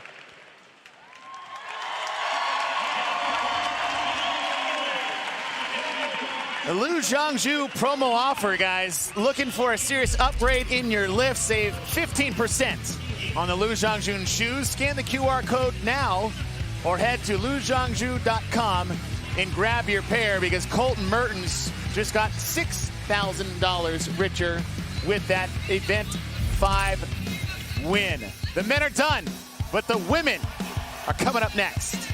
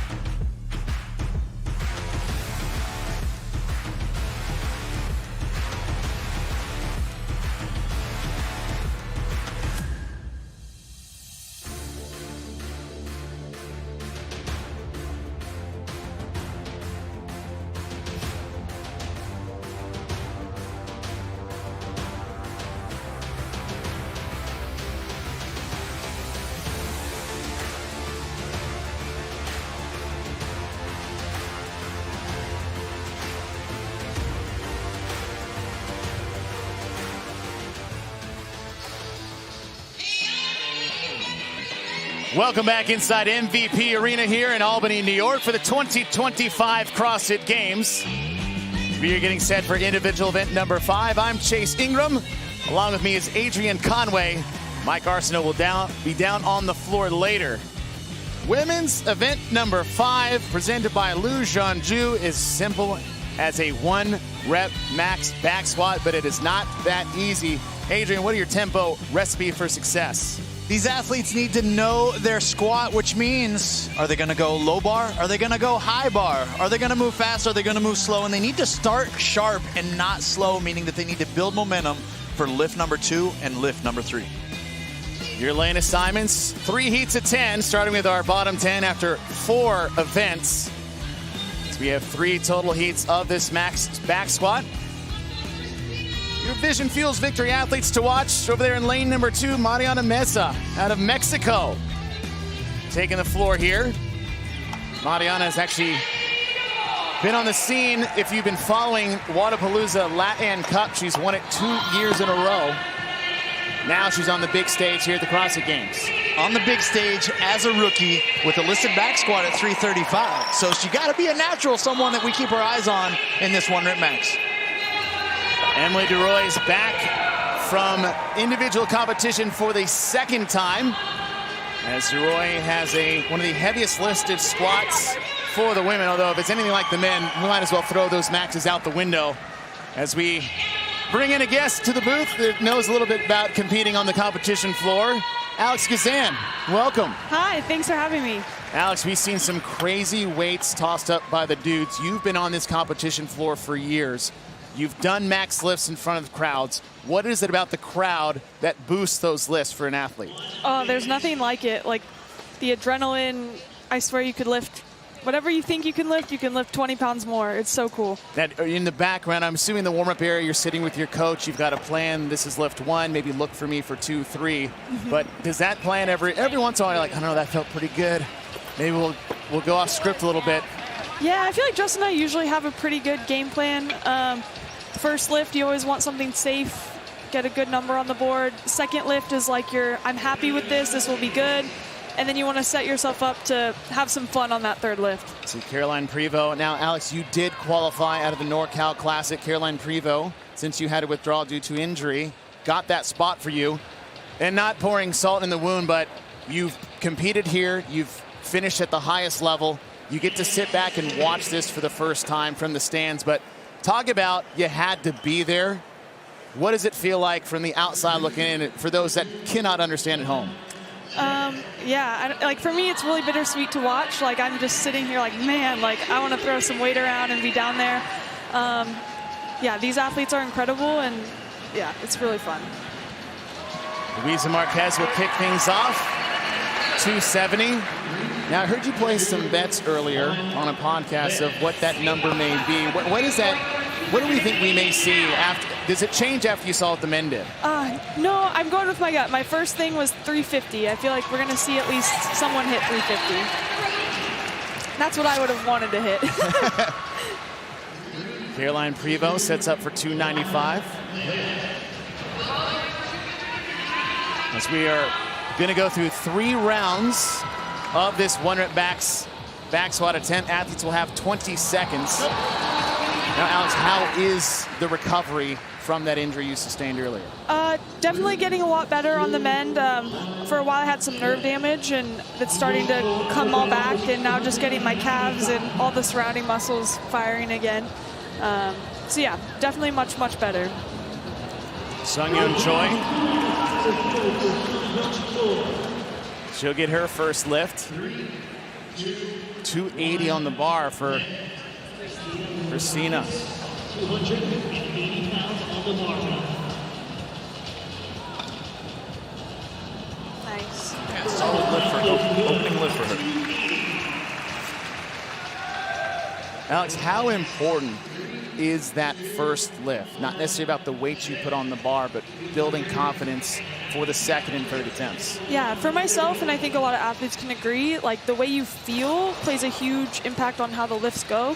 So you want that first lift, especially after being in the crowd, being tight, you want that first lift to feel good and like fast, so that way you keep that going into the next one. Just saw a miss from Emily Duroy, who has one of the top 5 lifted maxes. Yeah, that's a tough way to start there. It's one of the keys is to start sharp, not slow. And now she's gonna have to make some really hard choices as we watch Mikulishin have a successful opening attempt. First 300 plus successful lift we've seen, as Maria Camila Quintero sets up for 290. Now, Alex, we talked about having a successful lift. What's the plan B if we miss the first one? Oh, I've been there, Ty, weren't you? Unfortunately for me, usually my misses have involved Olympic lifting, and sometimes you just got to pull and pray at that point. But I think with the back squat, you can be a little more meticulous and kind of assess, hey, was that just too heavy, or did I just miss like my time out of the bottom, and then you make your choice. But you got to be smart, because if you miss 2 in a row, then you're putting yourself in a hole. Jen Muir nails 325, and she's hitting 350. Jen Muir is one of those athletes, everyone talks about maybe her endurance or gymnastics because of success at semifinal level. Jen Muir has a powerlifting background that most people don't know about. Well, and that was obvious there even in her setup and execution. Low bar approach, hips very far back, chest cantilevered forward, and she smoked it using that strategy. 325 is the heaviest weight we've seen as we make our way back around for round number 2. Luisa Marquez, also 290 on the bar, will not get it. Now, athletes, it's different from event to event, year to year, but in this case, they are allowed to go down from that attempt in case they miss it. Yeah, that's nice. It kind of gives you that freedom to play a little bit and not be so stuck. Yeah, it really allows you to have a little less pressure in these jumps. Wow. Great finish there by Meza. 295 is good for Meza, as Prevost is loading up the bar to 315.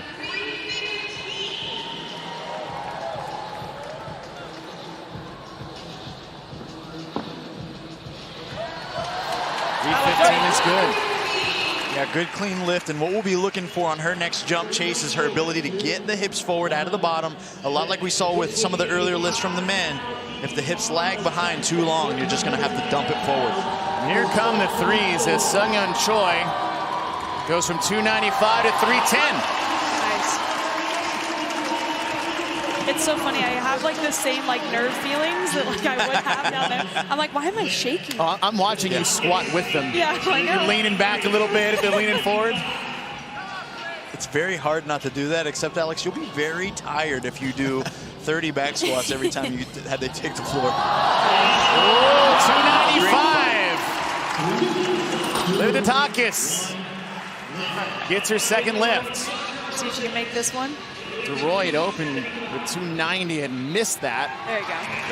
And at 275, I mean, it looks more maybe positioning or just wasn't in the right spot at the bottom. Yeah, I mean, and you can even speak to this, Alex. Think about the accumulation of work they've already experienced. Oh, Does that go into a lot of the decision making, at least with an opener and then maybe the second lift? Yeah, I think obviously I don't know what their body feels like, but I can tell you the times I've competed, day 2, day 3 at the CrossFit Games, you're rolling with what you got. Mikulishin adds another 10 pounds. 320 is good. Wow. But I'll say, even if you're sore, though, there's something about here, like, it doesn't matter. Like, you still pull out the numbers that you don't think you can hit. 295 on the bar. A 5-pound increase from 290. That's good for Quintero. All right, where'd she go? 345? 345. 345 for Jen Muir. People are going to see this akin to what Justin did. Look at that setup. It's a 1-2 step, back up from the rack, deep breath. Oh, easy. Oh, my gosh. You know when you see a serious lifter like that, you look at the shoes. No doubt. Oh, that was so... Yeah, she wants her heels close to the ground, man. We got different approaches. Some people in their flats, some people in their Oli shoes. Those athletes that are geared for the posterior, they like to keep their heels close to the ground. Siria Meha, she'll hit 290. And we have one round left to go. As Luisa Marquez sets up for 285. Missed her previous lift at 290. Nice, there you go. Wow. back squats are tricky too because everyone's sticking point is so different, so you never know where the lift is going to be made or failed. 305 for Mariana Meza. We watched some of the men get well above parallel and still not finish the lift. Yeah, that's where my sticking point is, right there. Like when you're pretty much up. Right when everybody's like, you got it. I'm like, no, I don't. Yeah. This is the hardest part. Yep. 305 is good. 325 for Prevo. She's already got 315 in the bag. Hoping for another 10 pounds.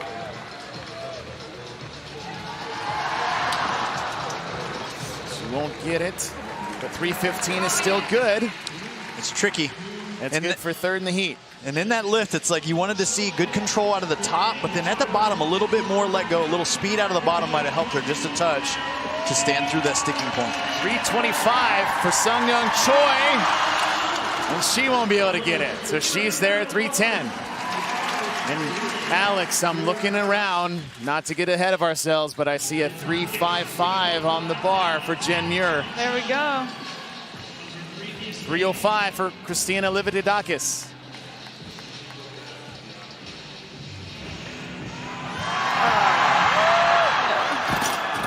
But she really saw that all the way through, though. She wasn't going to let go of that bar prematurely. She was like, nah, I'm going to make it bury me before I even bail on it. 300 on the bar for DeRoy. She missed 290 to start. Got 275. There we go. And 300 is good. So her 290 must have just been like a lapse in timing or something like that, because that looked pretty good. Yep. At these loads and this weight and how they feel, just the little thing out of balance can mean that bar's coming down. Oh yeah, I use a big like hip reflex out of the bottom, and if I don't time that bounce right, it feels like 30 extra pounds on that bar. Oh, so close. Ooh. 320 will still be good for Mikulishin. Yep. That's the second heaviest we've seen. Quintero, she's got 300 on the bar. 290, 295, and we'll stay with 295. And that right there is the beauty of those straps and these racks that we're using right now. And here it is, 355. Let's go, Jen. She's got it. Her last one was so good. The rookie from Scotland, trying to add 10 pounds.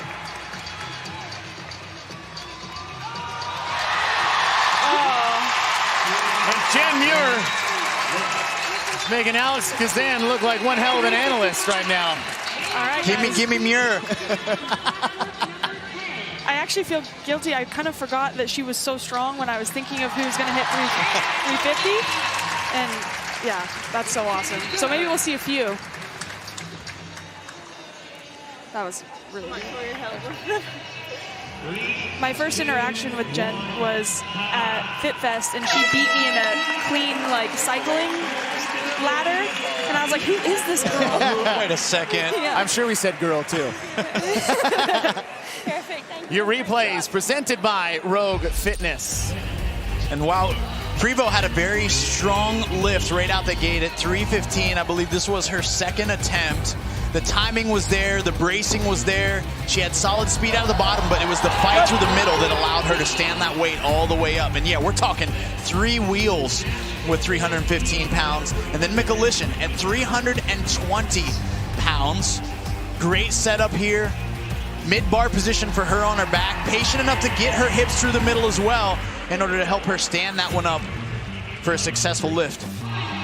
And that'll be good enough for second place.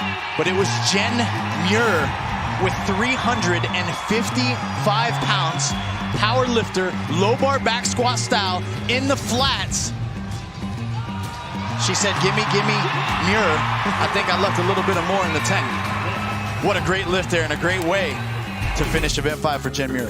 And Jen Muir set the bar at 355 pounds. Sydney Mikulishin with 320 and Prevo at 315. Alex, stick around for one more. What do you say? Yeah, I'll stick around for both. All right, Alex will be here. We'll be right back for heat number 2 for the individual women.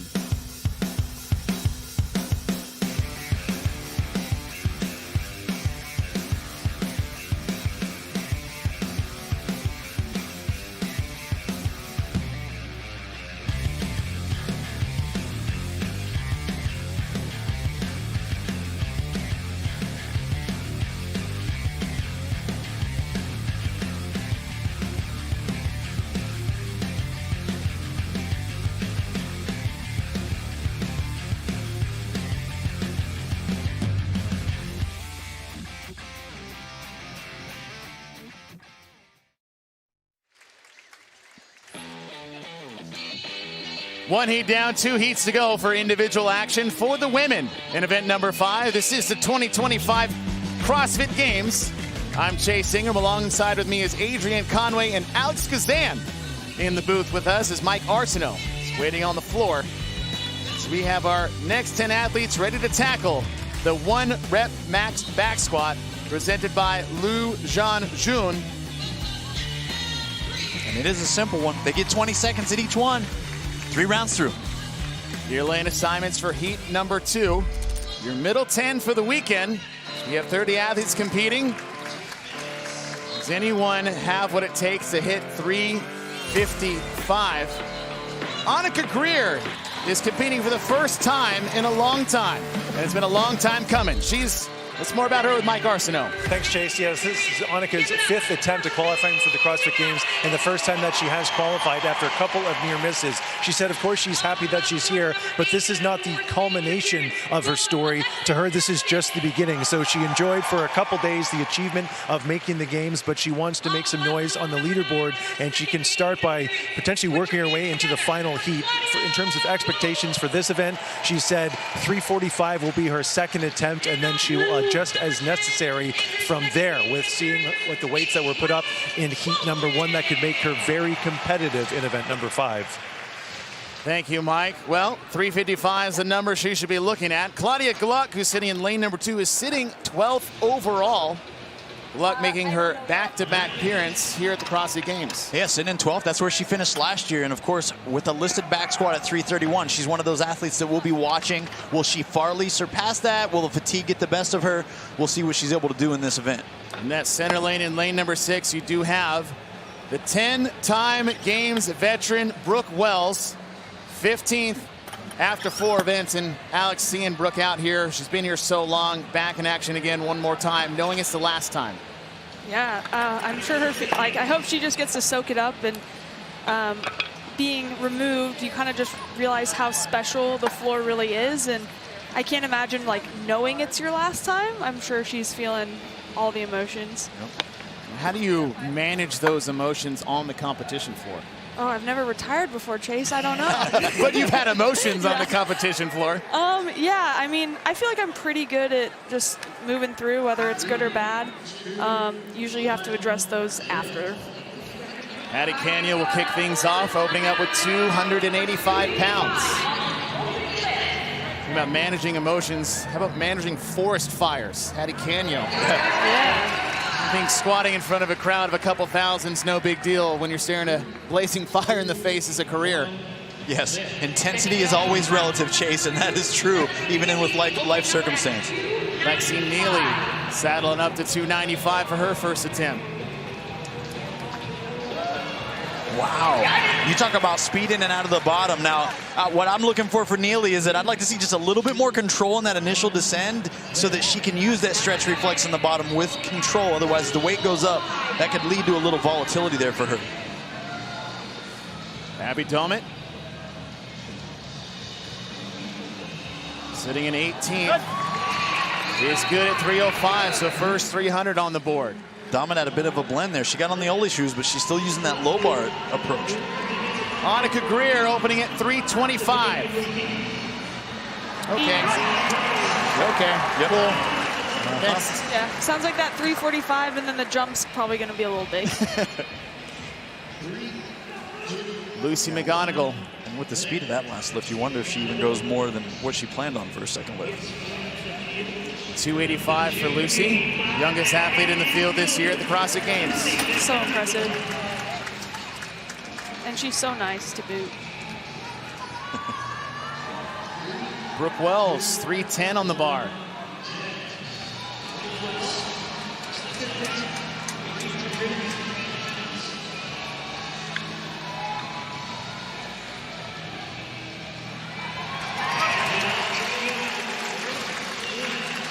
.310 is good for Brooke.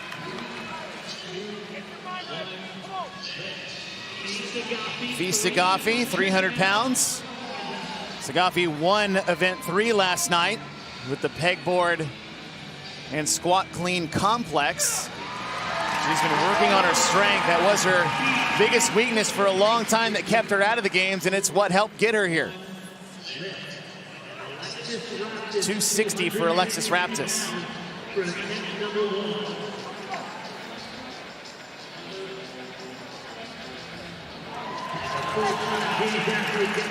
260 is good. Easy work there for Alexis. Claudia Gluck opening up at 315. Really know her more for her gymnastic prowess, but Gluck can squat. Yeah, listed max at 331. Again, if she's open at 315, this looks good. Oh, yeah. That's an old max. At 331, that's an old max. That did not look like a max. 295 for Gracie Walton. 295 is good. 1 round down. Okay. 3 total rounds here for the 1 rep max back squat as we work our way back to Hadicanyo.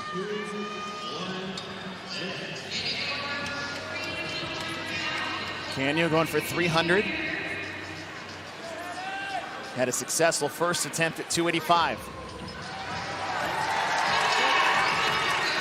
Great intentionality there by Hattie. I mean, she did a great job at controlling the descend, using that stretch reflex at the bottom. She got some good speed there and stayed with it through the middle. Speaking of speed, Lexi Neely. 295 looked pretty light. Let's see what she does at 310.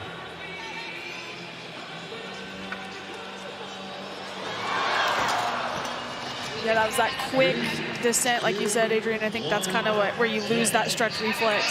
Yeah, it's hard. It's a hard balance, right? Because especially with adrenaline and everything in the heat of the moment, it's like you got to have just the right amount of control before you use that speed.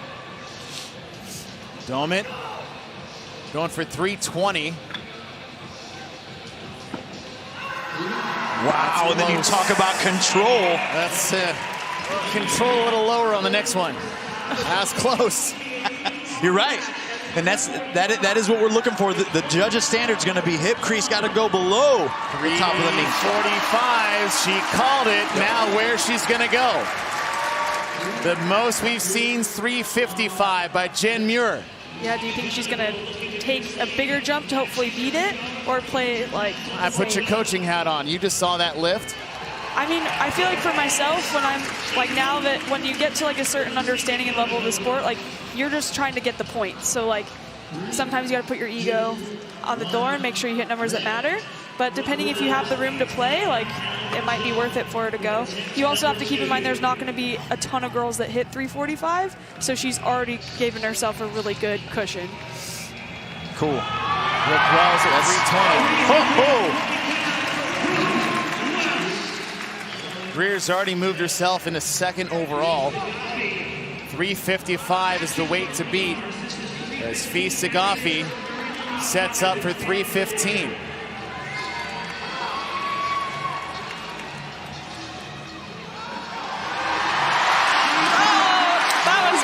What a fight from Fee.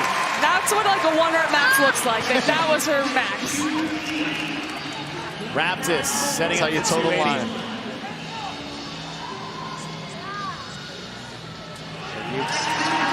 Raptis will get it. If you look behind her, it looks like 355 is on the bar. Yeah. For Annika's last attempt as Gluck gets set for her second attempt at 335.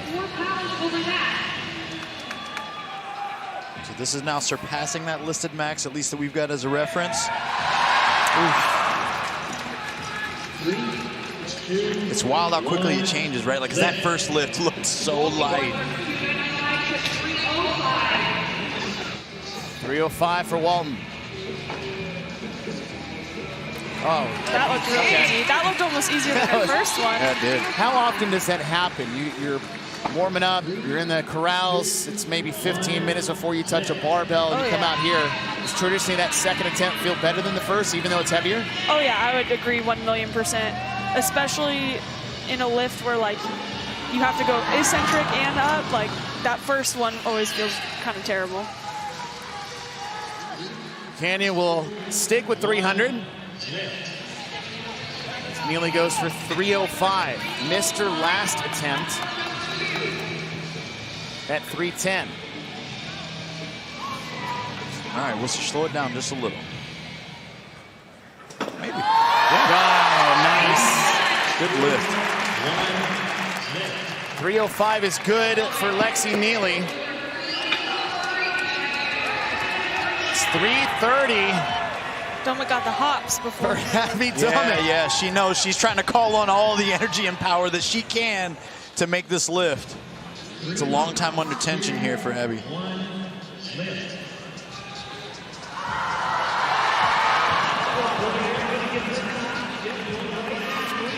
Good fight. She's got to be pretty pleased with that last lift. I thought that involved a lot of muster. Here we go.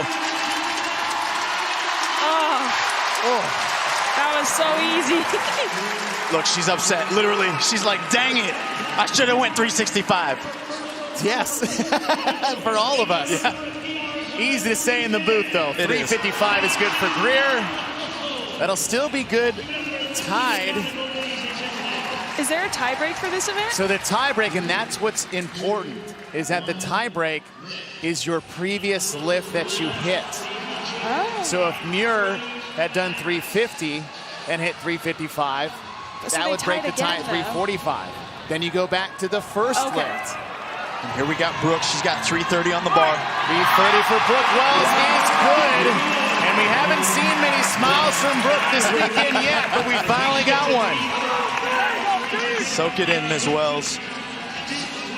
Fee Sagafi. 2 times plus body weight. Yeah, that would be an interesting stat to have their pound for pound percentages like at the end. 315 is still good for her. Raptis going for 290.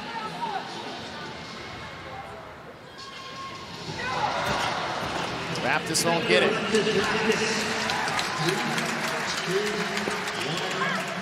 325 on the bar for Gluck, so dropped a little bit to hopefully get just a little bit more than her first lift.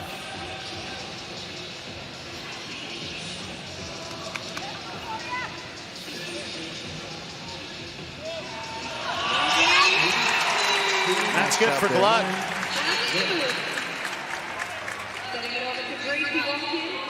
It's the 4th heaviest lift we've had so far after one heat.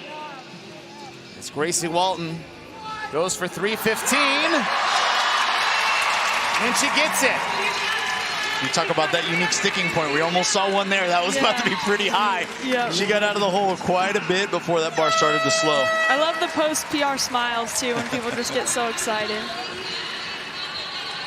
So Greer will hit 355, which matches Muir, but Muir, it appears, has the tiebreaker.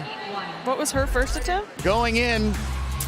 It was Brooke Wells with 330 pounds. Now, she's got a best lift listed at 345. But this is her 10th year at the CrossFit Games to be hitting these sub-maximal loads after a 6K run or 6 miles of running and everything else. Extremely impressive.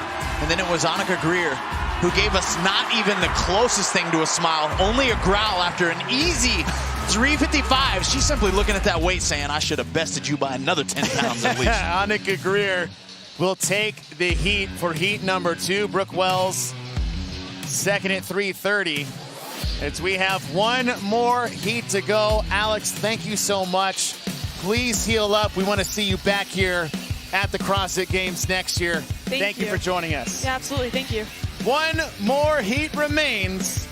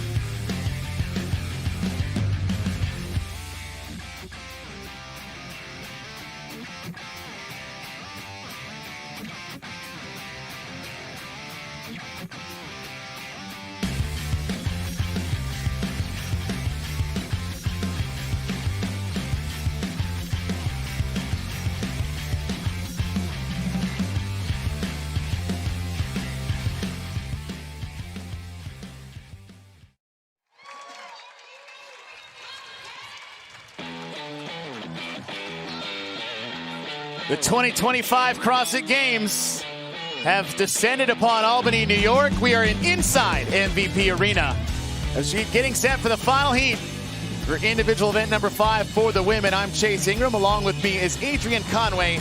Mike Arsenault will join us shortly from the floor. 1 rep max.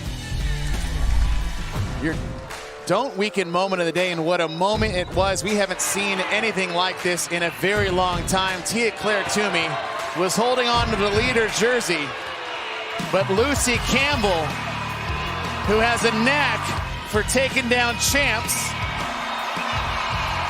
in the final 150 feet, Lucy Campbell, who was tied for second in points, back for the first time since 2022, gets an event win, and for the first time in her career, will be donning the leader jersey over Tia-Clair Toomey, just 2 points back. Lydia Fish still holding on to that 3rd place spot. Event number 5, 1 rep max back squat presented by Lu Zhongjun. Adrian, what is your tempo recipe for success? We've watched this play out a few times. They need to know their squat, Chase. They're either going to use a high bar back squat, high on their traps, or a low bar back squat where they get that bar as low as they can on their back and really lean forward.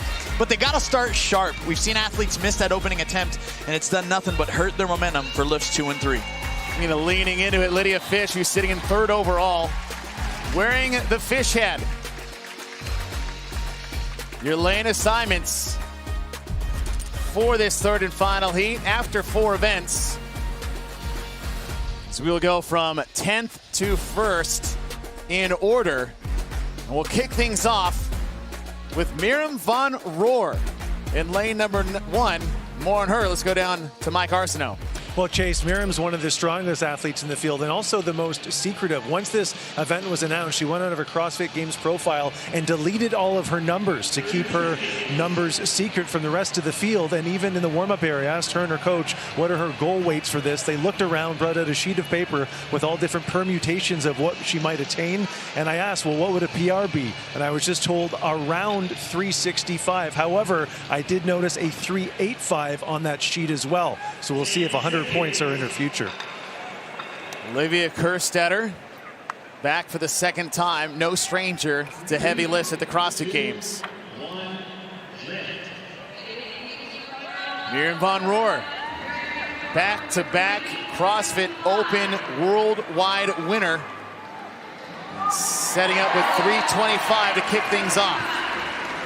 Okay, all right.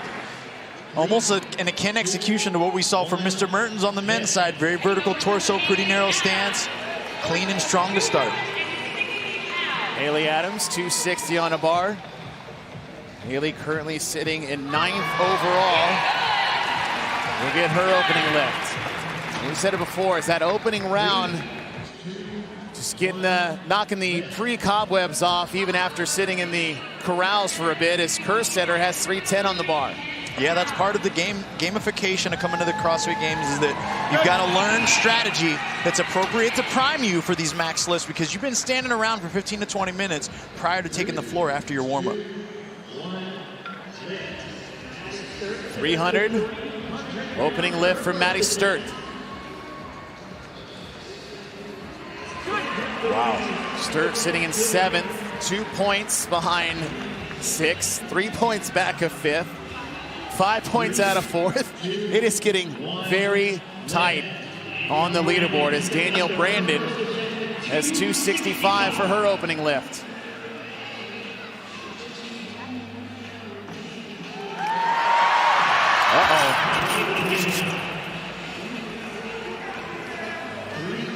And that's a tough position to be in. We talked about starting fast. That's where it's better to start too light than too heavy in these situations.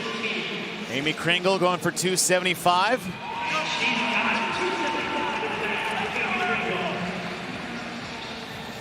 She gets hit for Ariel Lowen. Ariel Lowen, as she normally does, sitting in 4th overall. That's right. And who notoriously does not max out in her training. However, she says she saves it for the competition floor.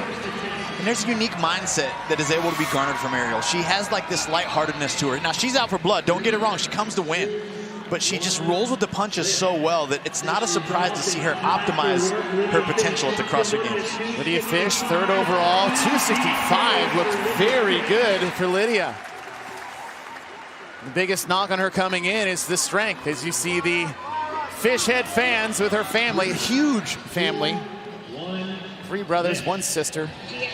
Tia Claire Toomey. We have not seen someone take the leader jersey from her in competition since the second event of the 2019 CrossFit Games. Lucy Campbell donning the red and the white for the first time in her career. Opening up at 285. 285 is good for Campbell. Looked great. Good, clean opening lift right there. That's how you build confidence. Round 1 is done as we move to round number 4. 340 on the bar. Yep. For Miriam Von Rohr. Her 325 is already good for 5th in the event. Yep. She's priming herself, Chase. That was a great number for her to say, okay, this is where I'm going to pivot, or I need to go this way or that way. Now she's eyeing, what's the best score right now on the leaderboard? I'm going to get that. So she had 325. We know the best is 355. Yep.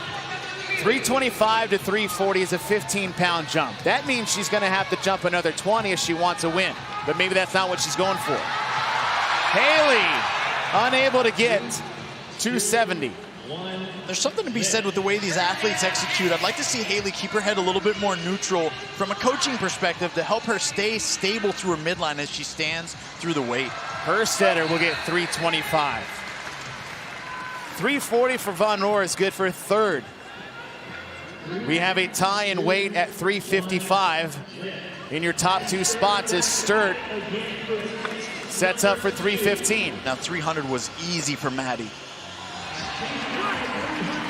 Pretty smooth there at 315. Danielle Brandon opened at 265 and missed it. He's now dropped down to 255. That is good for Danielle Brandon. Okay, so now she's got some weight on the board. Now she's in a bit of a pickle. This is a harder choice to make now because of that opening missed lift. Kringle got 275 in her first attempt. Now going for 290.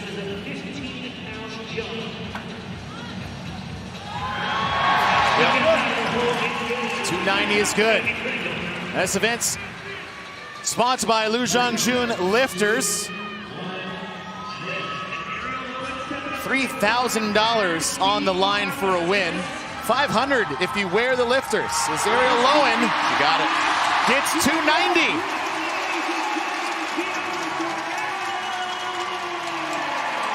It's like if you didn't know better, every lift for her is a max effort. Like, just awesome. She's so happy every time. Lydia Fish hit 265 nicely as she moves up to 280.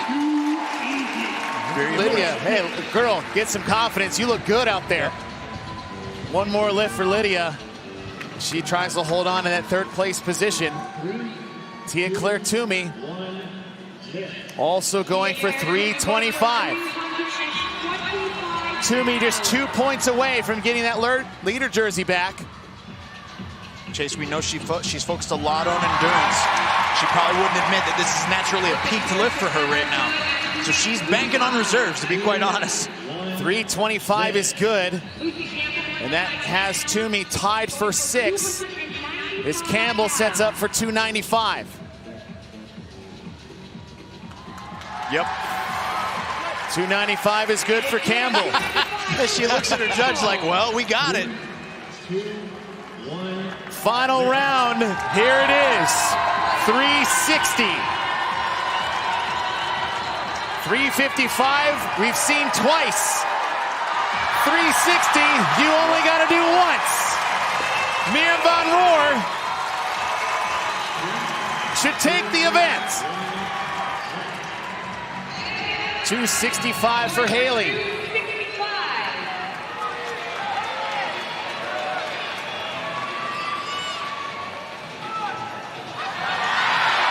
Got it. 265 is good. Kerstetter going for 335.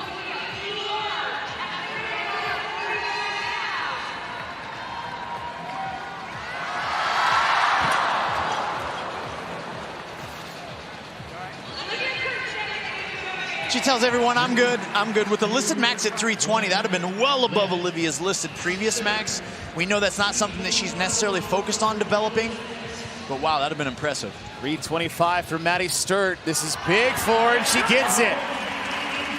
A couple 325s on the board, and that puts her in a tie for 6th. 265. This is what Danielle Brainen missed on her opening attempt. Night and day from lift 1 to lift 3.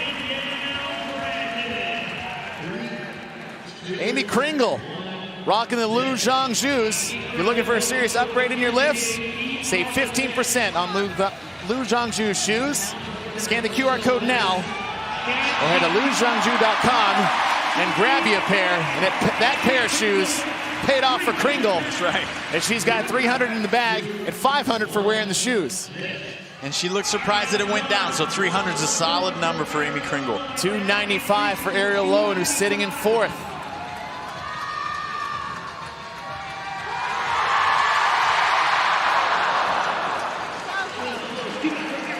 Really close, almost had it, started to shift a little to her right, decided to let it go. Probably a wise choice. Fish hit 280. She's got 290 on the bar. That would tie her with Lowen, who's trying to chase her down for 3rd place solely, and she's not able to get it. So 280 for Lydia Fish. Tia Claire Toomey for 335.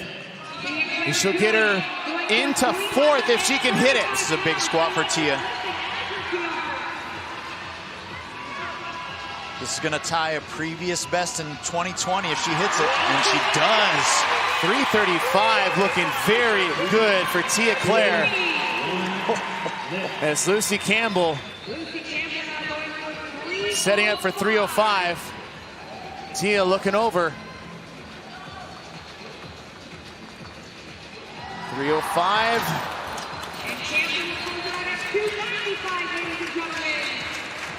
Wow. Miriam Von Rohr. We were wondering if we were going to see it.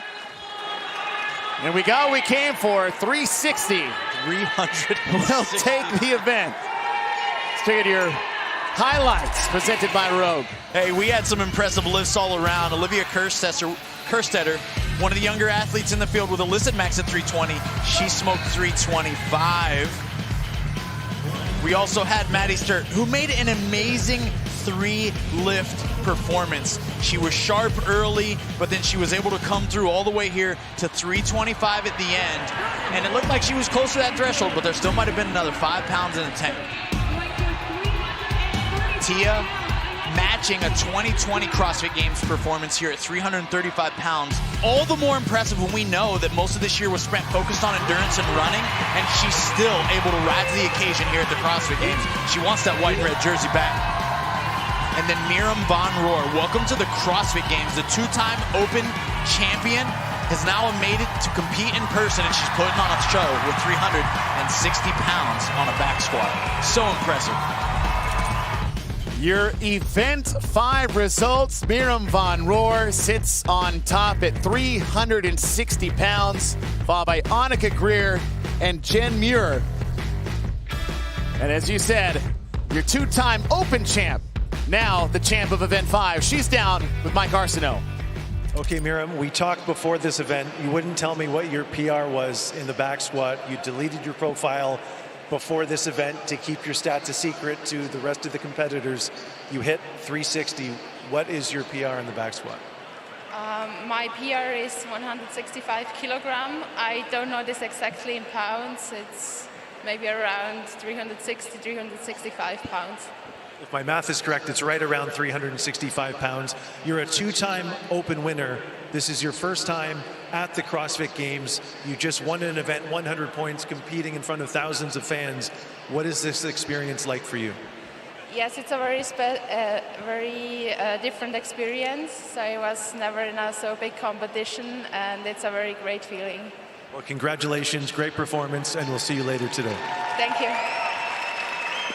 Congratulations to Miriam von Rohr. Gets her very first event win at her very first CrossFit Games. That'll do it for individual event 5. Don't go anywhere. The teams are next, and the individuals will finish the night off. Individual event number 5 is done. For Agent Conway and Mike Arsenault, I'm Jay Singer. Teams coming up next.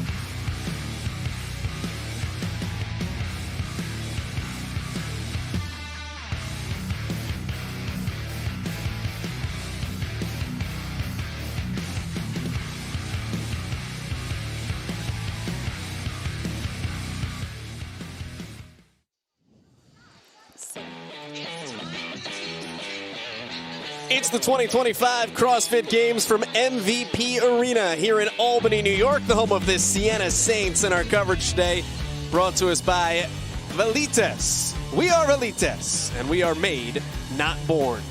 Bethany Flores has been to the CrossFit Games 7 times. Bella Martin down on the floor. Joel Godet, glad to have you along with us for team event number 6, the 1 rep max back squat. After 5 events, Butcher's Lab, a group of 3 Team CrossFit Games rookies, is in first place by 10 over the veteran CrossFit Oslo crew, and then Campbell City, who came into the day wearing the leader's jersey, taking a 30-point tumble from a 15-point lead to a 15-point deficit.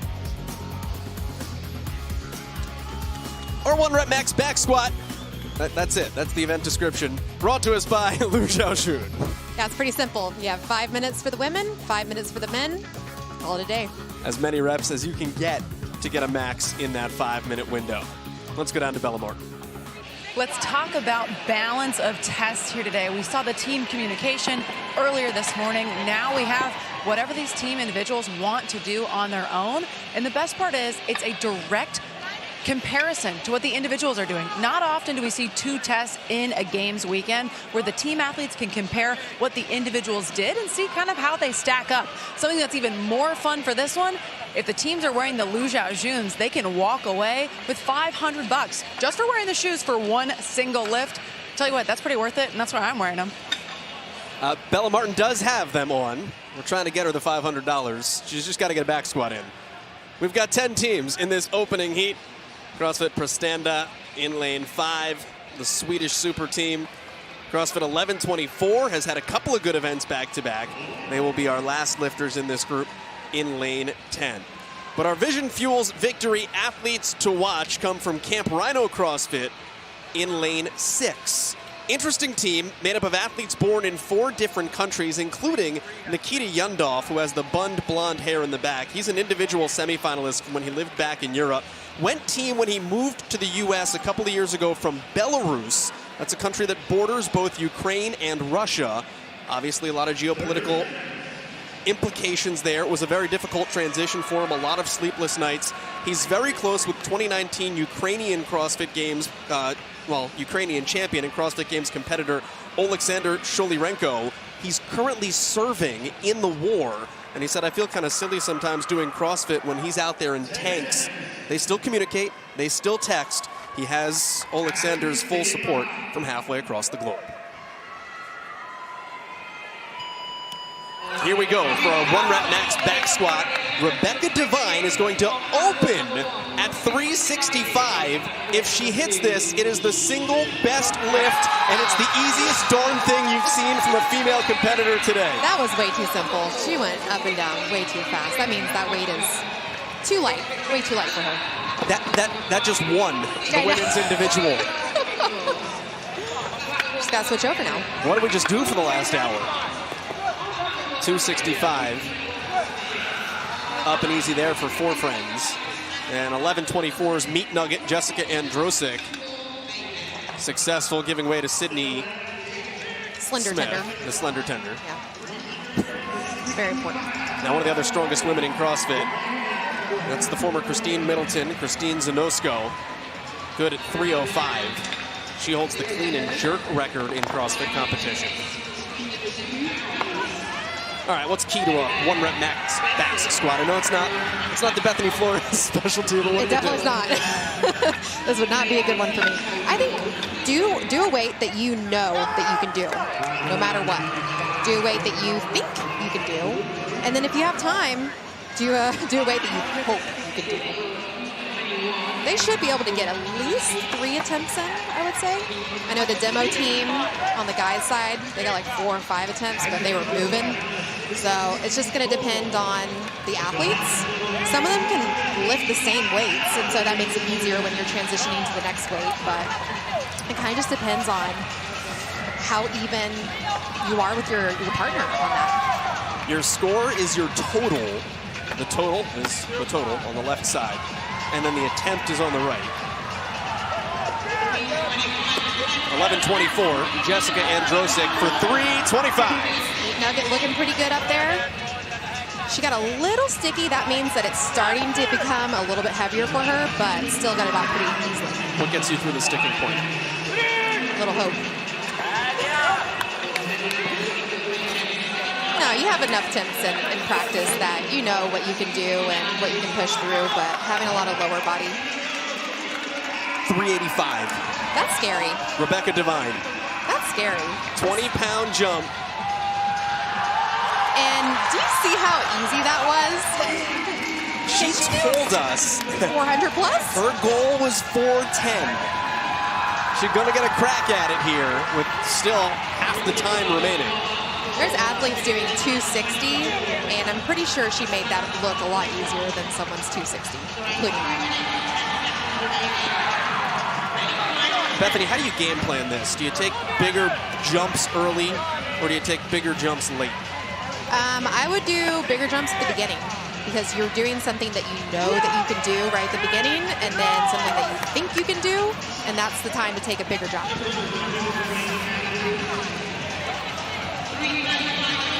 A lot of discussions still going on the floor. And one of the things to think about, I mean, that's Body Blueprint. That's a team from New York. But I was going to say one of the things to think about is what weight is on the bar. And we were talking to Butcher's Lab beforehand, and Drosick is good at 335 because they work out and lifting kilos. But Pernilla Christensen said, listen, sometimes it's easier when you can't do the math and you don't know what's on the bar, just go lift it. Yeah. She also said that she writes it down on her arm with the colors, which is not a bad idea. 2 reds, 1 yellow, 3 blues, let's go. That's what the Americans do when we go over to Europe. This is Jordan Adcock, and there's confusion right now. There's some yelling going on down there. You could just hear Adcock yelling, what's on the bar? We've got a minute left to go, and that's costly. 335 for Adcock.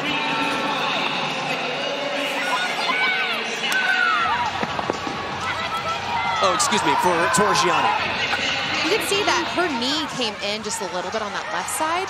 That just means that probably one left glute is a little bit weaker than her right. How about Rebecca Devine just taking a seat in the back? Good for her. Sometimes that's good. Like a lot of lifters, good lifters, they will sit between each rep just to get as much rest as possible throughout their body. Devine is going to go for 400. She has to get the bar off the rack before 5 minutes. After that, she's good to go. Prestanda. Nice. Good. Now here goes Devine for 400 pounds. Let's see how easy she makes this look. Oh, and she got stuck. But still the single best female total by Rebecca Devine. Christine Best with 350. That was actually a really good lift as well. And we are now in the second 5 minutes. There is no reset. So this time is ticking, and the guys for Undivided will immediately put 2 reds on. CrossFit 4 is on the left there, Griffin Raleigh. He's going to, we would think, put up some big numbers, but we also know his back bugged him a little bit yesterday. Interesting note, too. The guys have to lift from where the girls were on the J-hooks, which makes it a little bit harder. They're having to squat underneath that bar to even get it off the rack, which that's not fun for them, especially when it gets to PRs and heavy, heavy lifts. Scores are at the top of your screen. They're going to be a little bit off until everybody gets 1 lift in the books. But for now, CrossFit Body Blueprint, now Q21 back up front at 1460. CrossFit Hendersonville had an interesting way of squatting. He was actually looking straight down when he was squatting. Wouldn't recommend that. Joe Piero good with the reds on the outside. Yeah, those are a better way of squatting, just having your eyes look straight forward, and you'll actually see some people have their eyes looking up or their head popping up too when it gets heavier. Easy money for Alexander Alebro. Really good 365 attempt as well from Wes Peters out of Hendersonville. And now here is Thor at 495. 571 for Colton Mertens on the individual side earlier. Wide squatter. Probably just feels more comfortable in the hips and the legs and the back with that. Raph with 475 for Camp Rhino. Deceptively strong. He's very strong. Yeah. Don't let him fool you with the size. He is super strong. 4:55 by Mike Needleman, and Undivided is looking to put up some big numbers, trying to recover because that total on the left is low between Christine Best and Christine Zanosco. So unless that number has not been updated. We have a 495. No, they're now at 1650. So that counter just is off. Undivided's in the middle.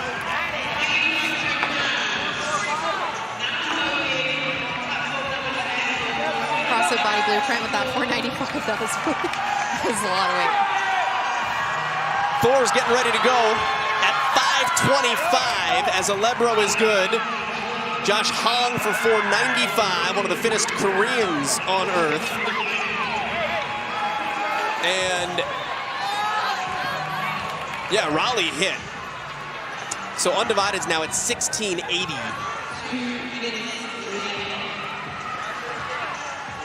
If you're putting up a team total that is higher than the year the New World was discovered, you're having a great day. Yeah, having a really good day. Gotta take your wins.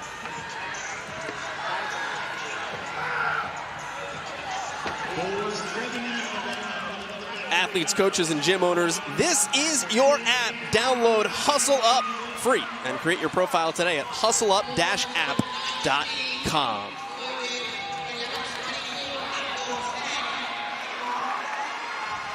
Riley Goodrather from 1124, going to push them over 1600 if he can hit 490. Griffin Riley is about to go again. Former football player at Valdosta State. He was always on the bigger side. One of his gym members said, "You look like Thor." 540? He lifts like Thor. Oh my gosh. 540 looks like 220. Can we just talk about how easy that looked? He's got another minute, and we just got a fail at a Joe Piero. We're going to see if Griffin Riley is going to get another lift in. And now it's going to be a real fast re-rack for Body Blueprint and Piero. That fail was a little scary. Going forward is usually not the way that you should fail, so to see that could lead into some scary injuries, so we need to be careful with that. Hong going to go for better than 520. Raleigh, 540 was the last attempt. We'll see what he goes for now. 20 seconds left. You got to milk all this rest. Hong, 505 on the right. 565 for Griffin Riley. This would put him second overall. Individuals and teams, and it is absolutely fantastic. Wow. Griffin Riley at 565. Ain't no doubt came to play, and Undivided has a phenomenal showing. Which that's what they said. They said that to us yesterday. They said this was going to be a good event for them. And Griffin Riley just said, should have gone up. Should have done more. 5 minutes isn't a lot of time. But you know what? I would rather feel like I could have done more than miss the lift. Correct. You want to end on a good note, so that's going to make him feel really good going into day 3. 17:35. Well, here we are with some crazy numbers with the ladies with Rebecca Devine. She hit so much weight compared to some of the ladies on the floor and just making it look so easy. 385. What in the world? She's pretty happy about that. And then we had Griffin on the other side, CrossFit Undivided, 565. Like, come on. How easy is that? And he was pretty happy about that. And even saying, I hope that I do more. They win the heat by more than 100 pounds. No big deal. 16:15 out of 11:24, who's coming on strong. They may work their way into the second heat to start the final day off tomorrow. And then 16:05 for Body Blueprint on Bryce Broom's 30th birthday. Training Think Tank puts up 1590. Yeah, happy We've got one more heat coming up for the teams on Saturday.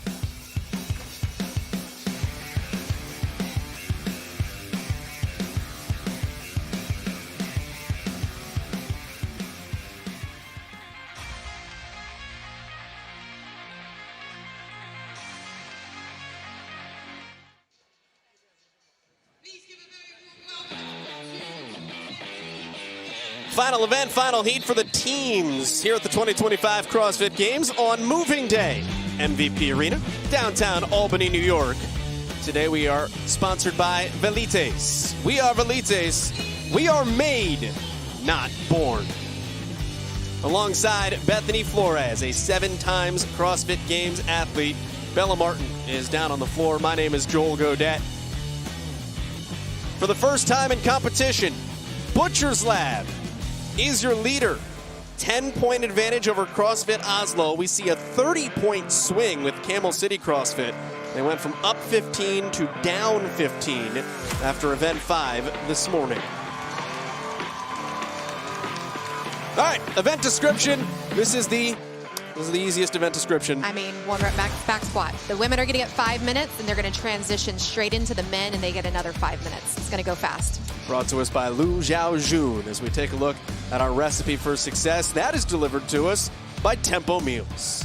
First one is know, think, hope. Do something you know you can do, something you think you can do, and then go for something that you hope you can do. And the second one is moment to excel.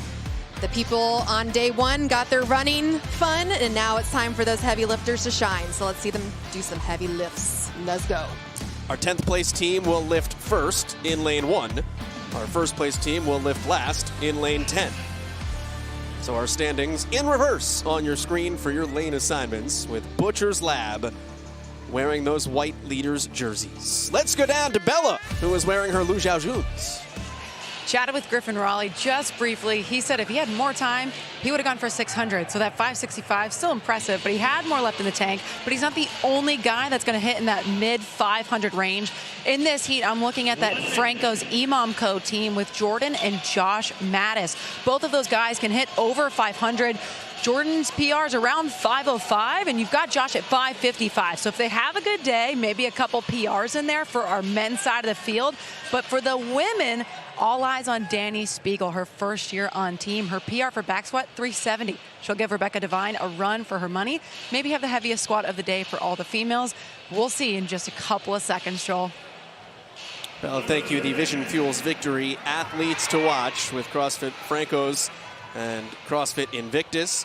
But Butcher's Lab right now wearing the white leaders jersey. And the question is, how much damage control can you do? Pernilla Christensen told us earlier this is not a strength event for them, although she did PR her back squat 3 days ago. Yeah, 319 was it? So we'll see that she's starting at 315. We'll see what she can do. And we are underway. 5 minutes to lift for all of these competitors. Females first, then 5 minutes for the men. And Pernilla Christensen, good at 315. She basically hit her PR, and that looks super smooth, meaning she's got a lot more in the tank. 319, by the way, is the ultimate kilo conversion PR. Here comes Danny Spiegel. Sean Early on the left, Phil Muscarella on the right, being good weight loaders here for their teammate.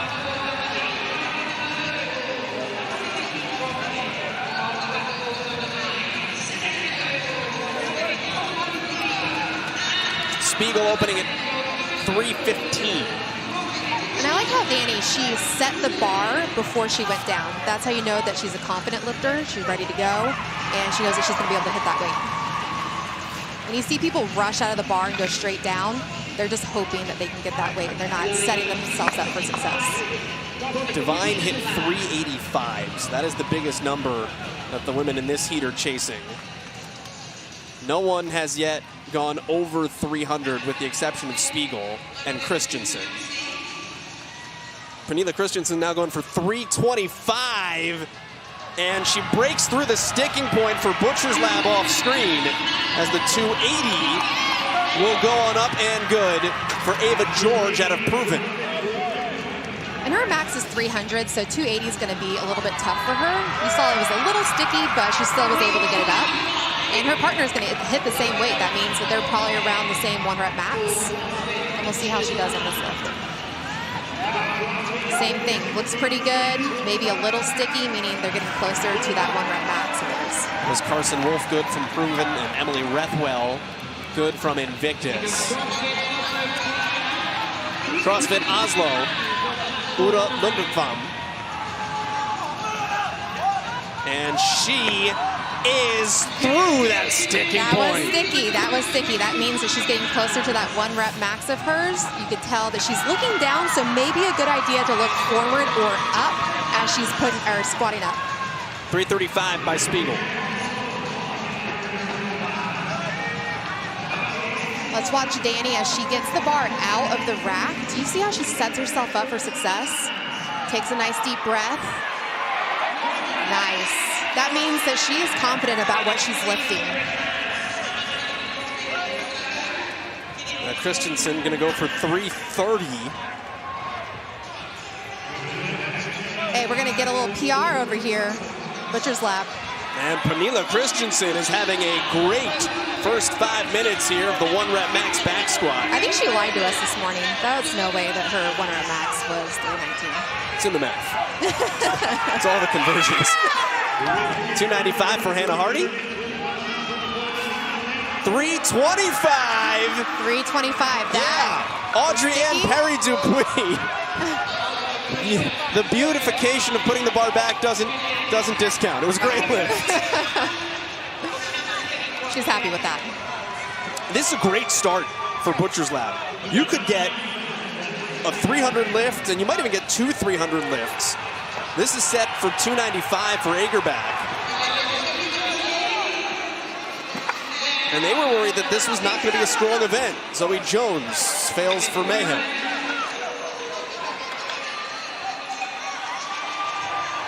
Okay, Butcher's Lab going for 295. Let's see if she can hit this lift. So she's going really, really slow on the way down. That's telling me that that's a really heavy lift and she's not as confident as she's going up.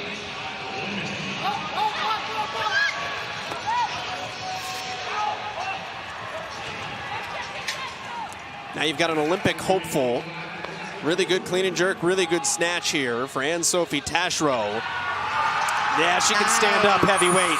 Yeah, 335. Looking good.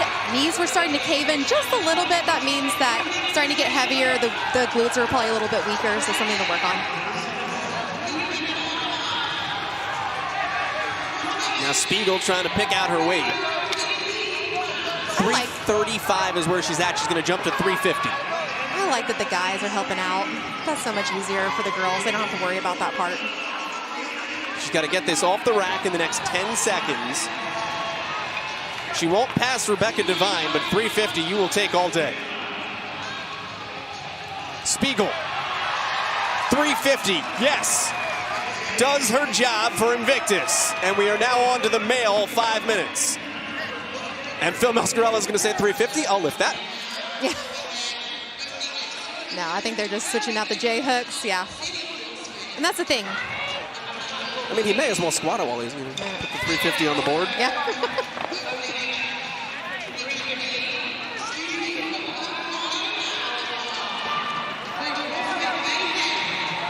Sam DeMeester cracks 400.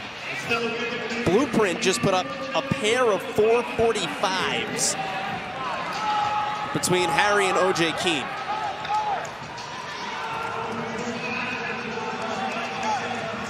And DeChico goes to 405.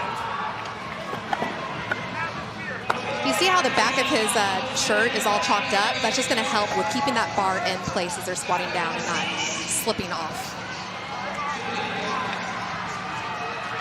Tola Maracanio just made quick work of 425 off screen for Oslo. You're looking at a couple of 445 attempts. Got Butcher's Lab hitting 445 as well. That is Tomas Stroyer. Hey, if you're looking for a serious upgrade in your lifts, you can save 15% on Lu Xiaojun shoes. Scan the QR code on your screen now or head to luxiaojun.com. It's spelled on your screen, .com, and grab your pair today. Lu Xiaojun, 3-time Olympic champion, one of the greatest weightlifters of all time. Transitive property. 475 is the best hit so far. That's from Franco's that we talked about with Bella earlier. And we'll go down to Bella now. watching CrossFit Franco's in 6 with the low bar back squat for Josh Mattis, that tells me 2 things. 1, he knows how to lift really heavy at least once. And 2, he's very familiar with a heavy back squat. So if you watch him as he attempts this next lift, he's going to get that bar really low on his back, and he's going to hinge over just a little bit more in that wider squat. You can see over in lane 7 as well, Sam Demeester is doing the exact same thing. It really helps if you're trying to get a little bit more leverage. In lane 6, right side of your screen, 500 pounds here for Josh Mattis. Long levers, big power. Yeah, some long levers. That's why he's squatting so wide on the platform. 3-time CrossFit Games veteran, and they're just trading him out. Jordan Kerr is going to go for 500. As DeChico just hit 455 for Mayhem. We'll get a full pit stop change here for Butcher's Lab after a miss. It's something to think about with these guys. They're having to lift off of the women's J-hooks, which it's like an extra lift for them, which isn't always the most fun when you're trying to hit a PR. 2 minutes left. The weight to beat is 1735. Franco's right now is at 1590. I think Undivided is going to hold. 1615 is second. That is within reach. That's only 25 pounds away from where Franco's is currently, as Demeester hits 475 to up Mayhem's total to 1550. That is in top 10 contention.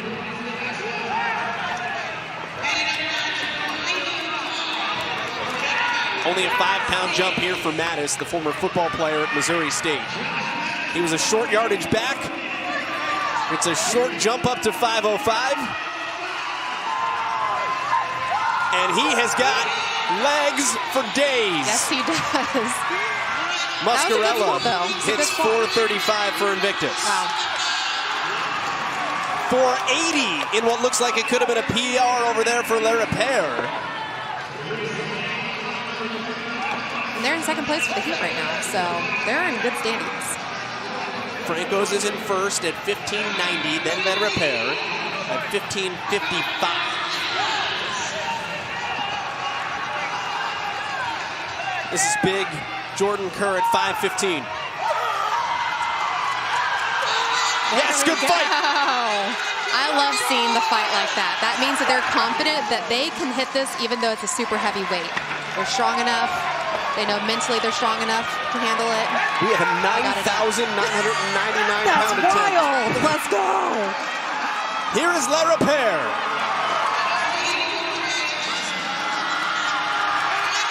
And that's a good lift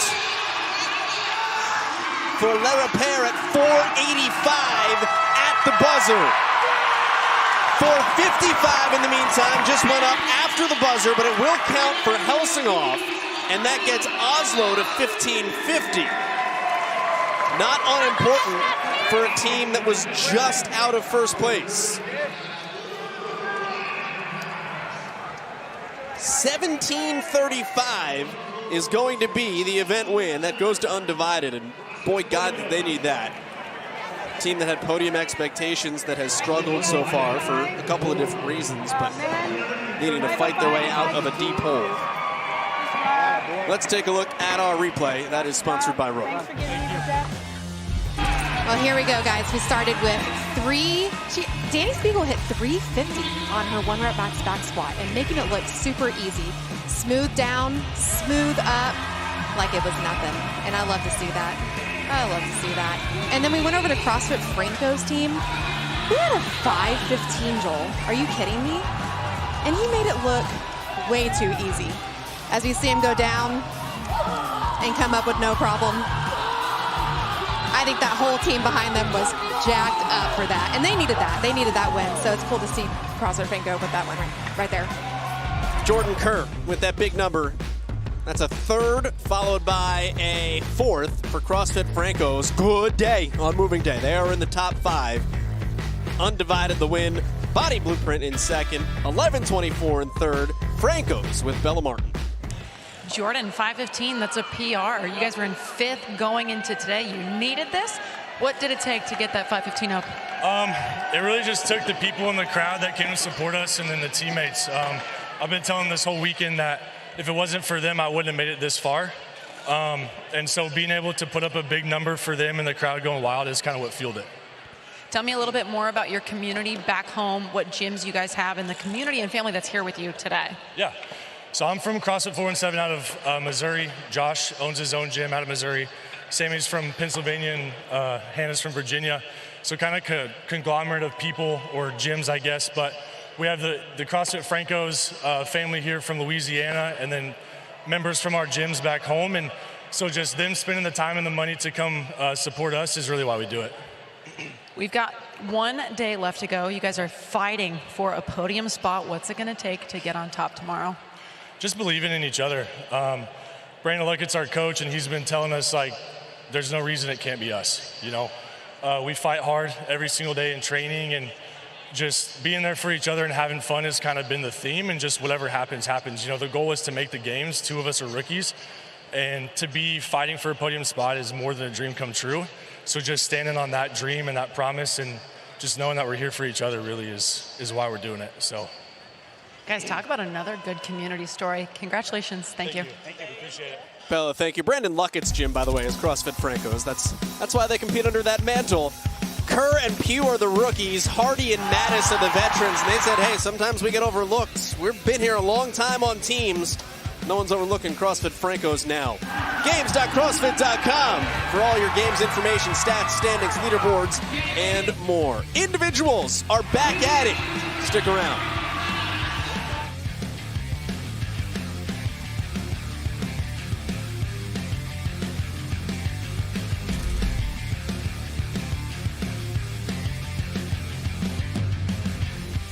The 2025 CrossFit Games are brought to you by Rogue. Don't weaken. The official equipment supplier of CrossFit and the CrossFit Games. Velites. We are Velites. We are made, not born. The United States Border Patrol, being an agent of strength. And Sattva. Smarter luxury sleep. You can't talk about power output without talking about intensity. Now, intensity is just power output. That's the only thing we care about when it comes to measuring intensity. The more power you produce, the higher your intensity. If it was heart rate, if heart rate was important, if heart rate produced power output, let's say I got a gun out and I point you this gun at your head. What happens to your heart rate? It goes up. Are you doing any sort of fitness? Producing any power? No. If I told you that we're going to lock the doors and do Fran at the end of the day, what happens to your heart rate? Goes up. Are you producing any amount of power? You doing any sort of fitness? No, exactly, right? If I put you in a sauna, you're going to sweat. That's not intensity. All we care about is intensity, and high intensity is power output. High intensity means high power output, which is why we use functional movements, because they maximize, or one of the best ways to produce high amounts of power. So intensity is just power output. The next question is then, okay, well, why is intensity so important that it's built into the definition of the program? Why do we love intensity so much?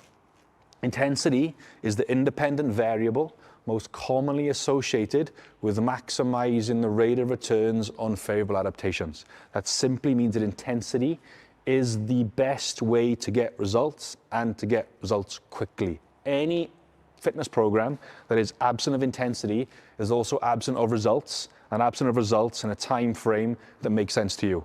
You want the results pretty much as quick as possible. Agreed? Now, this isn't max intensity. This is not smashing your head against the wall every day you go into the gym. It's not max, it's just high intensity. It's just trying to get as much work done as possible. So intensity is just the way to get results, and to get results quickly. We love intensity because intensity gives us results. What we need to understand with intensity is that it needs to be relative to an individual's physiological and psychological tolerances. It means that intensity is going to look different for each individual that comes into your CrossFit gym. Let's say, like, take two extremes, right? Take like Tia Claire Toomey and take my grandmother, right? Should they both be in a CrossFit class? Yeah, they should, right? Because my grandmother needs just, you know, some functional competence, where Tia Claire Toomey's looking for sort of functional dominance, right? But these movements are natural, they're essential, they're safe. So my grandmother needs to be doing thrusters and pull-ups just as much as Tia does, just the end goals are different, right? Now, let's say they're both in your class, right? Let's say that Tia does Fran in, like, what are we saying, like 2 minutes? Maybe 2.5 now if she's like semi-retired, fair? So 2.5 minutes, 2 minutes for Tia, right? My grandmother's Fran is gonna look a little bit different, right? She's probably gonna have like maybe a PVC pipe with like maybe a med ball or a low box to squat to. She's gonna squat down to that box with the PVC pipe. She's gonna stand up, she's gonna press it overhead. She's gonna do 21 of those. But pull-ups, maybe like a jumping pull-up, it might be a ring row, it might be me sort of offering my arm out as she sits on the box. She holds my arm and stands and pulls her chin up over the bar. She's gonna do 21 of those. She'll do 15, 15, 9, 9. As long as both athletes are working to the sort of limits of their physiological and psychological tolerances, they will both continue to get adaptation from the program for a long period of time. We want my grandmother to push for intensity because we know that's where the results are. Tia Claire Toomey wants the results to go and compete at the CrossFit Games. My mother wants the results to maximize her fitness to keep her out of the nursing home in her advancing years. With me? So both athletes need intensity and they both need exposure to the program. It just looks a little bit different. It just simply means that we have to scale the intensity back for the individual. Someone's brand new into your gym, they need to probably be introduced to intensity.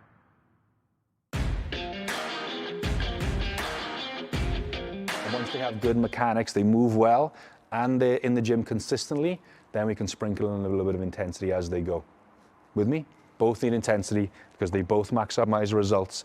We just need to scale it to the individual in front of us in the gym based off what they need.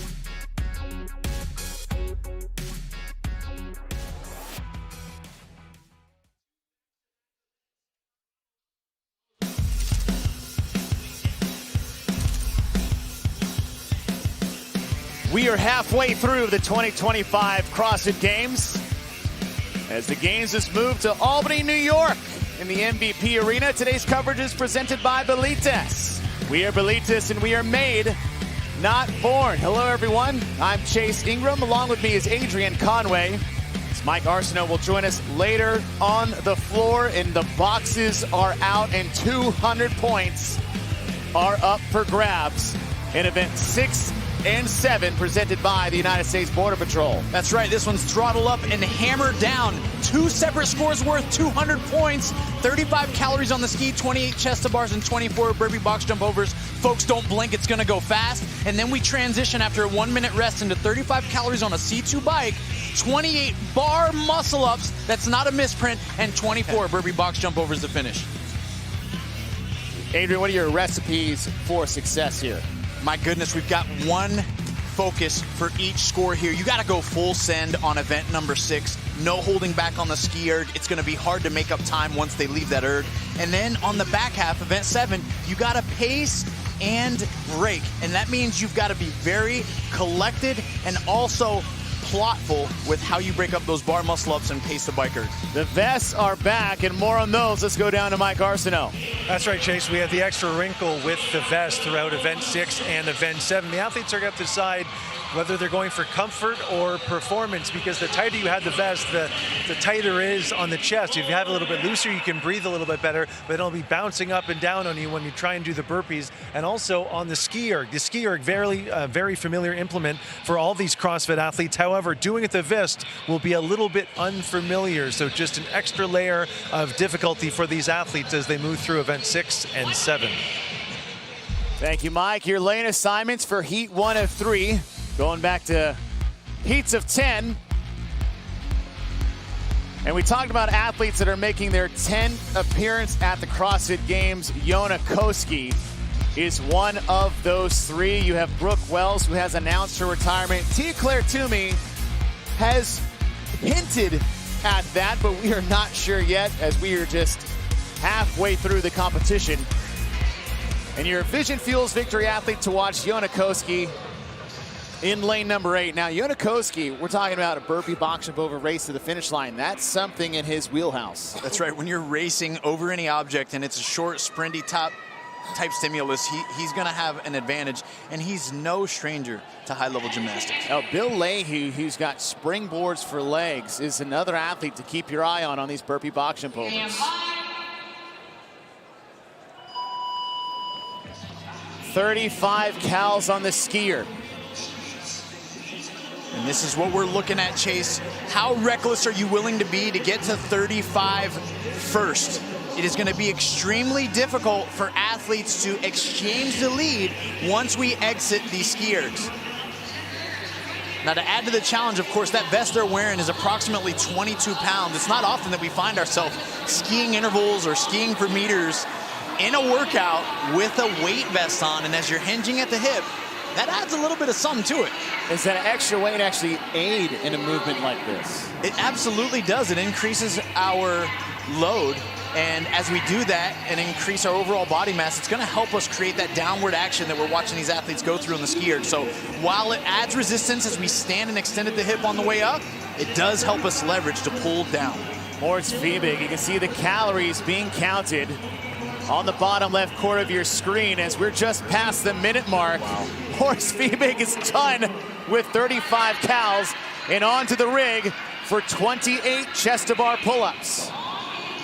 And this is where these athletes are going to have to really be calculated. Do you break? And if you do, it's got to be extremely fast.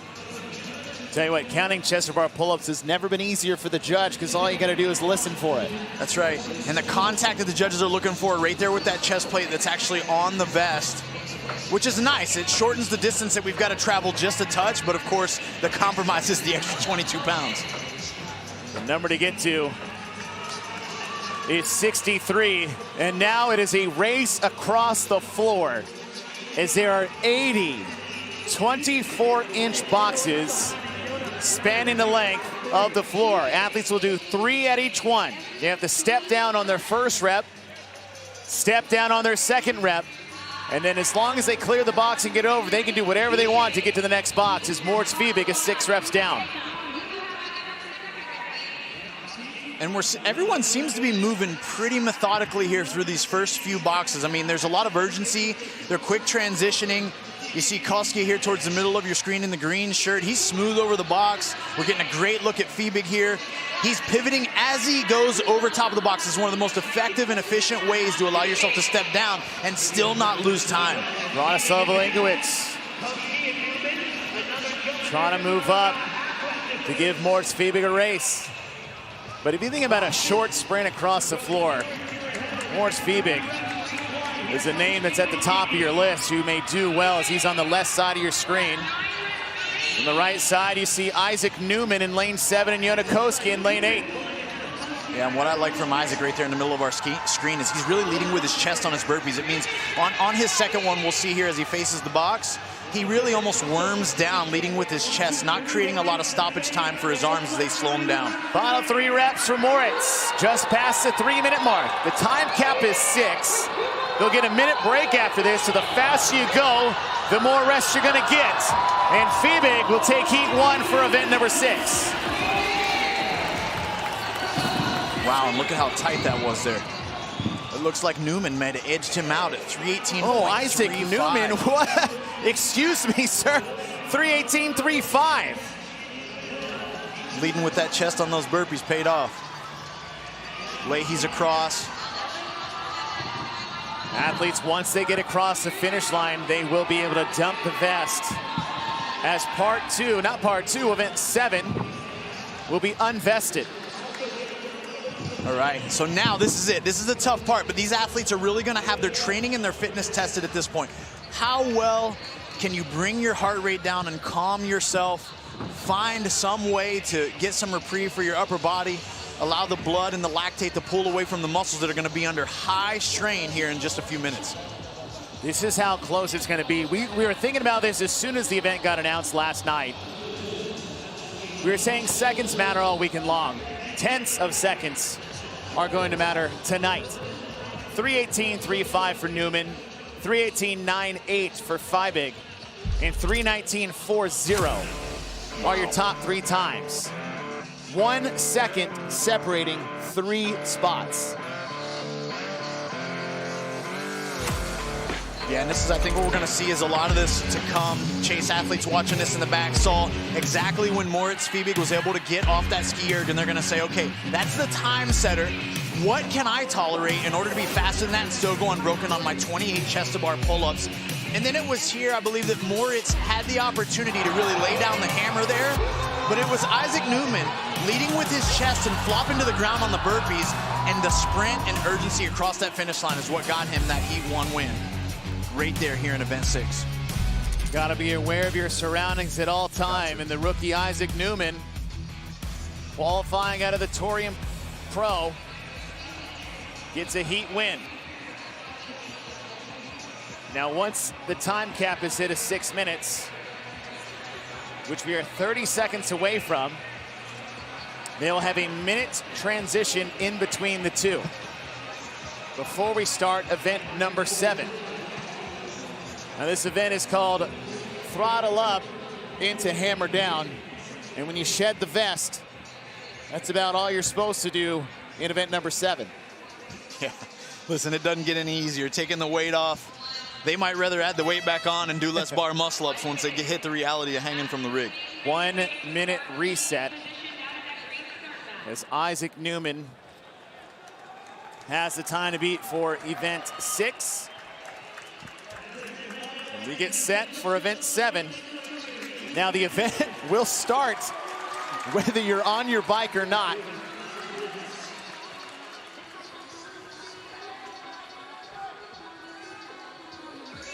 The same rep scheme applies. Yep.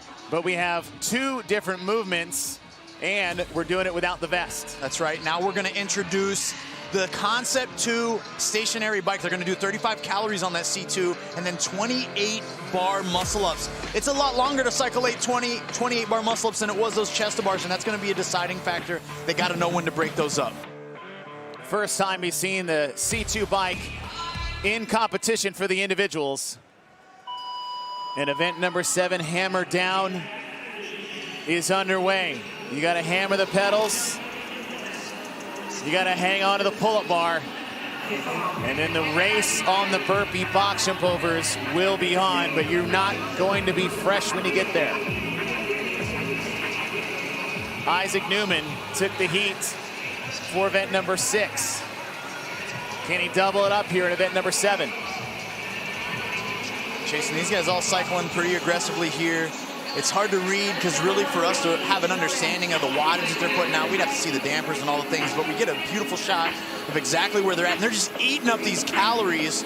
Some of them almost getting a calorie a second there as they're just ticking by the low 20s at this point, already 46 seconds in. Yonakowski got 3rd in that heat. Again, it is close. 1 second for 3 spots between Isaac Newman, Yonakowski, and Moritz Fiebig.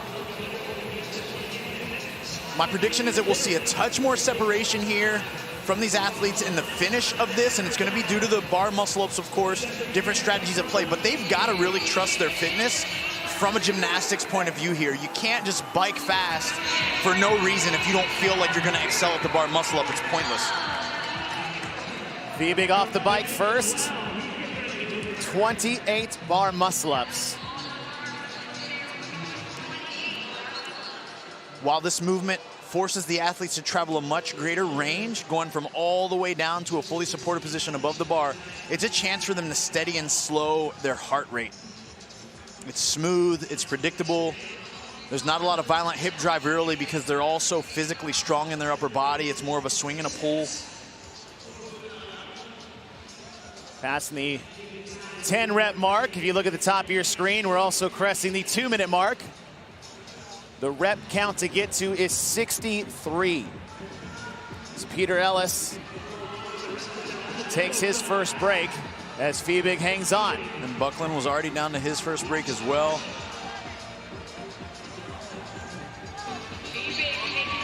Fiebig, 10 reps left to go.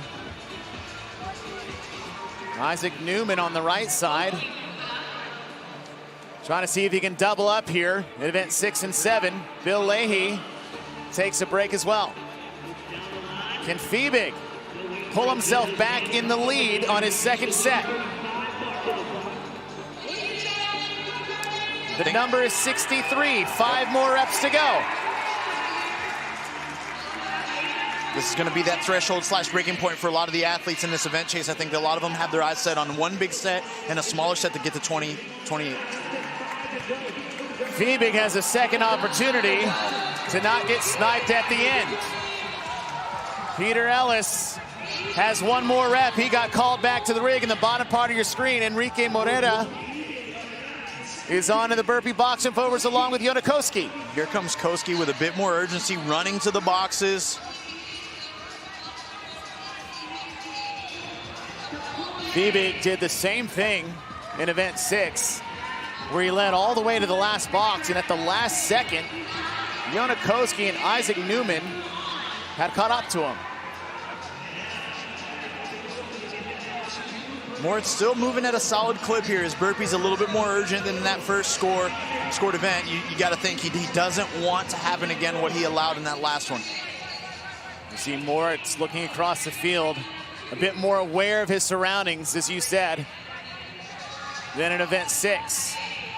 2 back-to-back scored events, 200 points up for grabs in a span of 15 minutes. Past the 4-minute mark. Moritz Fiebig has 9 reps left to go. Yonakowski, Bill Leahy, and Enrique Morera are trying to chase down Fiebig. Yeah, Fiebig's doing his job. He's doing exactly what he needs to do in order to keep that distance between him and Morera. He's leading better with his chest than he was on the last round. He typically would lead with his hips, and then his chest would roll to the ground, and he's much more aggressive now. Fiebig on the last box, upper part of your screen. And it happened once. And it's not going to happen again. Fiebig will take heat 1 of event 7.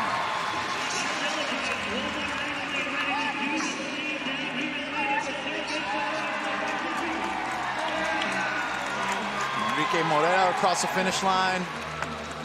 Bill Leahy with a full clear of that box. Leahy's in. Koski's in.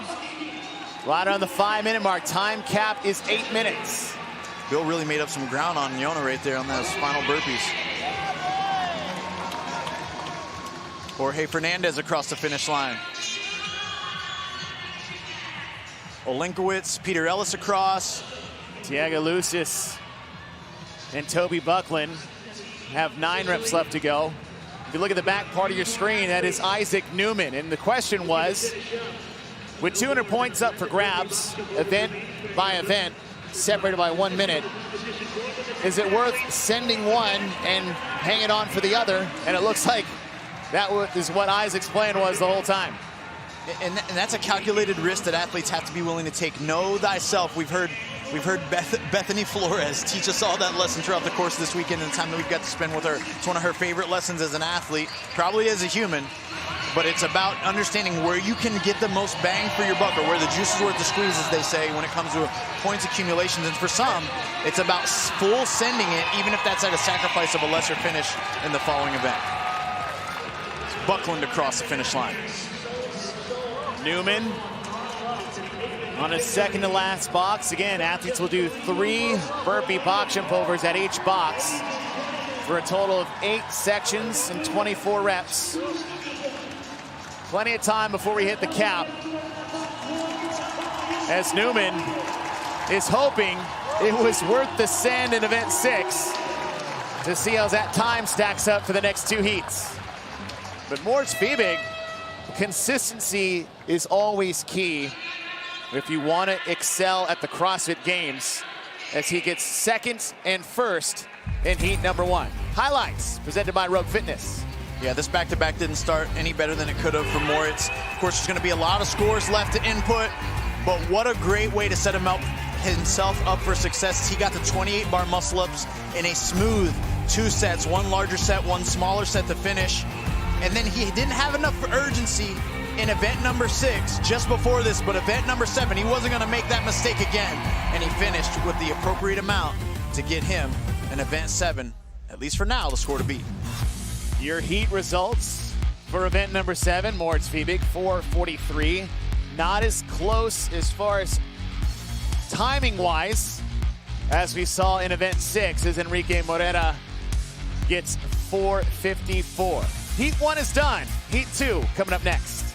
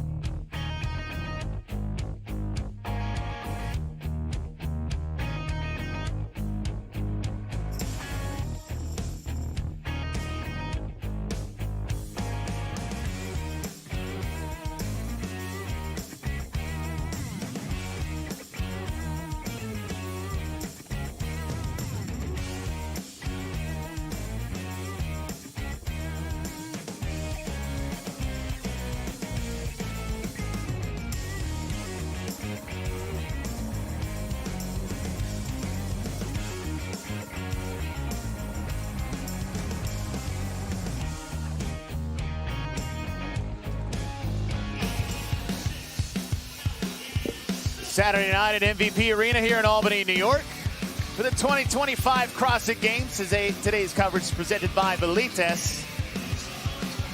I'm Chase Ingram. Along with me is Adrian Conway and Mike Arsenault. We'll be on the floor as we get set for individual event 6 and 7. Throttle up, hammer down. And it's an exciting one, Chase. It starts fast and furious with 35 calories on the ski erg, 28 chest-to-bar pull-ups, and 24 burpee box jump overs. Don't blink, folks. It's over that quickly. Then they get a 1-minute reset, and we're right into event 7. It's a 35 calorie, this time on a C2 bike, 28 bar muscle-ups, and 24 burpee box jump overs. Both worth 100 points each. Your lane assignments for heat number 2. As these are your middle 10 athletes of the 30 that are competing this weekend, and we have reseeded since the 1-rep max back squat. And your Vision Fuels Victory athlete to watch, Colton Mertens, put up a staggering 370 pounds, and if anyone needed 200 points more, I don't think anyone needs one more than Colton Mertens. No. You said it. 570 on that back squat. It was crazy to watch. This is his 4th individual appearance at the CrossFit Games. His best finish overall is 18th. Right now sitting in 15th. This still isn't where Colton expected to be this year, and I know this isn't where he wants to end up. He's going to come out hungry, and I expect him to make some moves in this combination of scores 6 and 7. But watch out for him on number 7, setting a mean score and a hard one to beat. Another athlete that was in the top 10 and looking to maybe get back in before we start the final day. Kalian Souza has had himself a heck of a weekend. Absolutely. Consistency, sitting in 12th place, and this is his 3rd consecutive CrossFit Games.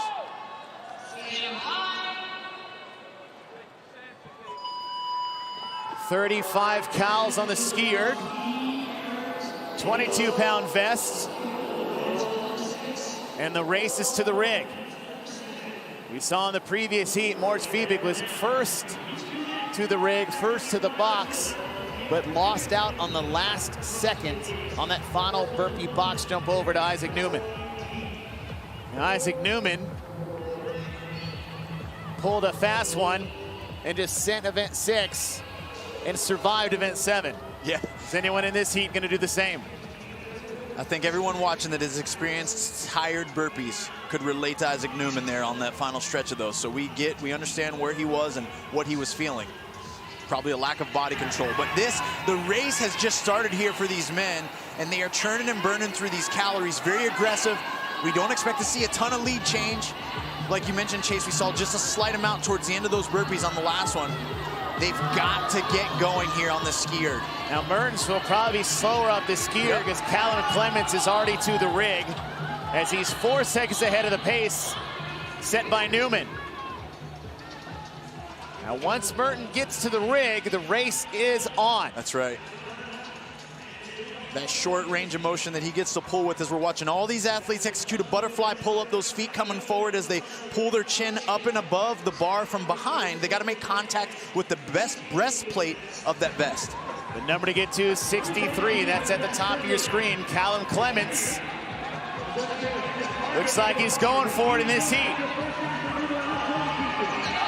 He's on pace that Isaac Newman had at 143. Here comes Mertens and Ty Jenkins, joined by the rest of the field. Callum Clements in lane number 2, upper part of your screen, just past the 2-minute mark. Time to beat 318.35. After the 4th box, Isaac Newman was done at 2:57. And Callum Clements is on the 4th box. And Clemens moving smoothly, but still very urgently, stepping up every burpee, making quick haste transition from box to box. Clemens is ahead of the pace set by Newman. Looks like Colin Bossard is trying to stick with him, as Kalian Souza on the right side of your screen isn't backing down just yet. 30 seconds before he hit the time to beat. Clemens, 6 reps left to go. He's got to go. It's going to be close. Last jump before the last box. 3 reps. 13 seconds left. It's going to be close. Can he get across the finish line? And Bossard, Mertens, Souza are in. Wow. 3:17, the new time to beat. Bossard actually snuck in at 3:18.23.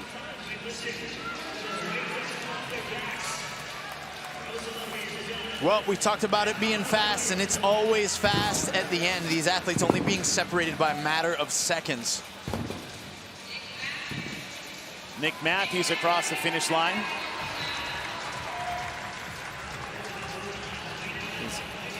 All athletes look to be done under the 4-minute mark.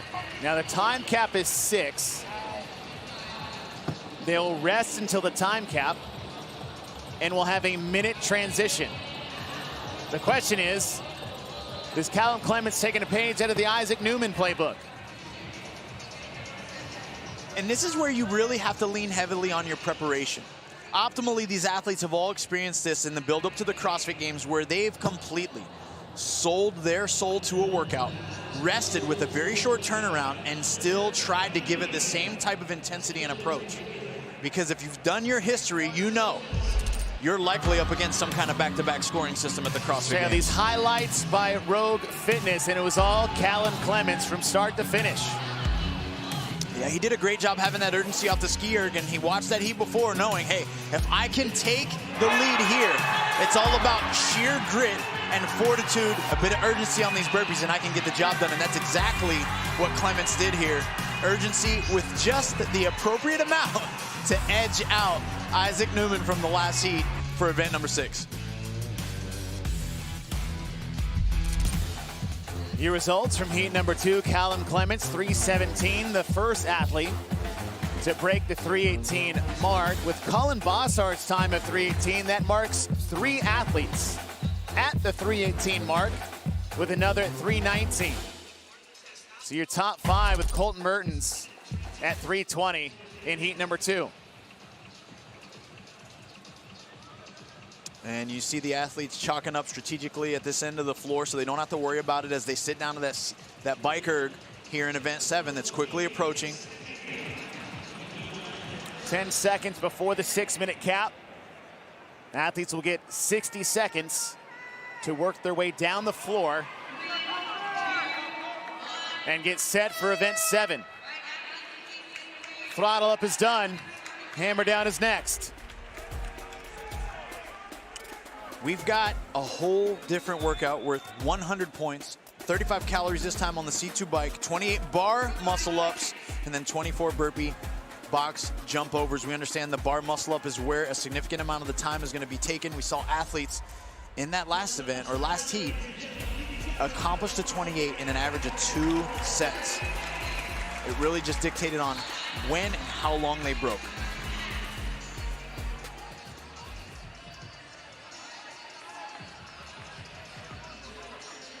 Time to beat 4:43.70 by Moritz Fiebig in heat number 1. This is heat 2 with 1 heat remaining.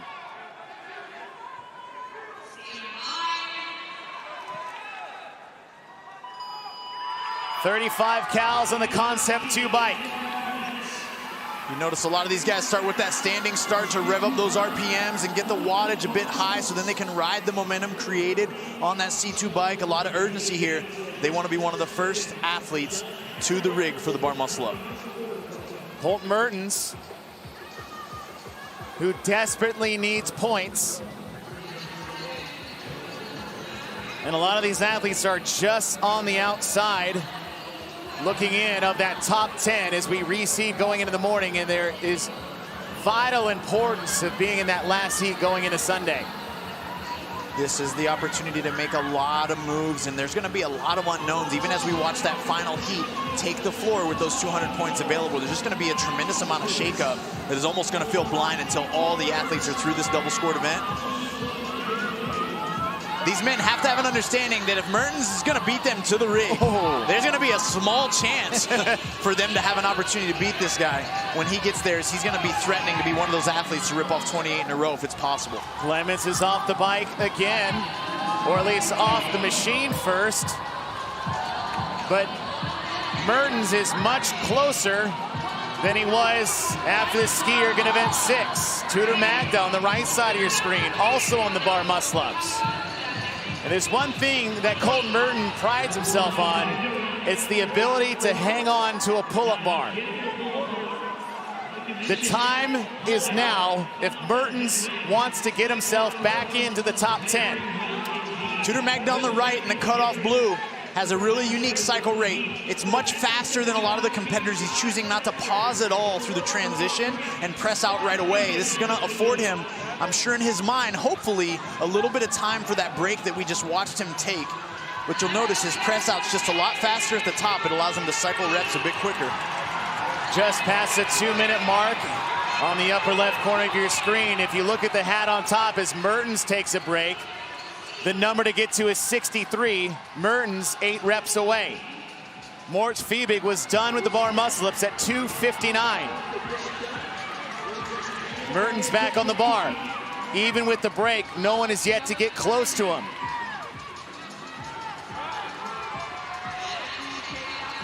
Boy, and this is where Clemens took a really long break right there, Chase. This is where you start to see the accumulation effects of taking the victory on that event 6 there to kick things off. One more rep for Mertens. Can he get it? Squeezes it out, and now the race is on the box as he is 14 seconds ahead of pace. Mertens is not racing these 10 guys. He's racing the next 10 guys. He needs another event win in the most desperate way. Unfortunately, he has to do it by himself in the second heat. And this is the climb that he's had from that slow start at a 26th spot. We've got a 20th, a 10th, a 19th, and a 1st. Where will these next 2 scores settle him on the leaderboard? Moritz Fiebig, who has the time to beat in the upper left corner of your screen at 4:43.70. After this 4th box, he was at the 3:52 mark. Mertens, 15 seconds ahead of pace still. Yeah, and this is the urgency you love to see from the athletes right here as Mertens really is digging deep, staying as low as he can to the box. It's a race to the ground every rep, Chase. This is where athletes can start to take things for granted. They flop down. Colton is attacking the ground after every repetition. This is going to set him apart from the score to beat. Mertens on his 6th box. There's 8 in every lane on the floor. 6 more reps to go for Mertens. Just past the 4-minute mark. 30 seconds stands between Mertens and a new time to beat. Colton Mertens, with one more box jump, has to get across the finish line. And there you go, heat 3. Have fun with that. 4:27.63. Ty Jenkins trying to get away from Chris Ibarra. Wow. A little synchro action there from the boys to finish the event. 17/100ths of a second between Ibarra and Jenkins, as Moritz time will at least stand for 4th best in the event with 1 heat left to go. Bossard's in. Callum Clemens still hanging tough for us, so definitely not sending the full event 6 and trying to hang on here in event 7.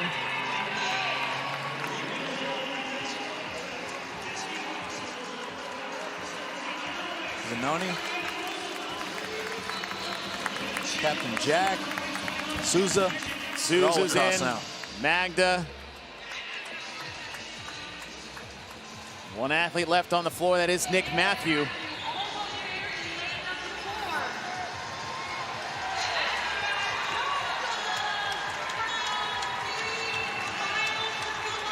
Did we learn some lessons, Chase? Do you hold back just a touch now after seeing all the rest of the athletes take the floor for event 6? So you're like, okay, I want to finish second in my heat on that one so then I can come back and do the thing. Colton Mertens sets the time to beat for event number 7. Here are your highlights. Mr. Mertens, presented by Rogue Fitness. Mr. Mertens, we knew we had to have an eye for him, but it was Clements off the bike first. We, however, had a firm understanding that if Colton could rope someone in to stay close enough for these bar muscle-ups, that this would be that movement, that he's got an advantage, a faster cycle rate, and we know he can go big when it comes to the volume here for these hanging gymnastics, and that's exactly what he did. Set a great pace, was ahead of the previous heat already at this point, but then it was his effectiveness and efficiency with these burpees, submitting to the discomfort and leading with his chest and torso for every rep that allowed him to now have the time to beat. Your Heat 2 results. Colton Mertens at 427.63. Only athlete under 430 so far, with Ibarra and Jenkins at 439. The third and final heat. 200 points up for grabs. Next, here in MVP Arena.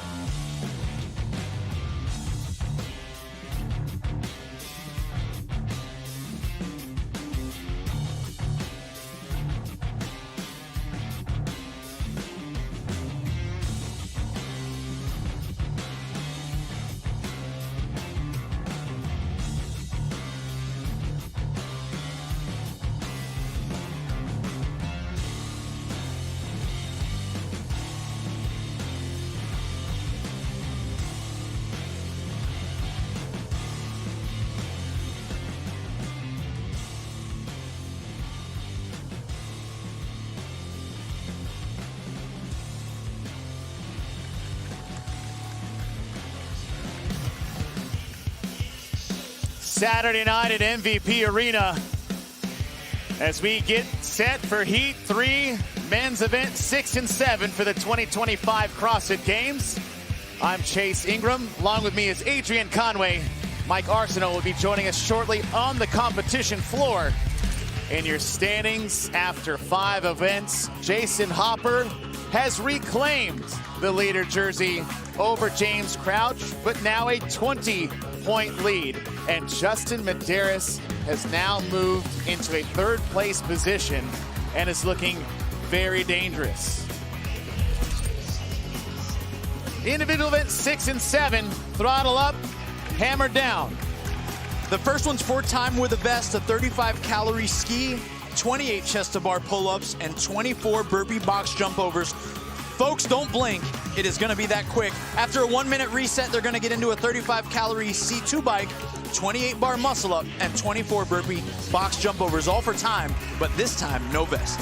Adrian, what are your recipes for success? They're straightforward. On this first one, you got to be full send chase. Once we exit the ski erg, there's not going to be much time to change the lead. And then on the back half, it's pace, don't break for event 7. You've got to pace yourself and know when to break up those 28-bar muscle-ups. Your lane assignments for your third and final heat. Your top 3 on the leaderboard will be in lanes 5, 6, and 4. And the man in lane 4 is your 2-time CrossFit Games champ, Justin Medeiros. With more on him, let's go down to Mike Arsenault. Thanks, Chase. When Justin won his titles back in 2021 and 2022, he was the model of consistency, and he's lacked that the last couple of years. But now, for the first time in a couple of years, he finds himself on the podium this late in the competition, and he's reeled off 4 consecutive finishes in the top 10, and both Event 6 and Event 7 line up very well for him. We'll see if he can make it 6 in a row as he looks to return to the podium for the first time since 2022. Lines up very well for 2 other athletes as our Vision Fuel victory athletes to watch. That is Jason Hopper and Roman Krennikov. The big fellas came to play, and they're going to like the looks of this ski erg with 20 extra pounds on their body, Chase. I'm looking at both of these guys as an all-out race to be one of the first men off the ski erg and try to lead the rest of Event 6. We'll see how it plays out. Jason Hopper back in the lead with 20 points. Jeff Adler did not have the squat we are accustomed to seeing, but perhaps he has a little left in the tank with 200 points up for grabs.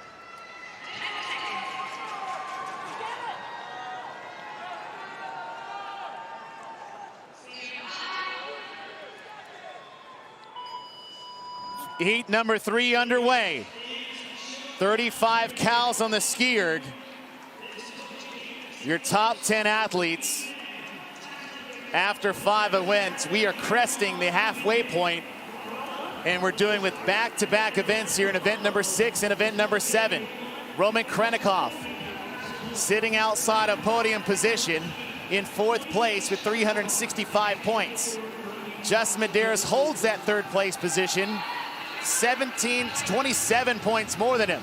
But if anybody can crank on a ski erg and hang on to a pull-up bar, that's Roman Krennikov. That's right, and if people weren't paying attention to how he got here, they can go back and watch the final at the Mayhem Classic on one of the ways that he was able to accumulate a lot of points is by going unbroken on big sets of bar muscle-ups with bikers. So he lines it up, and he's willing to risk it for the biscuit, as they say, on a workout like this, as we see Jason Hopper already accumulating well past the 30-calorie range.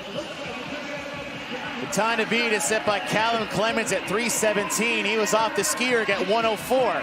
So Krennikov, everyone, is about 4 seconds behind Clemens. And here we go. These butterfly pull-ups are no problem for any of these athletes in this final heat. They're all going to go 28 unbroken. Who can be the most efficient with their range of motion? Meeting the minimum standard is going to be hitting that vest right on the top of that bar. Event 6 and 7 is presented by the U.S. Border Patrol. The U.S. Border Patrol is hiring. Make an impact. Be an agent of strength.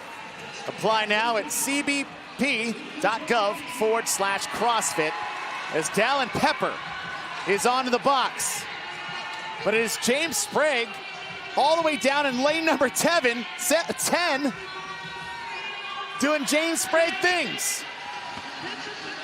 Your 2024 CrossFit Games champion, wasting no time trying to get ahead of the pack. Yeah, we like James Sprague in any erg event, and he's doing exactly what he needs to do. Fast through the pull-up bar. He wore his vest a little bit loose, Chase, which allowed him to travel a lesser distance to make contact with that pull-up bar. And what he really needs to do is he needs to be ahead of that 2:26 mark after this box. And he's 5 seconds ahead of the pace by Clemens. Sprague needs 100 points here. He's 5 seconds ahead of the pace and about 10 seconds ahead of the field. 9 more reps to go for James Sprague.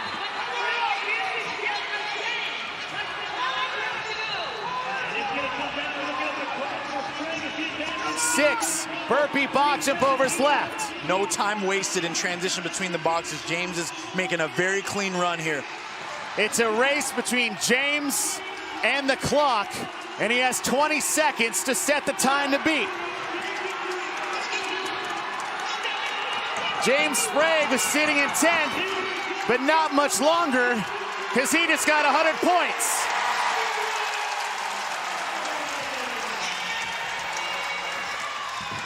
Garrard's across, 314. Garrard needed that. All these athletes needed that. Justin Medeiros is in. And Hopper looked like he got out-sprinted by about 3 athletes right at the end. And Jay Crouch was one of them. And that is huge for Jay Crouch. We talked about this event coming down to tenths of seconds. James Sprague gets first in the event. Okay. Hopper getting out-sprinted at the finish, got 17th in that event. Keep in mind, there are 30 athletes competing. A 17th place finish is 39 points. Crouch, a 16th. There was a big gap between your top 4 and the next 6. Not anymore, and we got another 100 points waiting in the wings. Let's check out these highlights presented by Rogue. Wow. Well, we were on it early. We were watching Roman, we were watching Jason, but there was another big fella in this heat by the name of James Sprague, who was handling business down to the bottom of the right of the screen here. First one to the burpee box jump overs, and there was absolutely no looking back for James. It was technical proficiency from rep 1 all the way through 24 on those burpee box jump overs, and he just wrapped himself up in event win here at the 2025 CrossFit Games. Adrian, if you wanted to ask me, name 5 athletes that make big points in a big way. Those names go James Sprague, Ricky Garrard, Dallin Pepper, Austin Hatfield. They also needed the guys chasing that some big losses, and we just had that in event 6. What was a 4-pack running away is now compressed, but who had the best overall? Justin Medeiros. And that's what we like to see, Chase. We had a conversation walking through the halls of the MVP arena. And what we say it was time for? It's time to get desperate for some of these athletes. Some of these athletes that were on the cusp. This is the time to make your move, and they are making those moves right now, showing signs of desperation with high levels of execution. Justin Medeiros finished the best of the guys, top 4 men, but it was still a 13th place position. So we have 100 more points on the board up for grabs. And with the way that event just went down, what was a big gap is now compressed. This could be a make or break event for everyone's podium hopes. It's only Saturday night.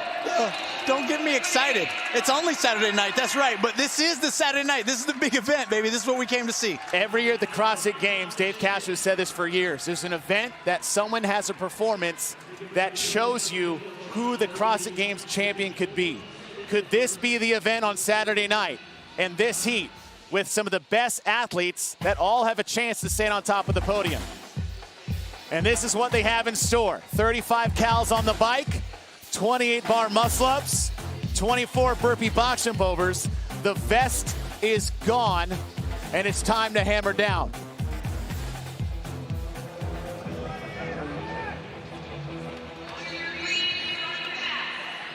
We saw from the previous heats, this is less about who's first off the bike and more about who's first off the bar.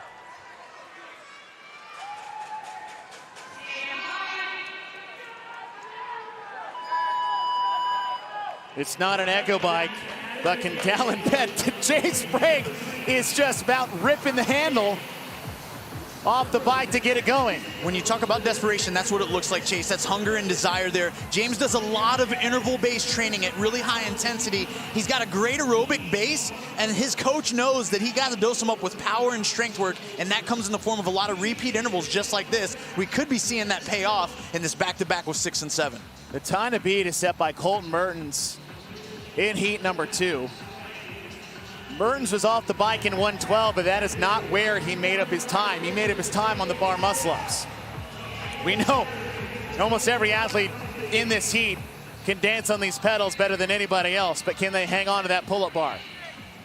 And the answer, and if we're comparing to Colton Mertens, not quite as good as Colton because that cycle rate is almost impossible for a lot of these young men to match. But they could probably get close to matching that rep scheme. They're going to have to have a lot of urgency in getting off this bike faster than he did. You're going to see a lot of athletes off the bike at near the same time as we are past the 110 mark. Behind the pace of Mertens, but it is Dallin Pepper who is to the pull-up bar first. Pepper with also a fast lockout at the top, a little bit faster than what we see as close to us as possible here from James. James almost rests on the rig, then presses out. Dallin Moore pressing out as he rises above the rig itself. Past the 90-second mark, clock in the upper left corner of your screen. The rep counter is at the top of your screen. The number to get to is 63. Jason Hopper took a 17th place finish in that last event. There's going to be a lot of shakeups here between the 6 and 7 score. These 200 points are, as we've alluded to, very impactful for tomorrow's lineup. Colton Mertens got to 55 before he took a break. Pepper's at 54. The time check is 2 minutes and 44 seconds. Pepper has 9 reps to go as Sprague takes his first break. Don't sleep on Ricky Garrard over in lane number 1 as he's trying to keep pace with Pepper. Hatfield drops for a break. Adler's down. Handful of reps left to go. Pepper took a break. Yep. Can Ricky make his move here? Ricky's got to hold on for 2 more. James Sprague's at the bottom right also takes a break. And it is Ricky Garrard. Ricky Garrard. He's got a full 2 reps on Dallin right now. Took second in the event in event 6. Garrard has to have this if he wants a chance to chase his dream, and that's to stand on top of the podium at the CrossFit Games. Ricky Garrard's currently sitting outside of a podium position as he is in 9th place. He needs these points in a big way, but he's starting to get reeled in. After the 4th box, Mertens was done at 3:38. Ricky put on some amazing performances at the semifinal level in the in-affiliate testing stage, and he's doing it now. Ricky has 3 boxes left to go. That means 9 reps. Make that 6 reps. 30 seconds, and Ricky could have himself a monster evening and have all the momentum going into Sunday. Time to beat 4:27.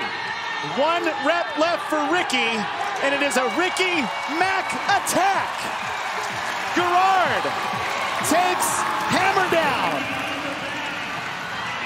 Here comes Dallin Pepper. He needs this just as much as anybody else. Oh, and we've got a showdown behind Pepper. Justin Medeiros just got a no rep. And Roman's in. Sprague. Hopper. Medeiros. Wow. Now that might have been a tough no rep for Medeiros. Tough one for Pepper too. He was shaping up to be second in that heat. Mertens should hang on to 2nd overall in the event. James Sprague gets 1st and 3rd. Ricky Garrard gets 2nd and 1st. Harry Lightfoot just trying to hang. And boy, oh boy. Get your calculators out because this leaderboard is going to change in a big way. Who will be wearing the leader jersey going into Sunday? Ricky Garrard gets 2nd in event 6, 1st in event 7, with an extra 196 points 2 is total going into Sunday. An absolute devastation. Devastation. On the finishing mat. That's what you love to see. That's called intensity, folks. We're familiar with that. We know what that's like. Replays by Rogue Fitness. Well, these guys were all in full attack mode. Chase, we talked about it. If these guys want to be on the podium, it is time to execute with desperate measure. They've got to be intense. They've got to be calculating. They got to go get it. And Ricky Garrard did just that. Coming out with a ferocious pace on event 6. We hadn't seen many people be successful in the back-to-back. Ricky showed us it is possible when you've been training for these moments. High level of execution. Ricky's just racked up 196 of them, and he's carrying in the momentum into Sunday morning. Ricky Garrard takes event 7. Colton Mertens gets second. James Sprague, huge back-to-back finishes for him. It was important for Ricky. Your 2 winners in event 6 and event 7, James Sprague and Ricky Garrard.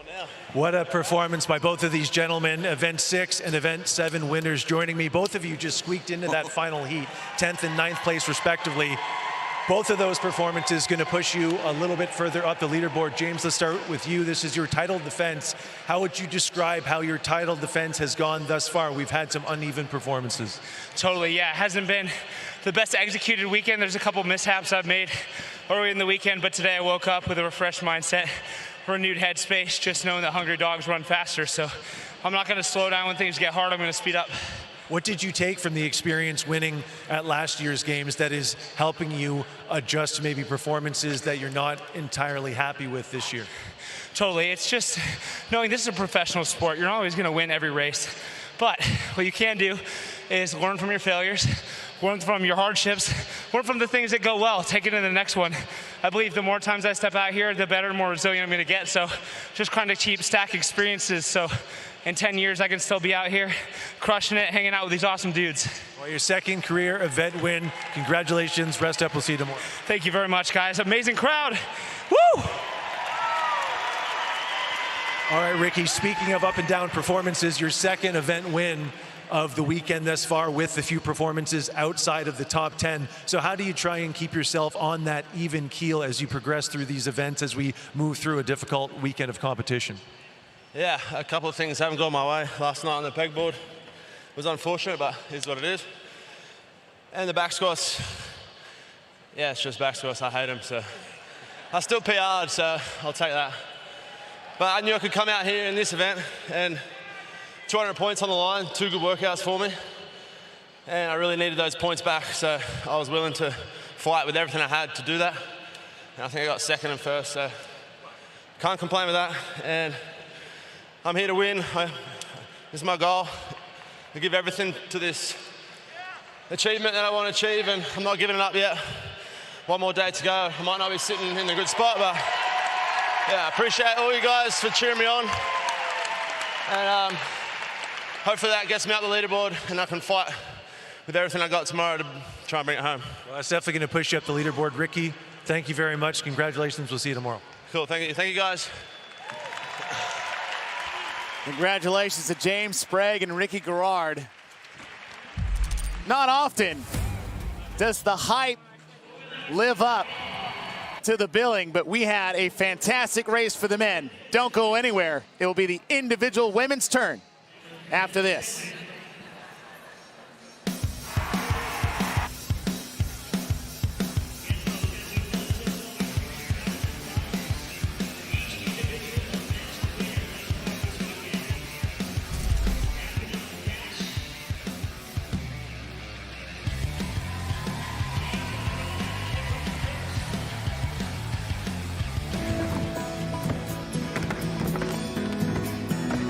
I became the owner of CrossFit Spur after being introduced to CrossFit in probably 2010, 2011. Stand, reset, back to the knee. Coached at a local box for a bit. Really enjoyed it more than I thought I would. Ended up getting my L1 and decided that I'd like to go off on my own and give it a shot. Way better. Good. We're just outside of Albany, a small town called Glenmont. I worked in the town that CrossFit Spur is in for many, many years. It's a neighboring town. Got to know the community really well. But after kind of being here and growing through word of mouth, organic growth, and people starting to understand that what we do is make people healthy, we sort of earned a reputation of making people better at anything, no matter what they want to do. John and Lauren will do just about anything to help anybody get better at anything. I'm convinced of that, for sure. You have an AMRAP for 14 minutes. My wife, Lauren, has been a member at the gym for longer than she was an employee here. She's an organizer for sure, so she does a great job keeping everything in line, taking care of the boring stuff that people don't quite understand, all the ins and outs of business ownership.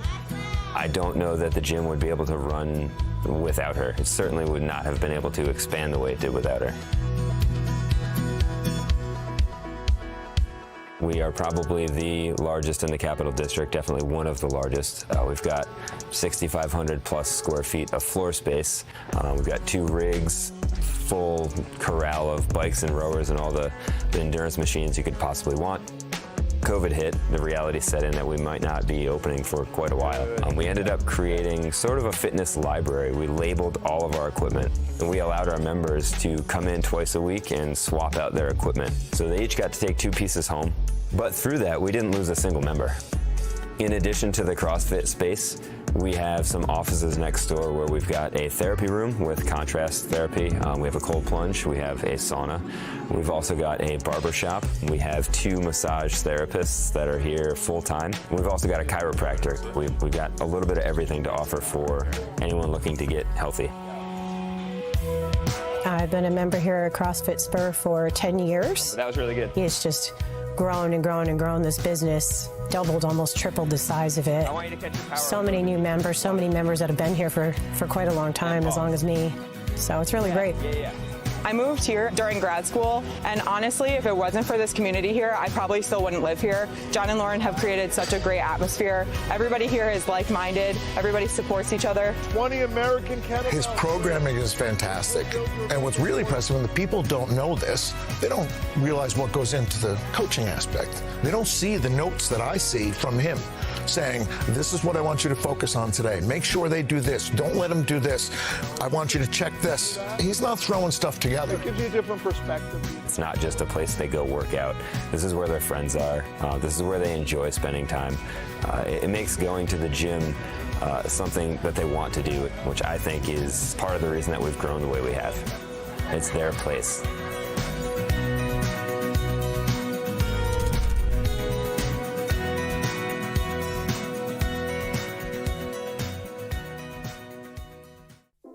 What's the key component when we look at functional movements? What are we looking for? The ability to move a large load. Long distances. Quickly. Ready, and go. And now reach up. Mastering the 9 foundational movements is key to building strong, efficient CrossFit skills. The squat, front squat, and the overhead squat, the press, push, jerk, deadlift, sumo deadlift, high pull, and the med ball clean. We can basically break down all of our human and athletic movement to a foundation of these movements. And stand, Missy, send your hip back a little more, delay your knee. These movements teach essential themes like core stability, posterior chain engagement, and full range of motion across the joints. Skills that transfer to many other functional movements. Get these right, and you'll have the foundation to confidently move, lift, and thrive.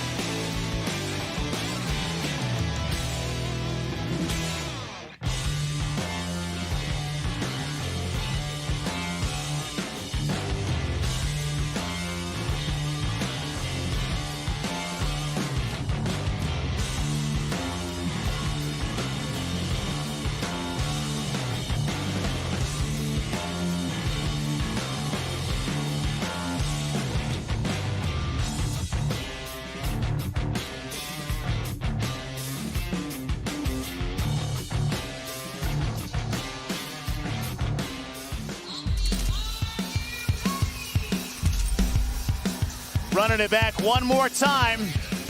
We're at Albany, New York, inside the MVP Arena for the 2025 CrossFit Games.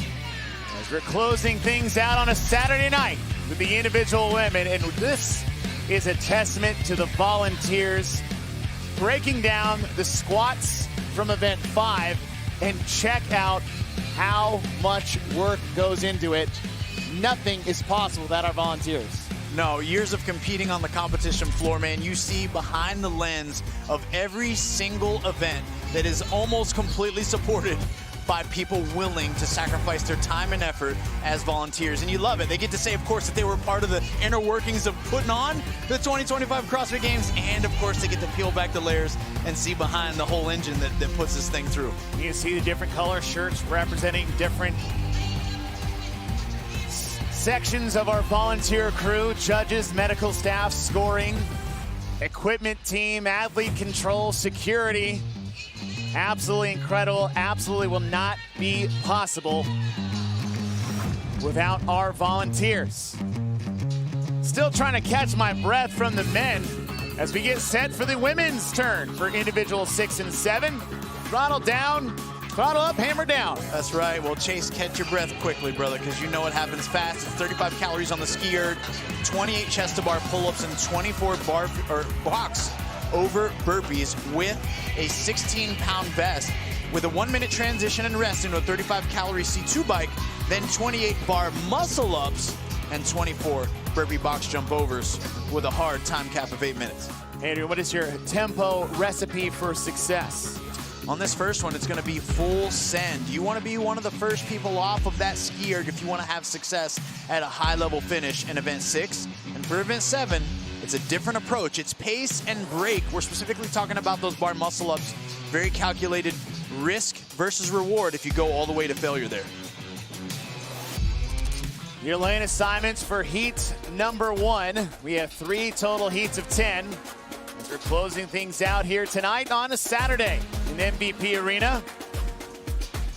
Your vision fuels victory athletes to watch. Sung Young Choi competing in her 4th CrossFit Games. Yeah, she comes here as a tenured athlete now, 4 times at the CrossFit Games, finishing 24th last year in 2024, and looking to finish in a higher placing every single year. Right now, sitting in 26, she's got to put herself higher on the leaderboard. And you have Maria Camila Quintero, and this is her 2nd time competing. She hasn't qualified as an individual since 2019. Yeah, she's one of those great athletes, Chase, that has towed the line on both sides. She was a team athlete 3 times, and now here's an individual again. Event number 6, no change in reps between the men and the women. We don't often see that when we talk machine work. Yeah, and this is one of those things where we understand, because we're stationary, moving mass is a huge advantage. So what we're asking is that the women are essentially responsible for a touch more work, being that often in stature and in body weight, they compare in smaller size than the athletes for the most part, and that's going to demand more work for them to accomplish that 35 calories on the ski erg. Still going to be an all-out race, but probably going to hit that at just a touch slower tempo. Does that make the first part on the machines more important to the success in this event? I think that what we'll see is more variability. I don't know that it's any more important, but I do believe that there will be a greater disparity in the time off from the first athlete to the last here, especially as we sequentially go through heat after heat, making our way closer towards that heat 1, or heat 3, I'm sorry. Past the minute mark. Some of our athletes have little less than 10 cals remaining. Mariana Meza, one of those athletes. The number to get to is 35. After the ski erg, they'll advance to the pull-up bar for 28 chest-to-bar pull-ups, wearing that 16-pound vest. Now, better consideration here, Chase, is will we see them break up the reps of the 28? We didn't see one male intentionally break off for the 28 chest-to-bars. Will the women have a different approach? First to the rig is Mariana Meza on the left and Alexis Raptis on the right. Both moving extremely fluidly through those butterfly chest-to-bar pull-ups. We see DeRoy there in the middle of our screen, right beside Raptis.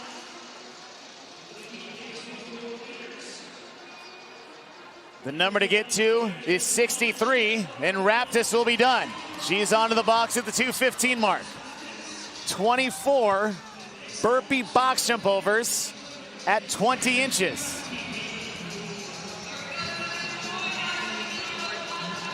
Remember, that standard is that these athletes have to do 3 burpee box jump overs at each box before advancing, and they have to step down until that 3rd burpee box jump over, in which they can clear the box however they'd like to advance forward.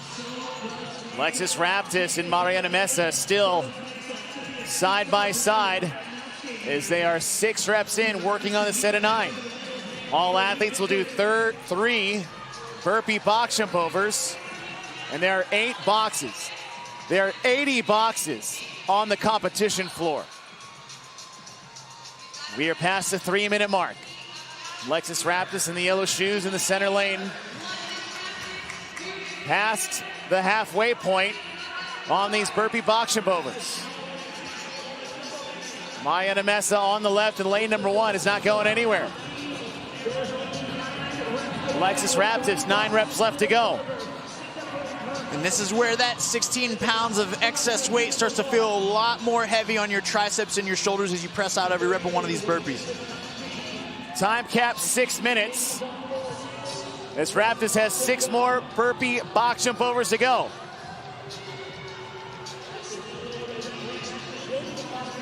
No slowing for Alexis, looking great on these burpee box jump overs. Raptis is on her final 3.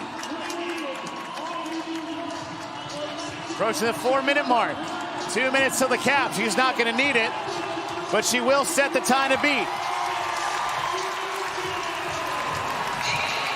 4:05.33 for Alexis Raptis as Mesa dives over the finish line to try to out-sprint Sungyoung Choi. Adekanyo's in. Now the men didn't need it, but that time cap is going to come into play potentially on the women's side.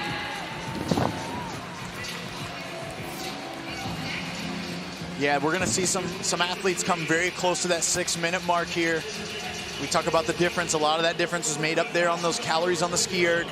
DeRoy still navigating her final burpee box jump overs here. And she's across. Unofficially 450 for DeRoy. Mayha still maneuvering through. Got 1 minute before he hit that 5 or 6 minute cap. Mayha is done. We have 2 athletes left on the floor. Make that 1. Quintero's in. And Luisa Marquez. Athletes can shed the vest and get as much recovery as they can until we hit the 6-minute cap, and then they will have 60 seconds to get across the floor and get set for event number 7. And right now, Alexis is trying to put as much effort and energy into recovery as possible. You'll notice her shaking her extremities. She's trying to flush away as much lactate as she can. That's a burning sensation that starts to accumulate. Anytime we really start to go through any physical activity or exertion that is towards our threshold, which means you're pushing hard, you're going to get that accumulation. And she's trying to shake it before it's time to sit back down on that bike and get after it. So yeah, these highlights presented by Rogue Fitness. Yeah, it was Alexis Raptis early in this event. She came out aggressive on the ski erg.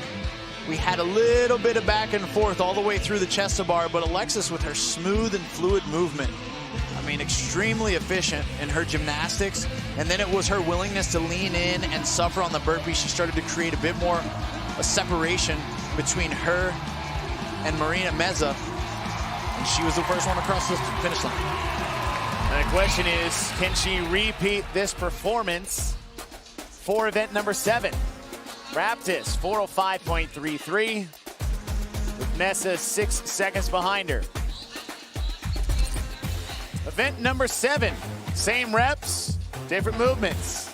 Different movements, and it's a short turnaround. 35 calories this time on the C2 bike. That's why we saw Alexis shaking out those legs, getting ready. 28 bar muscle ups and 24 burpee box jump overs. Heat 1 of 3 for event number 7. 35 cals on the Concept 2 bike. As we get an idea of whose strategies were what, we've seen a variety of on the men's side.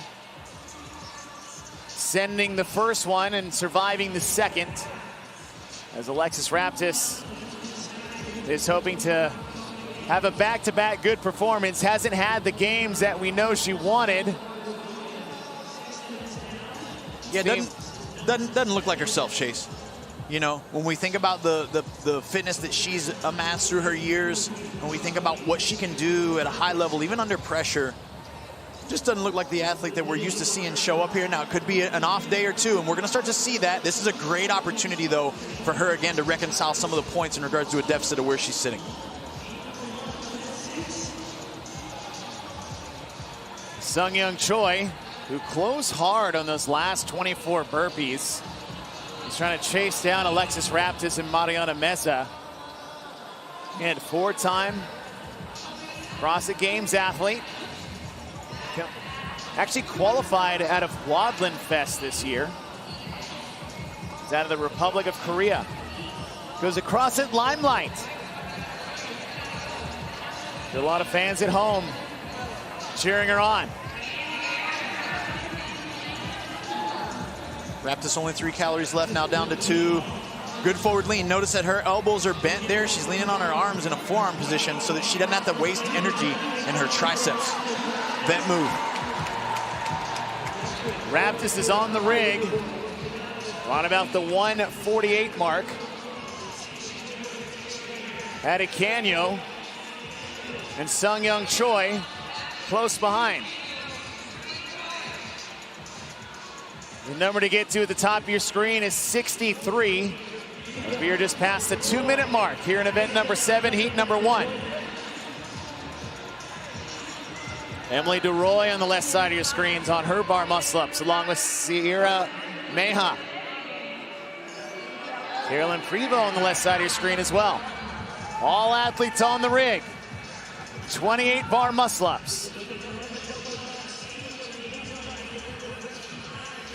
Raptis at the top part of your screen.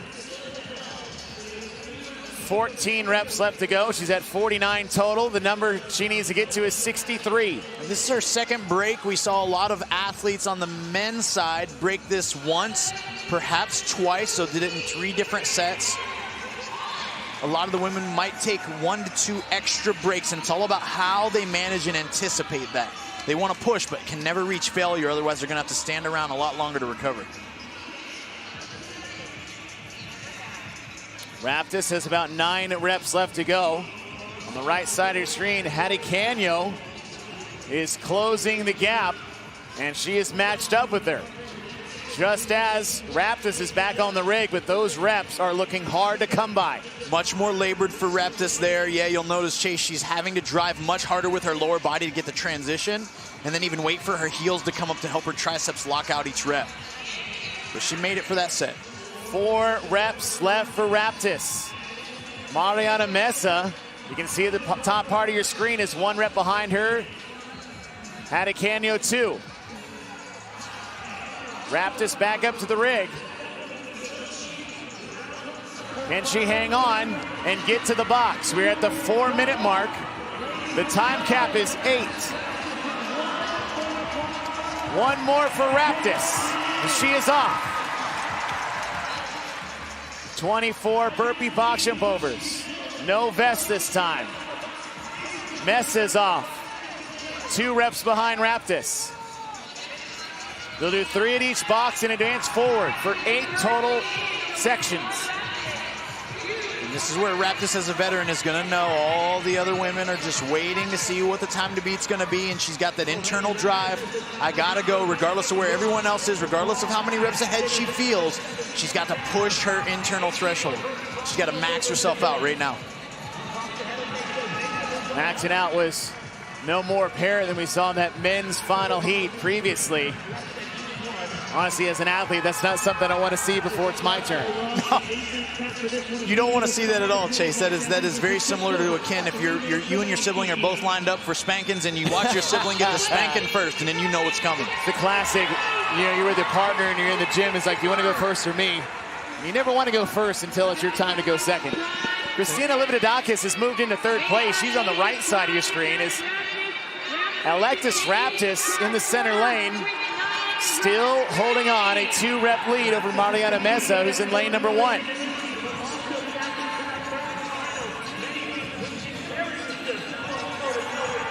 Six more reps for Raptis. She's starting to extend her lead a little bit on Meza over in lane 1 on the left side. 3 more. Caroline Prevost in lane 2 is trying to pass Meza. 2 more reps for Raptis. Final burpee over the box. And Raptis goes back to back in 6 and 7.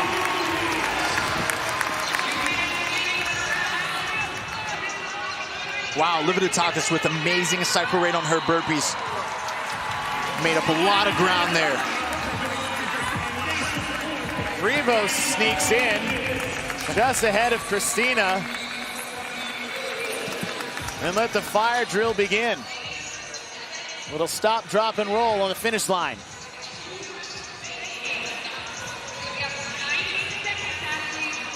"90 seconds before we hit the 8-minute cap. Quintero's done. Better finish in 7 than she had in 6. Same thing with Luisa Marquez. Marquez, yep. On the left side, you have Emily DeRoy.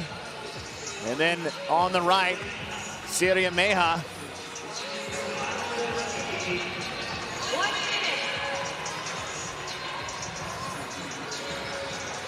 What we even saw, Chase, and talked about, was it a good idea to come out and win, or do you want to leave a little in the tank? Alexis Raptis was the first one to do that. Take back-to-back. Meja's in. 40 seconds until the cap.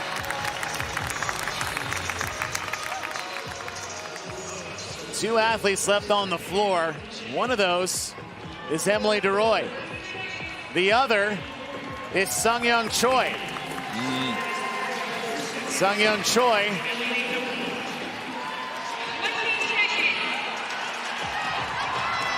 looks like she put all her eggs in the event 6 basket. We knew she was coming on strong at the end with those burpees. And right now she's just paying the price.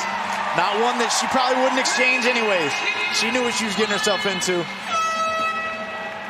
And that'll do it for heat number 1. As Alexis Raptis goes back-to-back at event 6 and event 7. As we still have 2 more heats remaining for the women. Your highlights presented by Rogue Fitness. These women didn't have much time to recover coming into event 7 as they only get a 1-minute transition, but they sat down on that C2 bike and Alexis Raptis came out aggressive just as she did in event 6. This put her in a very unique situation to, of course, lead the charge. We haven't seen many lead exchanges happen throughout the course of these 24 burpee box jump overs, and she is now leading the way as the first athlete to take an event 6 win and then followed up with a back-to-back dub in event number 7. Alexis Raptis. Raptis sets the time to beat once again at 6 minutes, 0.39 seconds. As heat 1 is done, 2 more heats remaining coming up after this.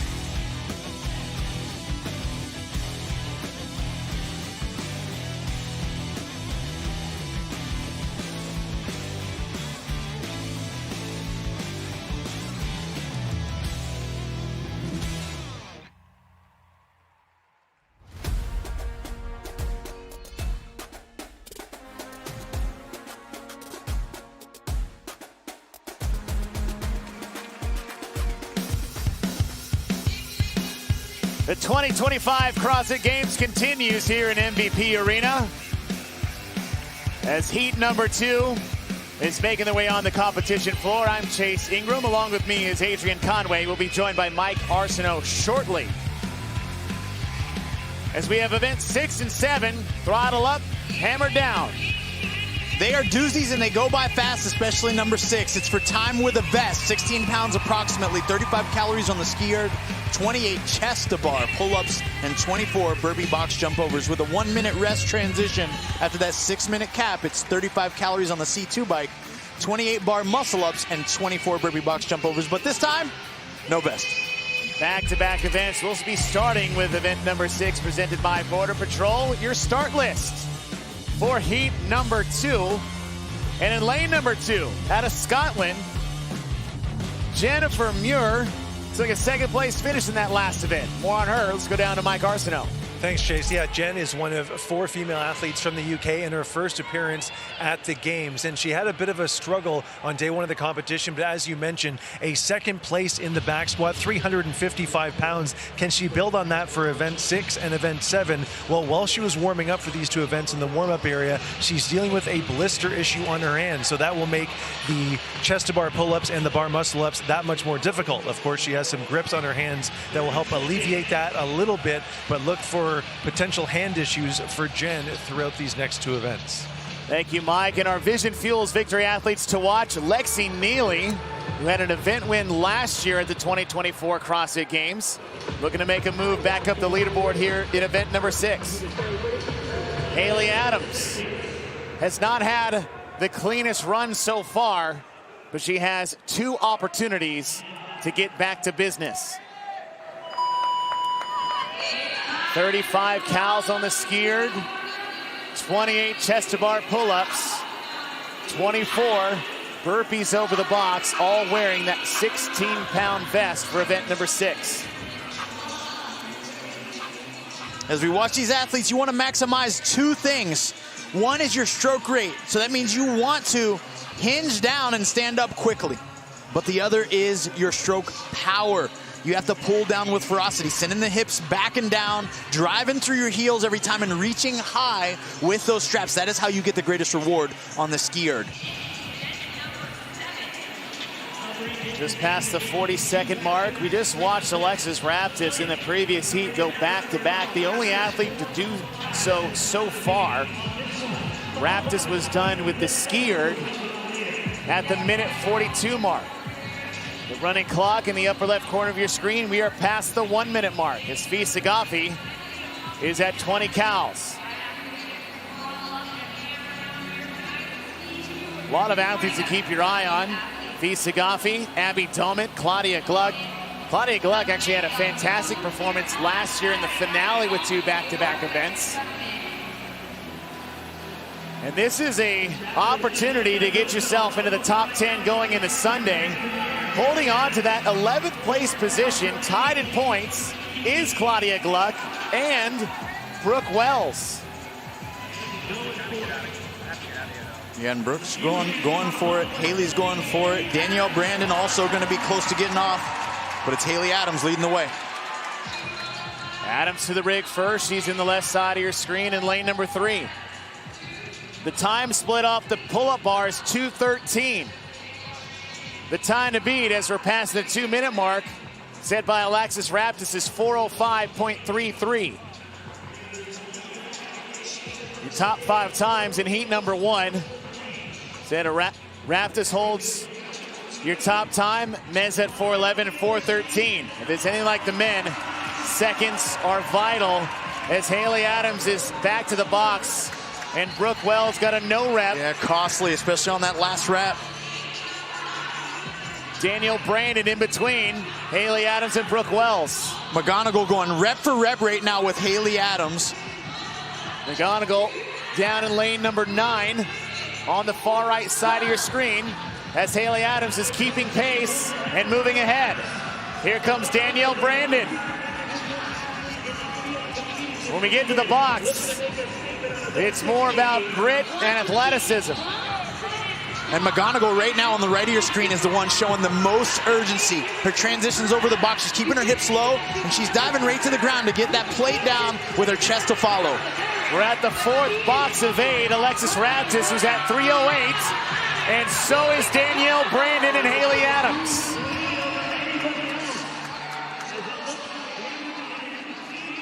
Lucy McGonigal has now pulled ahead.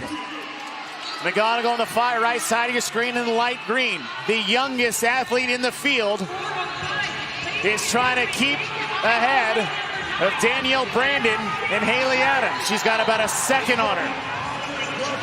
She has 30 seconds to get 4 more. Make that 3. And Lucy McGonigal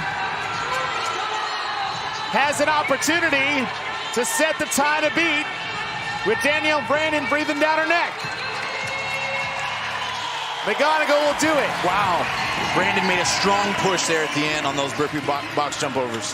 Brandon is in. Fee Sagafi. Haley Adams, and Raptis' time is good enough for 4th overall. Still have 1 heat remaining. So Lucy McGonigal, Abby Domitz across there, takes the time by 10 seconds over Raptis.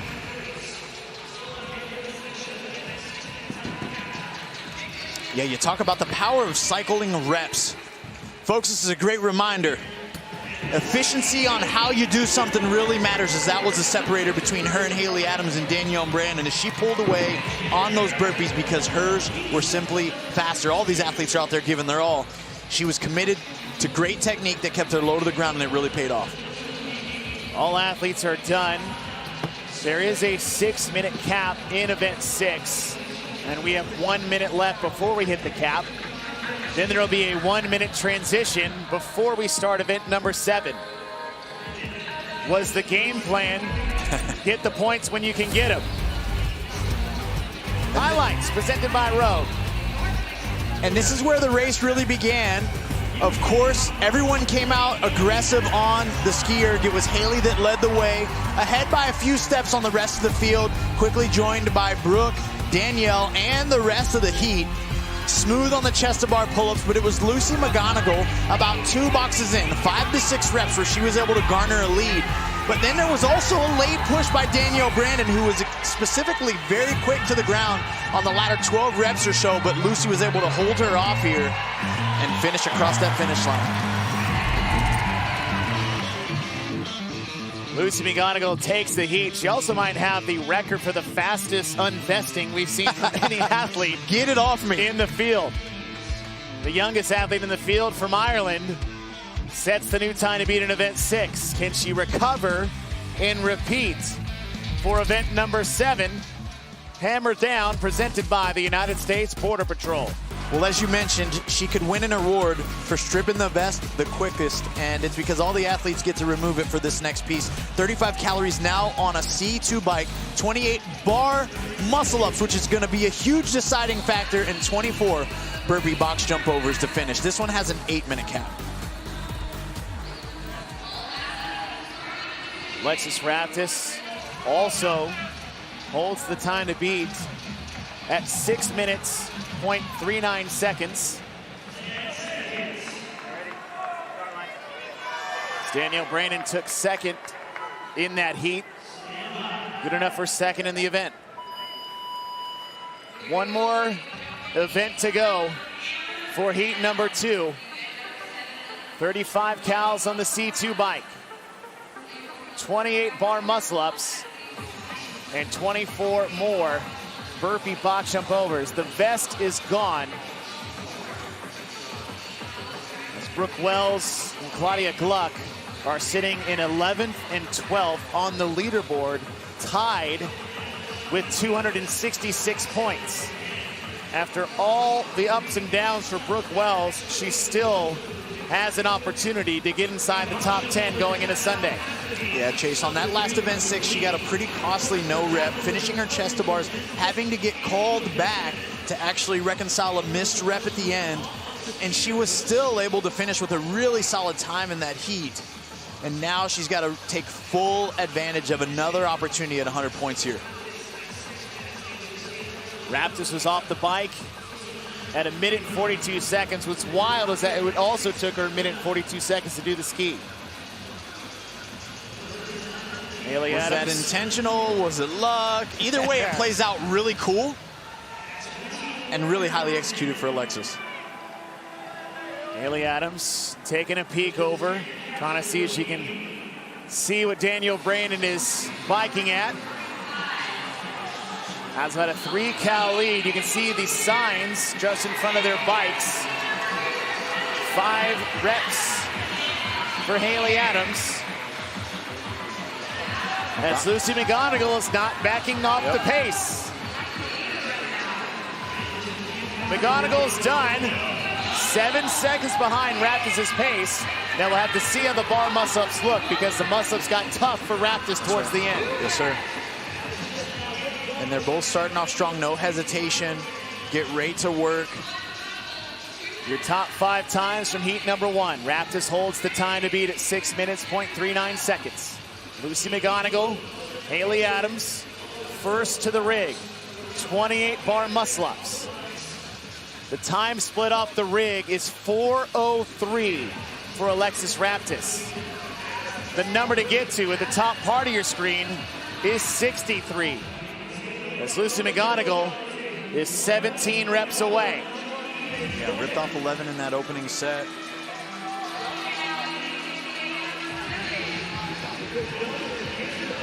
Haley Adams back up on the rig. Jen Muir just to her left. And on the right side, Abby Domit has yet to come off the pull-up bar, and she ripped off a huge set of 17 reps to start her first set of bar muscle-ups in a very quick break as she's back up on the bar. Yeah, very strong in her pulling mechanics. Lucy McGonigal on your right, takes another break. Lucy was flirting with that failure right there. She just got a no-rip at the end, Chase. She's very quick at her lockout. It's 2 things. It's a great reward when you can do it well, but it's very costly when you get a no-rep like that. Claudia Gluck in the all green on the left side of your screen is trying her best to hold on for 1 more rep. Wow. And Gluck is done. 20 seconds ahead of Raptis' pace. Gosh, I believe that was 2 sets there that she got that in. 1 minute and 33 second split for Gluck's bar muscle-up, but Domit is close behind as she was 11 seconds faster.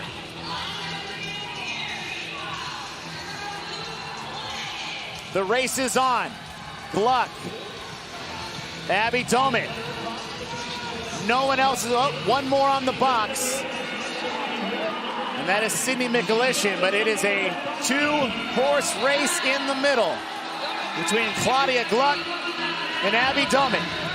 Sydney Mikulishin on the left side of your screen is about 5 reps behind.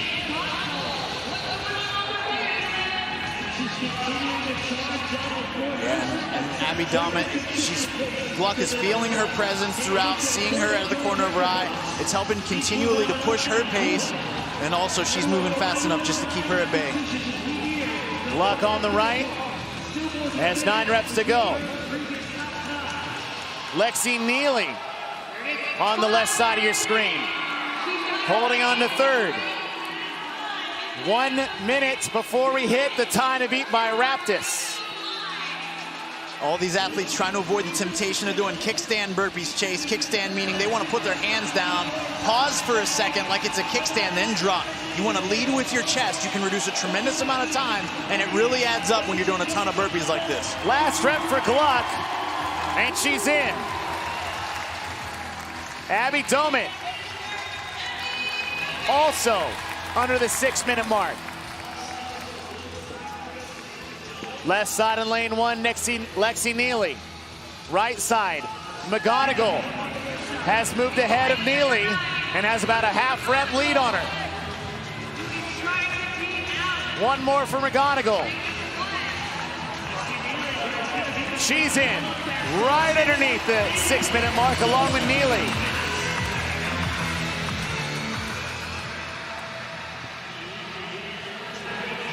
Danielle Brandon is done. 2 minutes before we have the 8-minute count. Fee's in.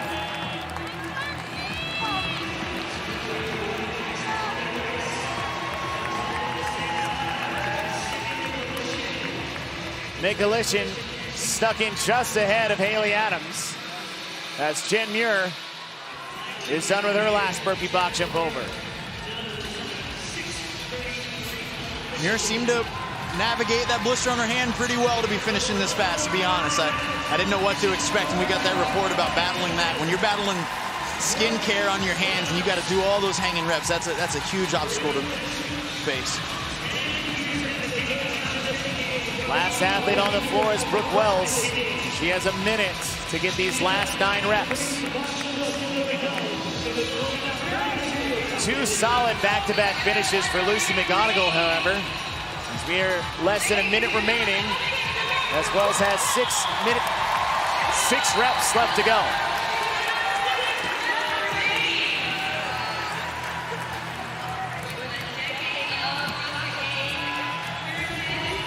It's one of those moments where Brooke, knowing this is going to be one of her last opportunities on the competition floor, trying to soak it up a little bit. Never a position a competitor wants to be in. Got a Scott Panchik sighting in the crowd.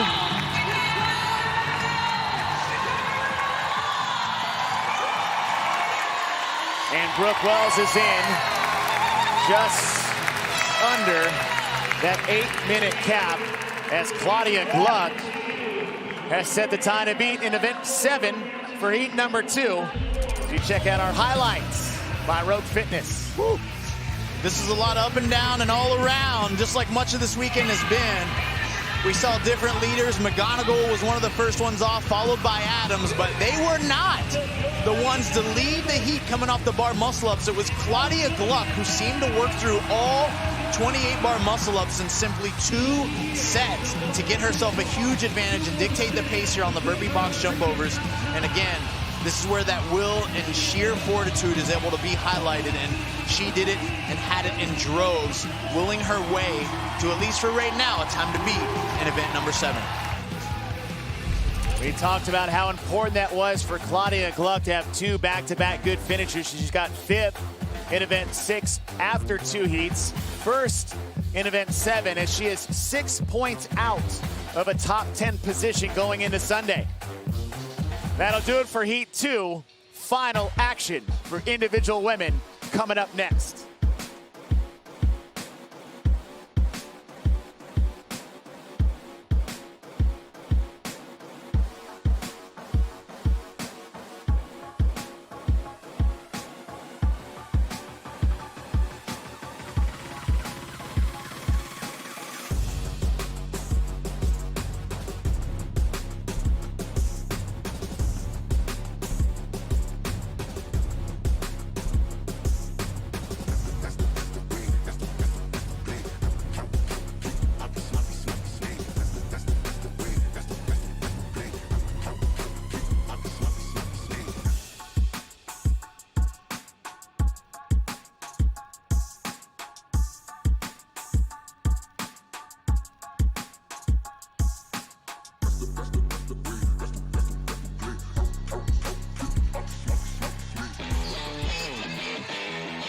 Saturday night at the 2025 CrossFit Games is about to come to a close, but hold the fireworks because we have one more heat remaining.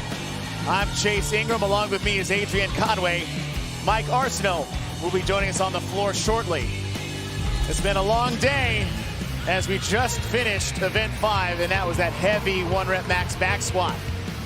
That's right, we had some shaking up and heavy lifting to do earlier today, and Maddie Sturt put on a show, able to climb the leaderboard with her consistency. She really put on a clinic on how to show up and execute 3 quality lifts. And then It was the champ doing champ things. She took it personal when she wasn't wearing the red and the white, Chase, and she handled business, executing a squat that, from what we know, is the best that we've seen since 2020 on the competition floor of 335 pounds. And it was a flawless lift, especially for an athlete that's been saying, hey, I've been focusing on my endurance last year. Your standings after 5 events, and she's back on top by 65 points. Lucy Campbell still holding on to second, but Maddie Sturt has moved herself into podium contention. Holding on third, it's an individual event 6 and 7, presented by the United States Border Patrol. Throttle up and hammer down, and if we think that we've seen some shaking up, Chase, we got some to come. It's 35 calories on the skier, 28 chest-to-bar pull-ups, 24 burpee box jump overs, all while wearing a 16-pound weight vest. They get a 1-minute hard reset into 35 calories on a bike, 28 bar muscle-ups, and 24 burpee box jump overs. And for that, the weight is removed. It's time to see your body weight skills. Adrian, what is your tempo recipe for success? It's pretty simple, and I think it holds true. For event number 6, it's got to be full send. There's no time to pace and no time to wait. And on number 7, you've got to pace and break. We're going to need to be strategic with how we attack these 28-bar muscle-ups. Your lane assignments for the 3rd and final heat for women's event number 6. In lane number 5, back in the red and white leader jersey. Let's go down to Mike Arsenault. Well, we mentioned it yesterday that Tia has had an endurance focus in your training so far in 2025. However, still 335 pounds, good for 4th in event number 5, turning that deficit into a 65-point lead. 200 points up for grabs, though, in event 6 and event 7, so that lead is far from safe. We'll see if some of these ladies can bite into that lead over the next 2 events. Your vision fuels victory athletes to watch. Obviously, we saw Tia go from -2 to +65. But she is not alone on the podium with Maddie Sturt sitting there in 3rd.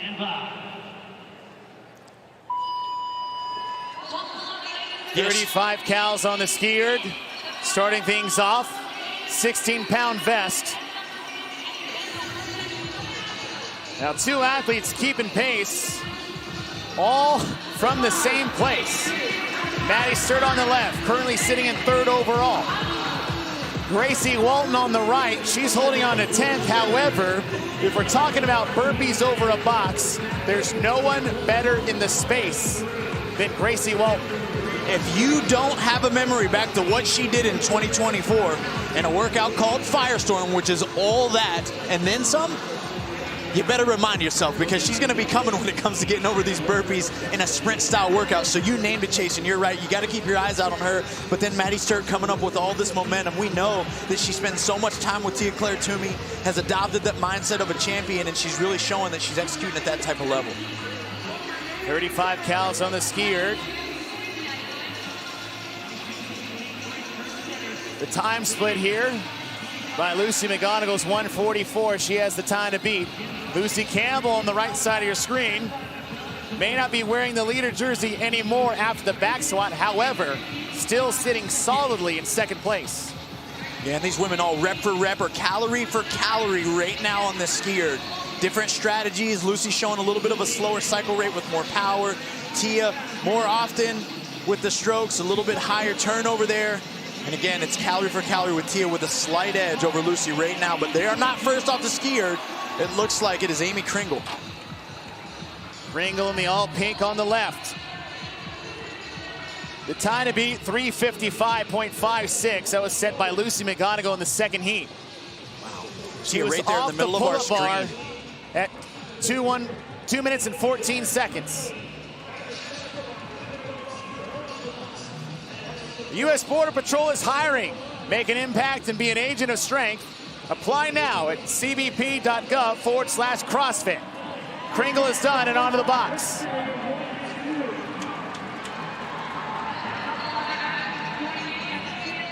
Looks like Lydia Fish.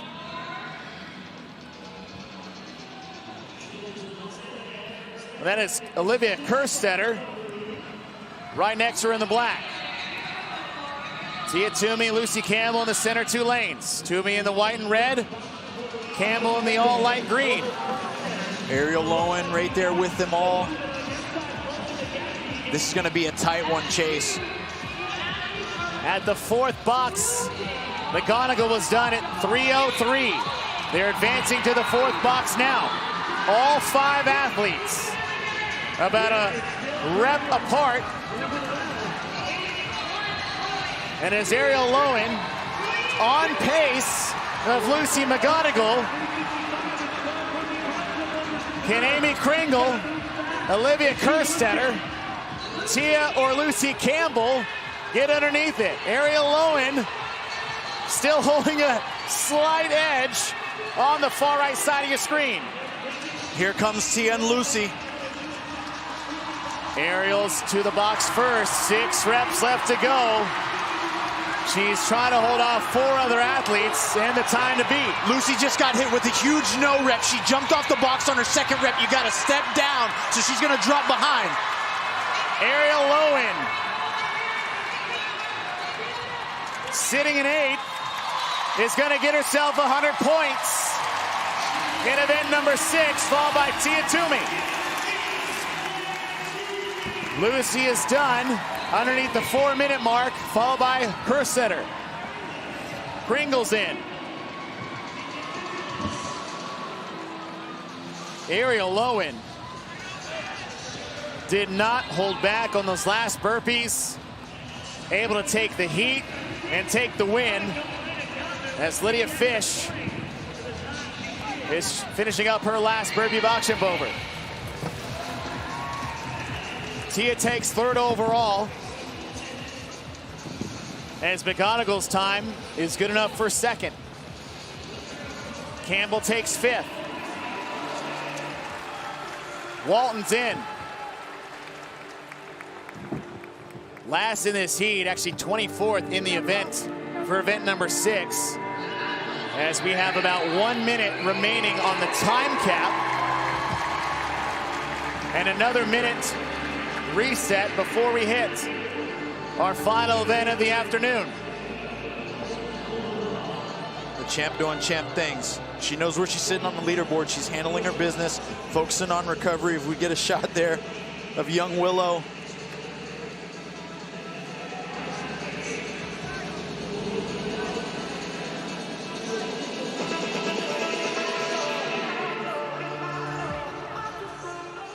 Lydia Fish, 20th in event 6 after getting 9th in the heat. There's the school of Fish. They're supporting their girl Lydia.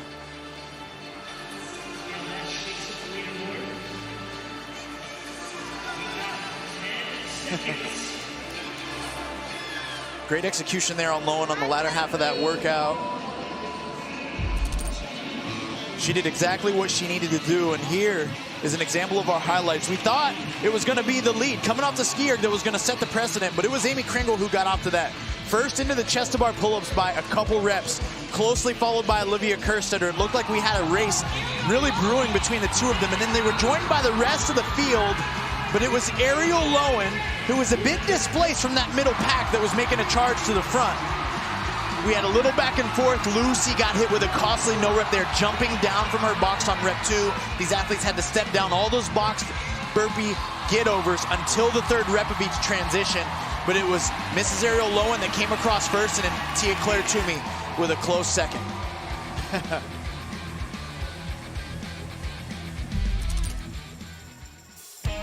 Your results for event number 6. Ariel Lowen will take the event at 3:52. McGonigal at 3:55, and Tia Claire Toomey rounding out your top 3 and 3:56. And event 7, heat number 3 underway. Final opportunities to get points here on Saturday night. 35 cals on the Concept 2 bike, 28 bar muscle ups, and 24 burpees over the box. The weight vest is gone, and the intensity is up. Yeah, the intensity's up. Lucy Campbell absolutely blistering these Concept 2 calories right now.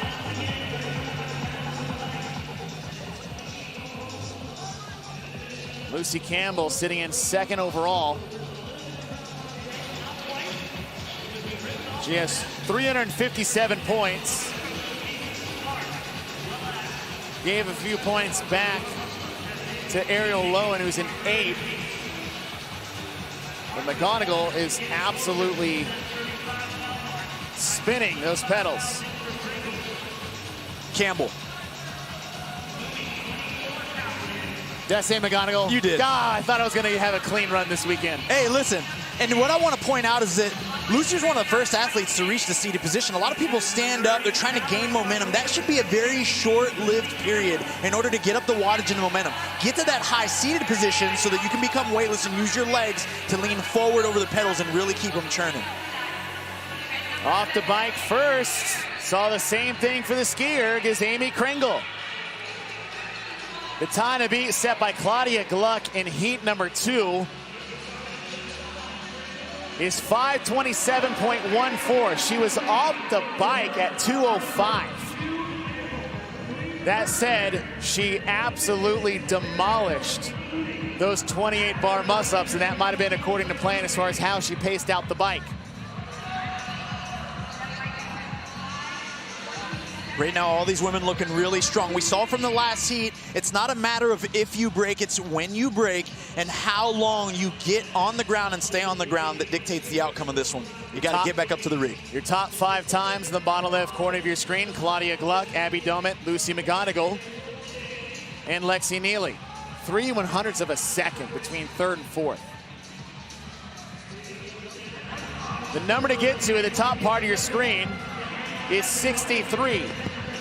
Amy Kringle has 10 reps left to go. The time off the rig by Claudia Gluck was 3:39. Lucy Campbell on the far right side of your screen currently has 8 reps left to go, as Toomey and Kringle just passed her. Lucy on the right side of your screen, back up to the bar. Can she hang on for the rest of this set? Yep, this is where Campbell has an opportunity to make her move right now. 5 reps left to go for Campbell. Left side of your screen, Kringle behind by 2. Toomey, 2 reps back as well. That was it. Here we go. And the race is on the box. Lucy Campbell is 7 seconds ahead of the pace set by Gluck. And we know how fast Gluck went. And we know how fast you need to go because the 7-time CrossFit Games champion is trying to run you down. Maybe a little retribution this morning for Tia Claire Toomey after what happened in event number 4.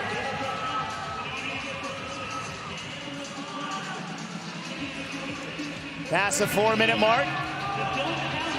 Claudia Gluck was at 4:34 after the 4th box, and that is where Lucy Campbell is at the moment. And she is opening up the lead, not just on Claudia Gluck, but on Tia Claire Toomey as well. And Tia knows exactly where she needs to be. She's looking at exactly where Lucy's settling with her pace on these burpee box jump overs, and Tia knows she's just got to keep her close. With the point spread that she's got right now on first place, it's all about staying as close as she needs to, so there's very little to no gap between her and Lucy Campbell, and she'll be just fine. Tia came in with a 65-point lead on Lucy Campbell, and Lucy Campbell almost popped off the box again. And that's what cost her in that first event number 6. 3 more reps for Campbell. The time to beat's 5:27. That's not going to stand.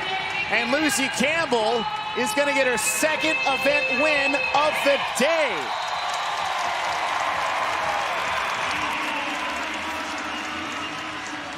Tia Toomey's final 3 reps. As the time to beat is 5:27 coming into this, and she will sneak right underneath that. As Amy Kringle's on her last 2 burpee box jump overs. Ariel Lowen on the right side of your screen on her final 2 as well. Wow, gonna be a great showing for Ariel. Great back-to-back vents for Ariel Lowen. Miriam Von Rohr clears the box.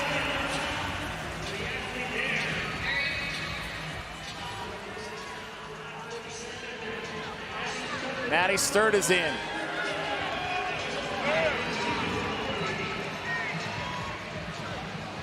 Annika Greer. She'll get across the finish line. Something very unique about this back-to-back stimulus chase as we see Lydia Fish come across the finish line. Every athlete just completely loses body control and submits to gravity with no choice. They're not doing that on purpose, folks. This ain't no show. Gerstetter is in, and what we thought was going to be a great opportunity for Gracie Walton to make a move up the leaderboard turned out to be anything but that, with two very tough finishes. And on the opposite side of the spectrum, you've got Lucy Campbell. And outside of an athlete named Tia Claire Toomey, that might be one of the best single-day performances we've seen from any athlete at the CrossFit Games. Absolutely. Lucy Campbell put on an absolute show, and if the world didn't recognize her fitness, they're recognizing it now. Lucy Campbell got 5th in event 6 and 1st in event 7. Your highlights presented by Rogue Fitness. Well, if it was a race off the erg, Amy Kringle would have won both of them, but it didn't stop there. It simply started there. She had the urgency, needed to put herself in a good position to have some solid finishes. But it was Lucy Campbell who paced it appropriately, specifically at the bar muscle-ups. We talked about break, don't wait being one of the keys to success, and she followed it through all the way. Now, she had a costly no rep in event 6. She learned the hard way. She stepped down all the appropriate reps here, leading all the way through, jumped down the ones that she could, kept her urgency, and it put her on her way to a second event win here on Saturday in the MVP Arena at the 2025 CrossFit Games. Lucy Campbell is putting the world on notice. I'm back.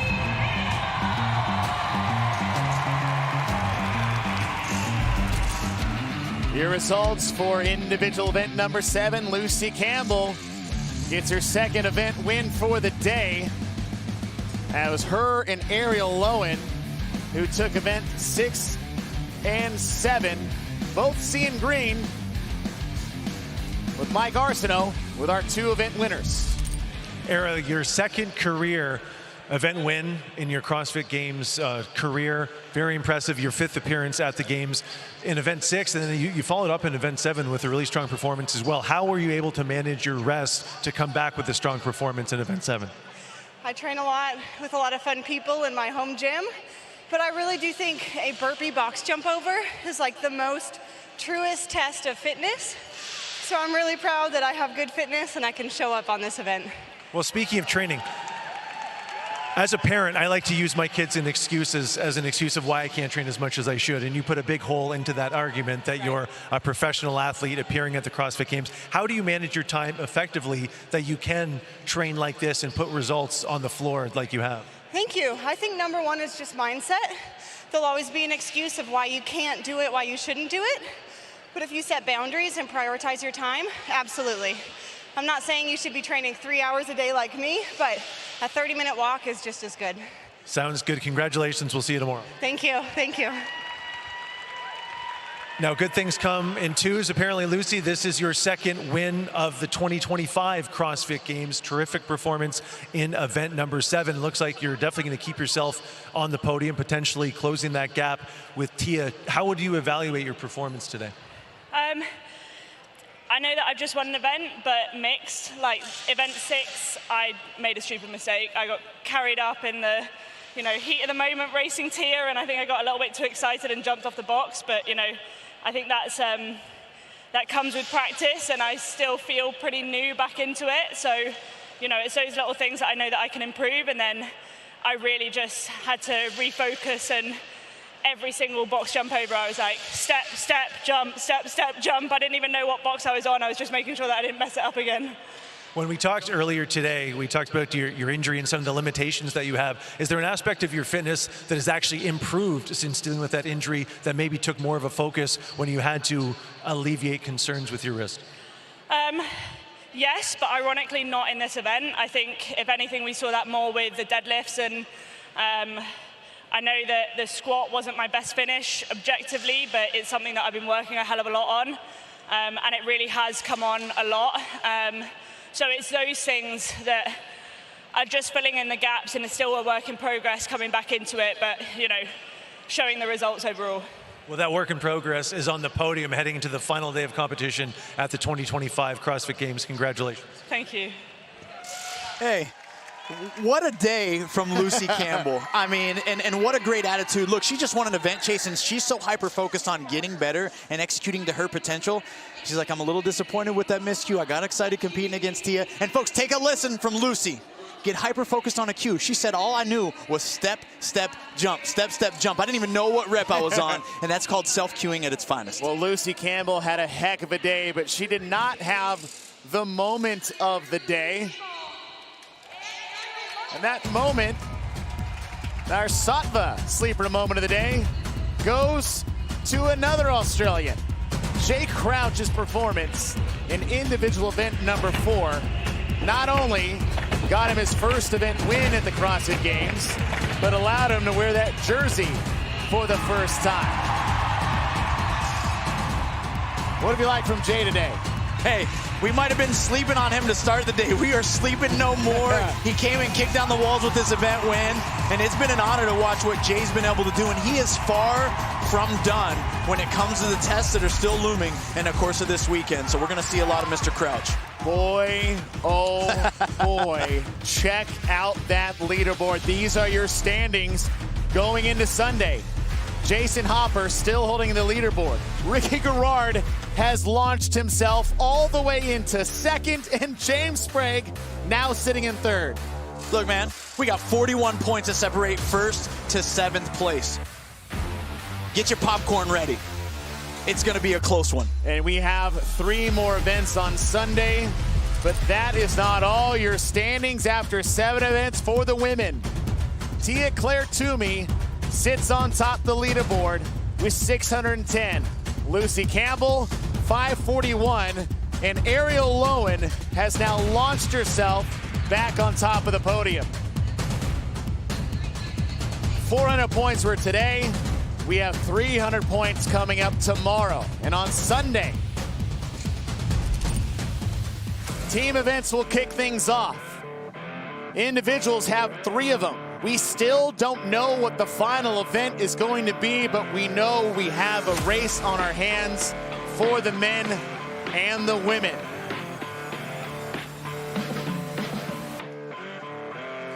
The Wild Saturday has come to a close, and we were treated to a spectacle all day long. We say you had to be here.